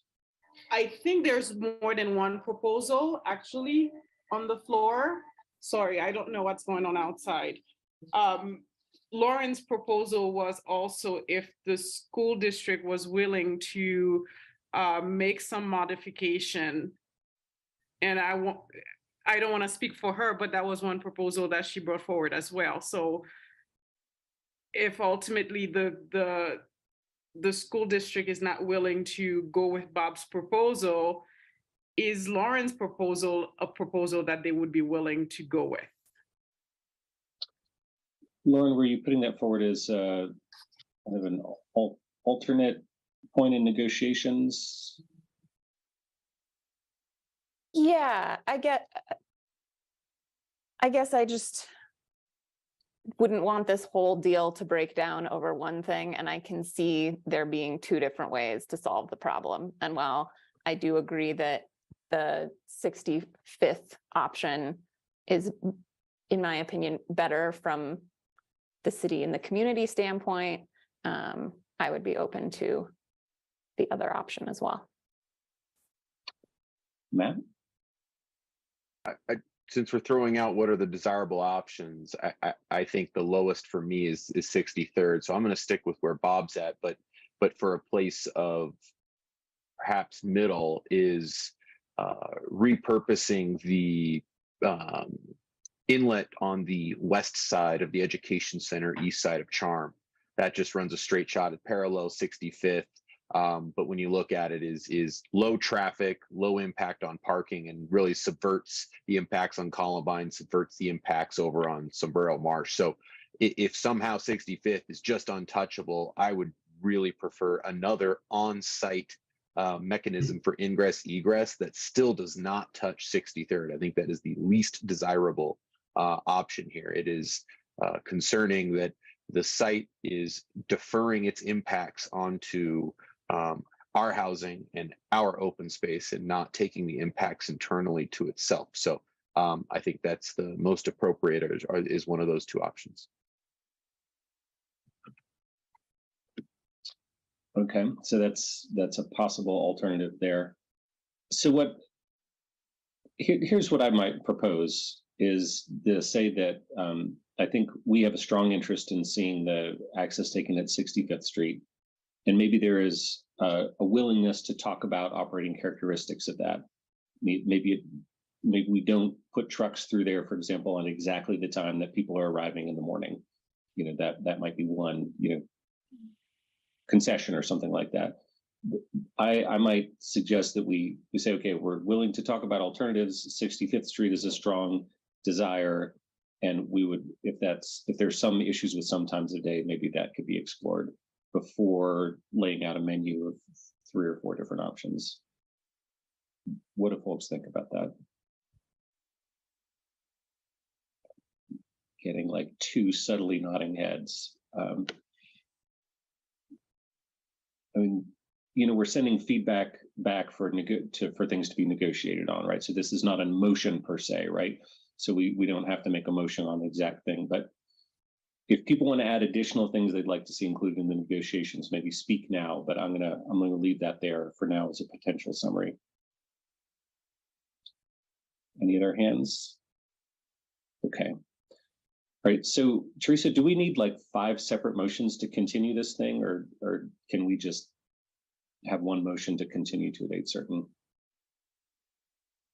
Let me just take a peek at my agenda. So I believe if you wanted to make a motion to continue item 5A in its entirety, that would be sufficient. Okay, and then since we could recontinue this at any time, I'm going to suggest that we continued it to December 15th, which does give the school board time to meet. And if they need additional time, we can defer it further, but let's plant that flag and hopefully our negotiations can be successful by then. Bob? I'll make the motion. I move that we defer the public hearing under 5A to December 15th. Second. Very good. All in favor? Is this a show of hands for continuation? That's unanimous. There we go. Okay, well, Glenn, thank you for sticking it out with us. And while, of course, we're not 100% in agreement right this minute, we continue to value the collaboration between our organizations, and hopefully our teams can get down and resolve this last point, and we can bring this to a successful conclusion. Thanks very much. Thank you. Okay. Closing out that one, and I think we got time for our disposable bags. Let's press onward. Excellent. I think, oh, did you need to say something, Alicia? Alicia, you wanna... Yeah, just need to read it into the record. Yep. Our next item is item 5B on tonight's agenda. Under the public hearings, it's the second reading and consideration of a motion to adopt ordinance 8559, amending section 3-2-6, exempt property and services, and chapter 6-15, disposable bag fee, BRC 1981, exempting the disposable bag fee from the city's sales and use tax and aligning the carryout bag fee with Colorado law and setting forth related details. Thank you. I'll send it straight to Jonathan. Great. Thank you, Nuria. Alicia, you're so good at that. Good evening, Mayor, Council. I'm Jonathan Cohen with Climate Initiative. So given the late hour, I'm going to give a really brief intro and then do a quick handoff to Jamie Harkins, who's going to give tonight's presentation. I did think that it might be useful for those watching at home to give a bit of a high-level overview of why we're here, though we don't plan on going through all the details we did with Council when we first discussed this item with you all on August 18th. So really, at a high level, we've been discussing the necessity of updating our city's disposable bag fee to be compliant with the recently passed Plastic Pollution Reduction Act. So you might recall the Colorado legislature recently adopted the bill for the purpose of reducing single-use plastic pollution in the state of Colorado. So the new law has 4 main components, which Jamie is going to talk about in more detail, but tonight's ordinance and hearing deals specifically with the first provision of the bill, which sets a 10-cent bag fee at large retail stores statewide, which takes effect January 1st of next year. And that's why we were a little bit urgent about trying to get this done tonight. So the second reading of the ordinance that's necessary to bring our code into alignment with the upcoming state law really relates to the disposable bag portion. So Jamie's going to walk through staff's proposed language changes that were shaped by council feedback at your August 18th meeting. And lastly, I just wanted to mention that there was a lot of interest from a few council members in August to talk about the broader issue of single-use plastics. And I just wanted to assure council and the community this is a high priority for the staff team, and we do plan on coming back to council in 2023 on other alternatives. So we look forward to hearing council's comments and any additional feedback from the community during tonight's public hearing. So Jamie, take it away. Thank you so much. Let me 1 second share my screen here.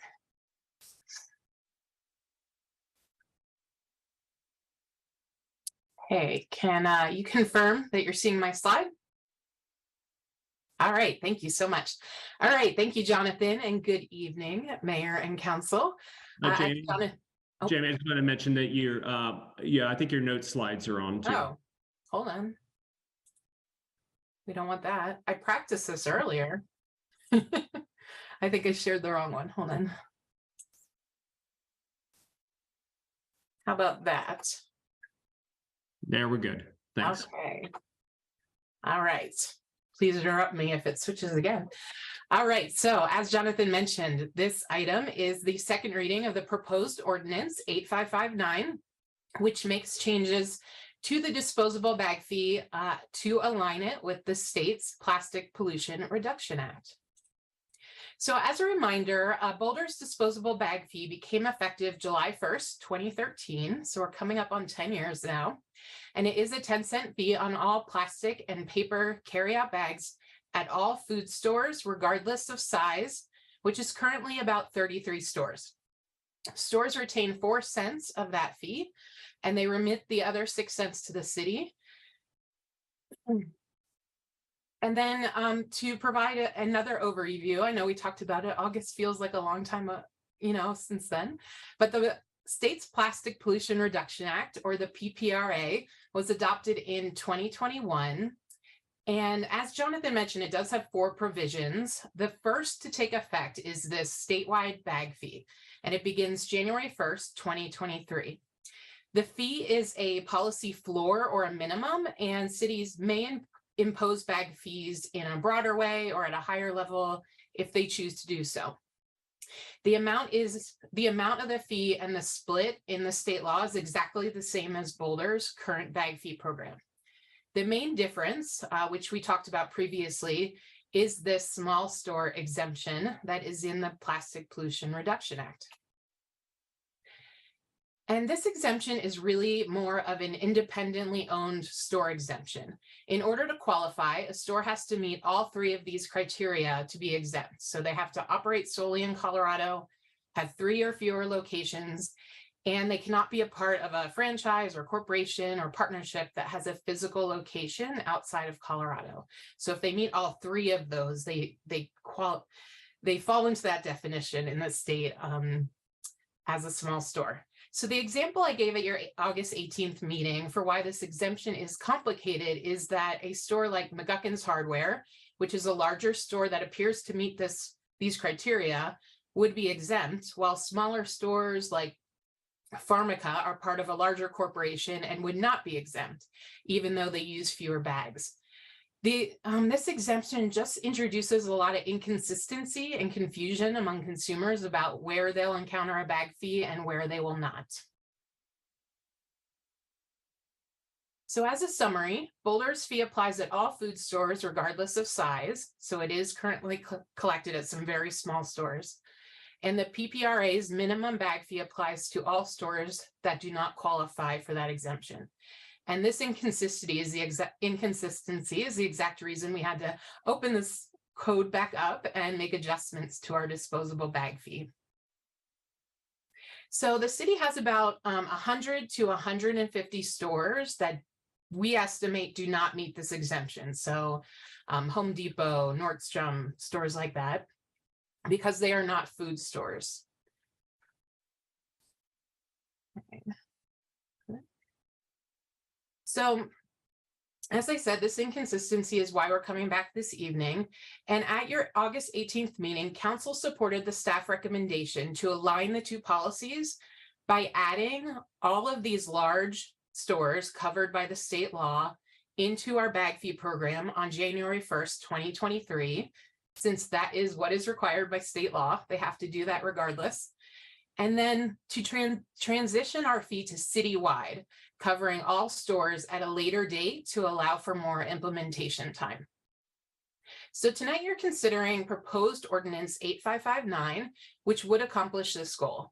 I'll review at a high level the changes that we're making in this ordinance. So first up, it amends chapter 326, clarifying that the whole disposable bag fee is exempt from sales tax. This is just a clarification. It's not a change to anything that we've been doing.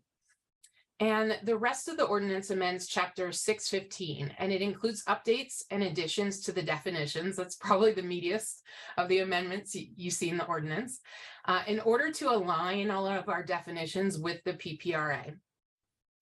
And then a reference to the state's single-use plastic bag ban was added to our ordinance. And this was because we wanted to clarify the intent of our fee after that January 2024 date, as some plastic bags at the large stores are phased out. We wanted to explain, that they should keep collecting the fee on other bags. So we did add that reference. The proposed ordinance also amends the allowed uses of the fee revenue remitted to the city, since the PPRA does allow broader uses of that revenue than we had in our code. It does allow, it's still waste reduction, but it does allow us to use it for general waste reduction, education, and programs. And then finally, the ordinance amends what I talked about earlier, the applicable stores, to reflect that stores who are not small stores should begin, it's very confusing, this ordinance. I want to recognize that for y'all. And so any stores that are not small stores should begin collecting the bag fee January 1st, 2023. And then the remainder of the stores have until January 1st, 2024 to begin collecting the fee. So this date was proposed in this ordinance to give smaller stores a large lead-in time, as well as to give staff additional time to support them in the implementation process. It also was a date that our finance department suggested, in that it aligns with the business renewal business license renewal process. So it will just make all of our lives on the city side a little easier with communicating with businesses, because this is a lot of stores. I think we estimated it somewhere up to 1,000. So by aligning those dates, it makes the process a lot more streamlined to bring them into the program. So this approach will result in a bag fee that is consistent across the city, easy for consumers to anticipate, and it is in line with programs in neighboring cities such as Louisville, Denver, and Nederland. All of their bag fee programs are citywide, all stores. So I also wanted to quickly highlight a few things that we discussed on August 18th that have not changed in this proposed ordinance. The 60-40 split between the city and the stores does remain the same in this ordinance, really in recognition of the positive benefits bag fee revenue can have in our community compared to being retained by mostly large corporations. The majority of the bag fee is kept by, very larger stores. And so we did think there was more of a community benefit to having that money come into the city and spent on the community. And then the fee level also remains at 10 cents in this ordinance. Staff was asked by council to look at the prevalence of bag fees at levels higher than 10 cents, as well as an ideal level, if you will, for a bag fee to impact behavior. So I did some research, and what is available out there really shows that most bag fees around the globe are at that 10 cent or lower level, and that those levels do show very significant reductions in bag use. So it's just very clear that the fee level alone is not the only factor that impacts consumer decisions. And another factor that came up in this research was the salience of a tax or a fee. Excuse me. And that means how visible or transparent a tax or a fee is to the consumer when they're making those decisions. And staff feels that the prevalence of this fee now becoming statewide rather than just a handful of our communities, along with the education efforts that I know so many cities are about to embark on, because we are trying to coordinate those efforts and get consistent messaging out there. So all of that together, we do feel will greatly increase the salience of this fee and really further reduce bag usage. And so because of those reasons, we are leaving the fee, proposing to leave it at 10 cents. And we did put in the memo, though, that staff will look at this annually. We'll evaluate how the fee is going and see how it's progressing. And if we deem it appropriate, we may propose future fee increases as part of your annual fees ordinance as part of the budget cycle. So you would see that and consider that in future years. Finally, I did want to provide some additional information related to the implementation costs for the smaller stores. I did talk to a few store owners who expressed that there would be little to no cost to add the bag fee into their system, the actual nuts and bolts of collecting it in their computers. They said the only real cost they could see is the additional administrative costs, of course, for their accountant to track and remit the fee to the city. The retained portion of the bag fee was always designed to provide an offset to this cost. And I did look at recent revenue we've gotten in by store and took a look at what stores are retaining out of the group of smaller food stores that we have in the fee program right now. And I would say, based on their size, it varies greatly, but they are retaining anywhere from, at the very low end, $20 a quarter up to about $600 a quarter. That's smaller store size. And so really it depends how many, obviously, how big their bags are, how many they use, but that retained portion is meant to offset that administrative cost. And I did put in here on this slide a picture of our sample return form, just so you can see it's very, very simple. We don't ask them to track plastic versus paper. It's just gross number of bags, and there's no other tracking necessary. And finally, we are very open to using existing bag fee revenue that we have in our account to provide additional support next year with any other costs that arise with training, anything that we could do, small grants, some way to really, in addition to our advisors, really help offset any implementation costs that arise. So our next step, should council move forward with this proposed ordinance tonight, is to communicate the bag fee changes to businesses, which will include updated signs, training materials, and other resources. We are getting them all loaded up on the dedicated webpage. We'll also be continuing to distribute reusable bags through our partners and to the community, as well as educating the community about the bag fee and, of course, those additional provisions of the PPRA that take effect in 2024. We'll also be exploring the financial assistance I just mentioned, as well as bag lending programs and other incentives that council was interested in at your August 18th meeting. So I do have motion language here, but of course we are here, and Veronique Van Giem, who is the city attorney that worked on this with me, is here to answer any specific questions you have about ordinance language or the program or anything else. So I will stop sharing for now. Thanks so much for that, Jamie. Really appreciate the presentation and the concise summary of what we're considering tonight. I've got Teresa up.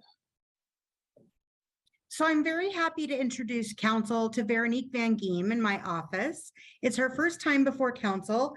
She has done an excellent job advising climate initiatives all around, and particularly on this bag fee ordinance. And so I want you to welcome her.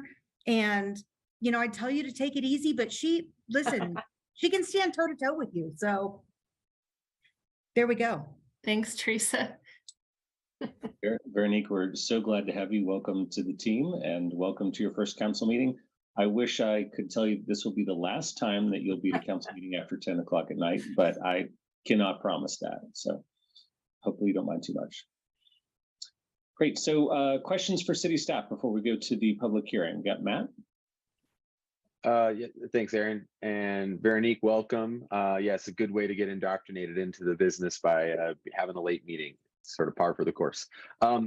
My question centers around, and Jamie, you mentioned a few different numbers for stores, and I was trying to parse out which one. So I'll try to make it quick. How many stores do you estimate would be considered exempt? And so how many are we actually folding in to this new ordinance that would otherwise be sort of in that exempt stage? Are we, you mentioned McGuckins as an example. Are we talking 2 or 3 or more? I'm just sort of curious of the magnitude of what's going to get folded in. Yes, I'm just looking to see my last packet. I think I remember it. Really, this estimate, council member, is based on me coming through a spreadsheet and what I know about stores in Boulder or not. And we think about 100 to 150 have to start January 1st in the state law. And we do think the remaining stores we would be bringing in are anywhere from like 800 to like 900 smaller stores. All right, so that was that roughly 1,000 you mentioned earlier. Yeah. So I just need to keep up. So it's late, but thanks for clarifying for me. All right, I am seeing no one else with their hands up, in which case we can go to the public hearing. And I think we've had our decorum rules twice today, so probably don't need to do that again. And so I'm just bringing up the list of people who are signed up.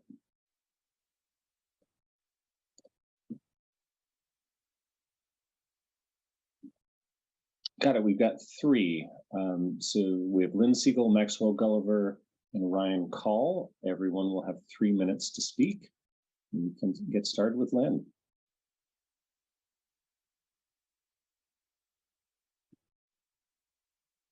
I support a bag fee of a minimum of $2 or $3 a bag. This is ridiculous. I don't care what other states are doing, what other cities are doing. That's the cost of plastic in the environment. And let me tell you, the problem here is you're directed at the wrong thing entirely. This is not off topic. 770 Circle, an estate of 8,000 square feet, was approved for demolition with the Landmarks Design Review Committee. Built of flagstone, fireproof on the open space at Baseline and Flagstaff, just north and just east of that intersection, adjacent to 2 other historic homes So there's also that's off topic a little bit, 2 other historic homes that are very related to it intimately. And this was demolished without any oversight, with an unrecorded LDRC.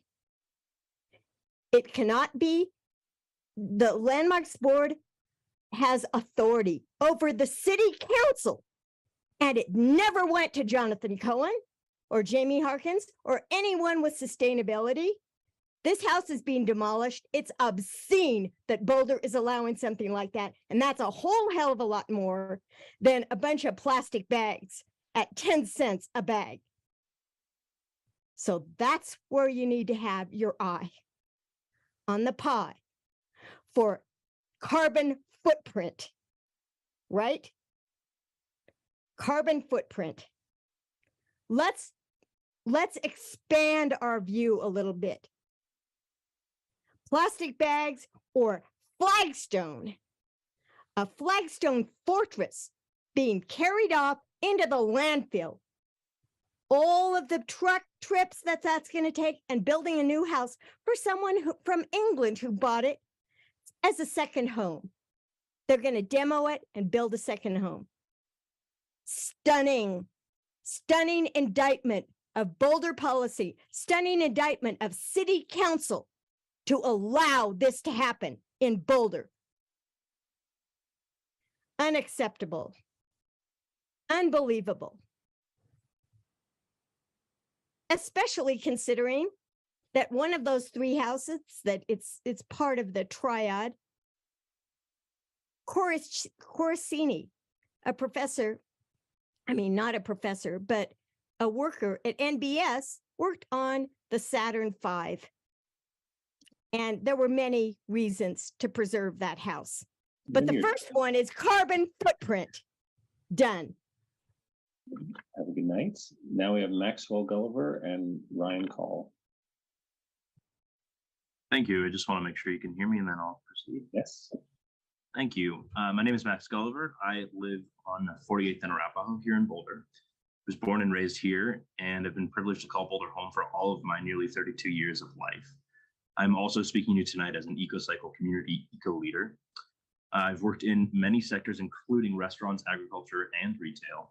And I have both a bachelor's and master's degree from CU Boulder. I care deeply about the city of Boulder and the communities and ecosystems within. This issue is important to me personally because I always hope to help my hometown to maintain its beauty and to improve the quality of life for current residents as well as future generations. Boulder has already enacted a plastic bag fee since 2012, which is now 10 years. There's no reason we shouldn't be forging ahead to continue being a leader in the state.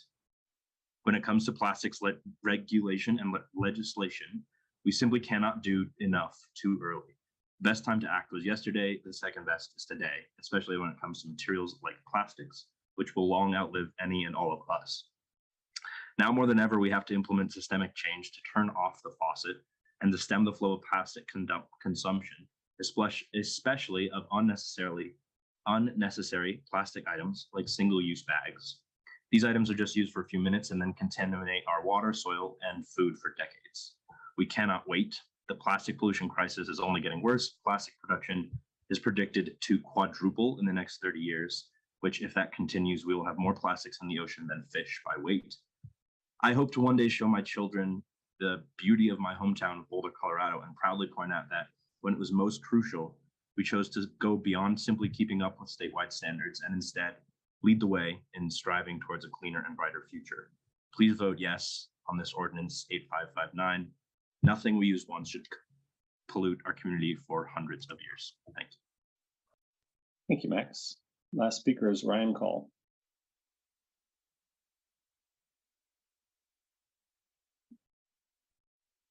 Hi, can you all hear me all right? Yes. Great. Good evening, City Council. My name is Ryan Call, and I have the privilege of representing EcoCycle tonight. EcoCycle strongly supports Ordinance 8559, which will create a more consistent bag fee across Boulder. Every day, my colleagues and I advocate for the reduction of single-use plastics. We spend a lot of energy dealing with and thinking about single-use plastic bags in particular. If you stop by the Boulder County Recycling Center sometime, you will see why. Not only do single-use plastic bags disrupt recycling and composting systems, but they are also the most commonly found item in litter pickup events along Colorado's waterways. Nothing we use for just a few minutes should pollute our environment for years and years. The best way to address the plastic pollution crisis is by reducing plastics in the first place. Expanding Boulder's bag fee to include all businesses creates an incentive to skip plastic bags citywide. Now, I could spend all night talking about the issues with single-use plastics and why we should reduce them, but I'll sum them up in just a few words. Litter, microplastics, fossil fuels, toxic chemicals. Plastic waste is a systemic issue, and Ordinance 8559 is a systemic solution. This ordinance goes beyond the state level law, the Plastic Pollution Reduction Act, which goes into effect next year. It's important to note that this ordinance phases in small stores and gives them a year to learn about the program, train employees, and implement a fee collection system. The City of Boulder is unquestionably a leader in zero waste efforts, and once again has an opportunity to be a model for communities across Colorado that want to reduce single-use plastics. When the 10-cent fee was first passed in 2012, the city saw a 68% reduction in the use of plastic bags. By passing Ordinance 8559, how many more single-use plastic bags can the City of Boulder reduce? I wish you all a happy Colorado Recycles Week, and you know who to call if you have any questions about waste-related issues. Thank you all for considering my perspective. Thank you, Ryan, for your testimony and for sticking it out with us tonight. All right, ends the public hearing, so I'll bring it back to council for discussion. Who'd like to kick us off? Come on, folks. You got some energy left in you. Matt, then Nicole.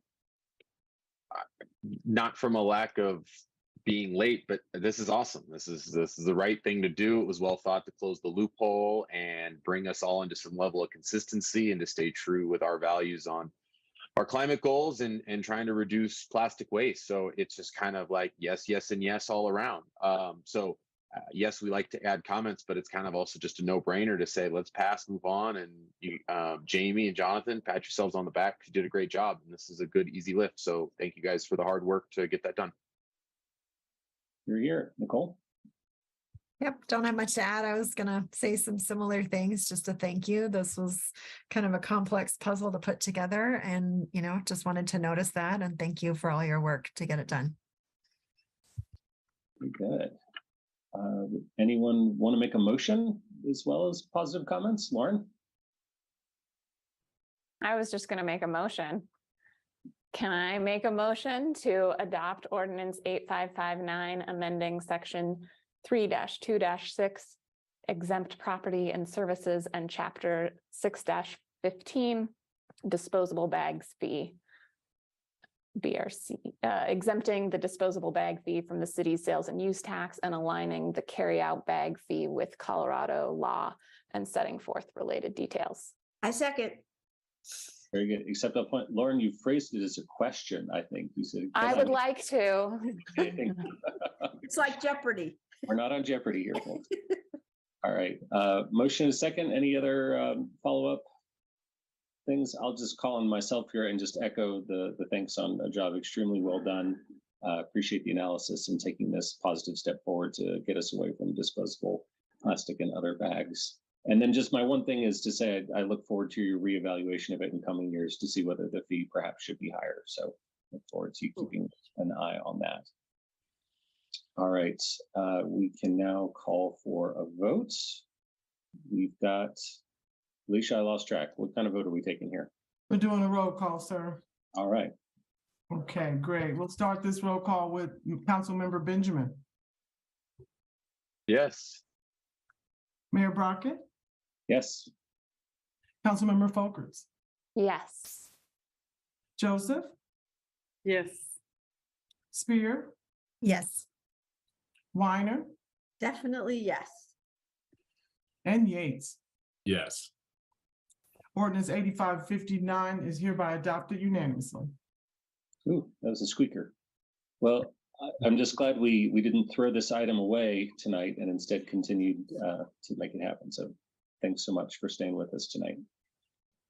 Great. Thanks so much, Council. Really appreciate it. Very good. So we made up a little bit of time.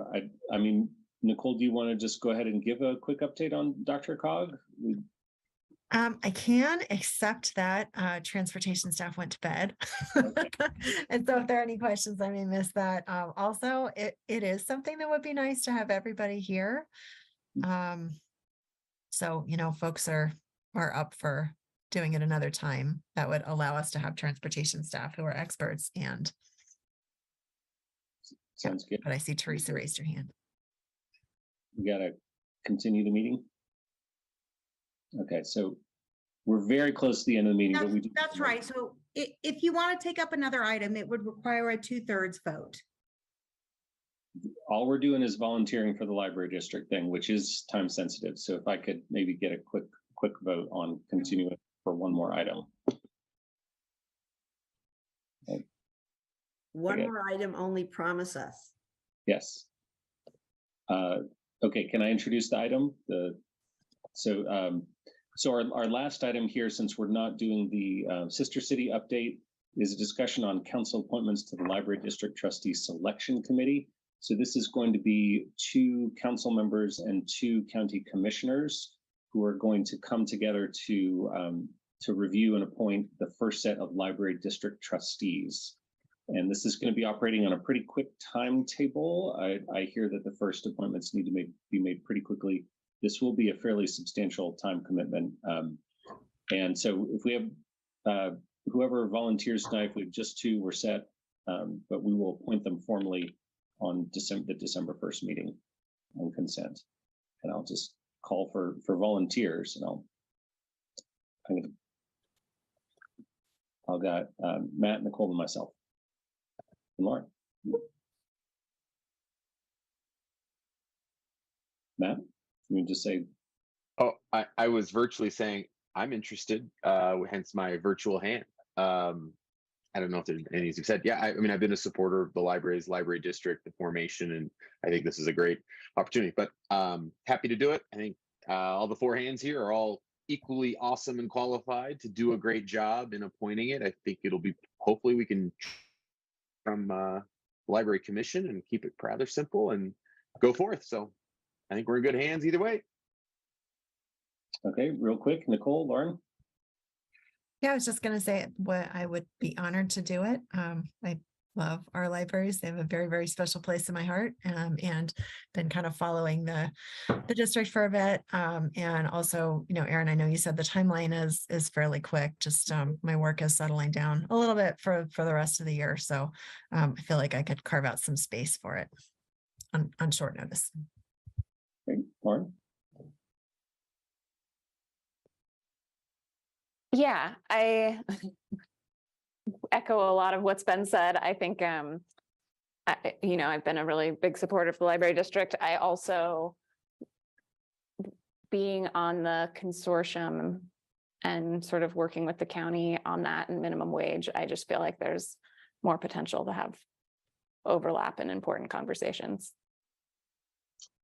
Very good. And I'll appreciate everybody raising their hand. And I'm interested, I've been working on the library district for 4 or 5 years, and I'm interested in seeing it through this next step in the formation process. So I'm interested in participating.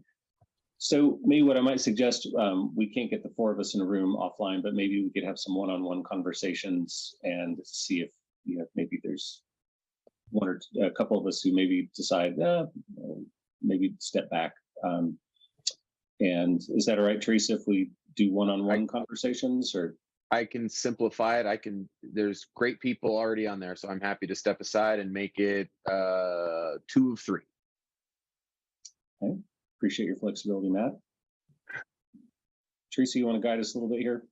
I do. If you would be willing to let city staff facilitate those conversations, I think that might help us avoid any kind of open meetings concern.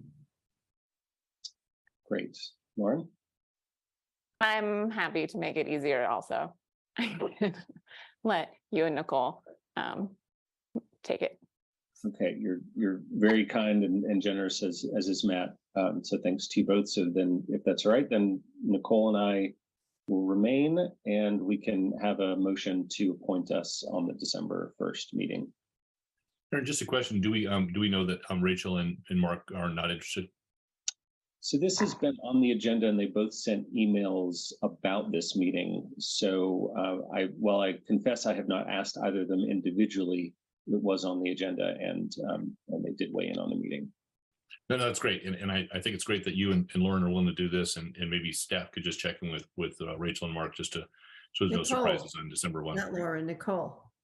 I'm sorry, whoever it was, Nicole and Aaron, maybe somebody on staff could check in with Rachel and Mark when they're available. That's make a sure great that point, there's Bob. no surprises. Happy to do that. Thanks so much for pointing that out. Okay. Anything else? I think we're done with that item. That'll come back on December 1st. Any last comments on tonight's meeting? Nicole? You're muted. Thank you. Reaction times are getting slow. I just wanted to lift up Rachel's hotline comment about the information item in the RFP for the navigation center that's going to be going out, sounds like in December.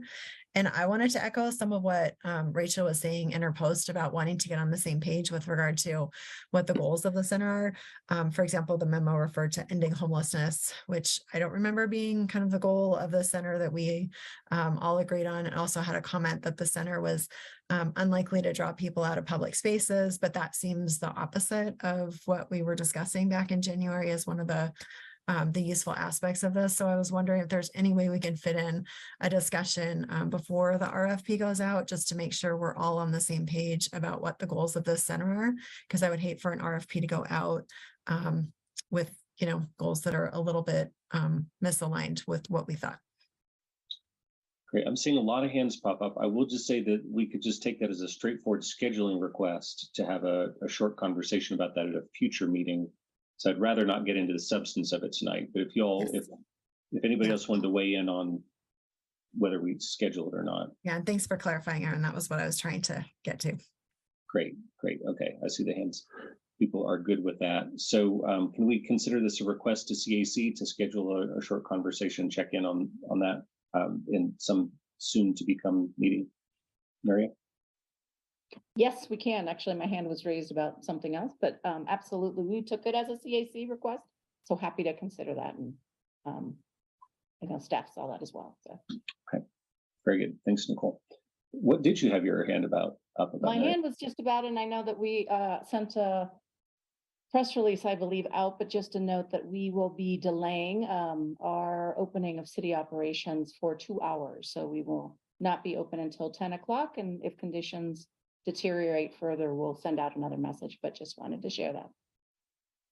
Okay, thanks very much. Any last thoughts? Okay, well, thanks everybody for a productive meeting. Gavel is closed here at 9:45 p.m.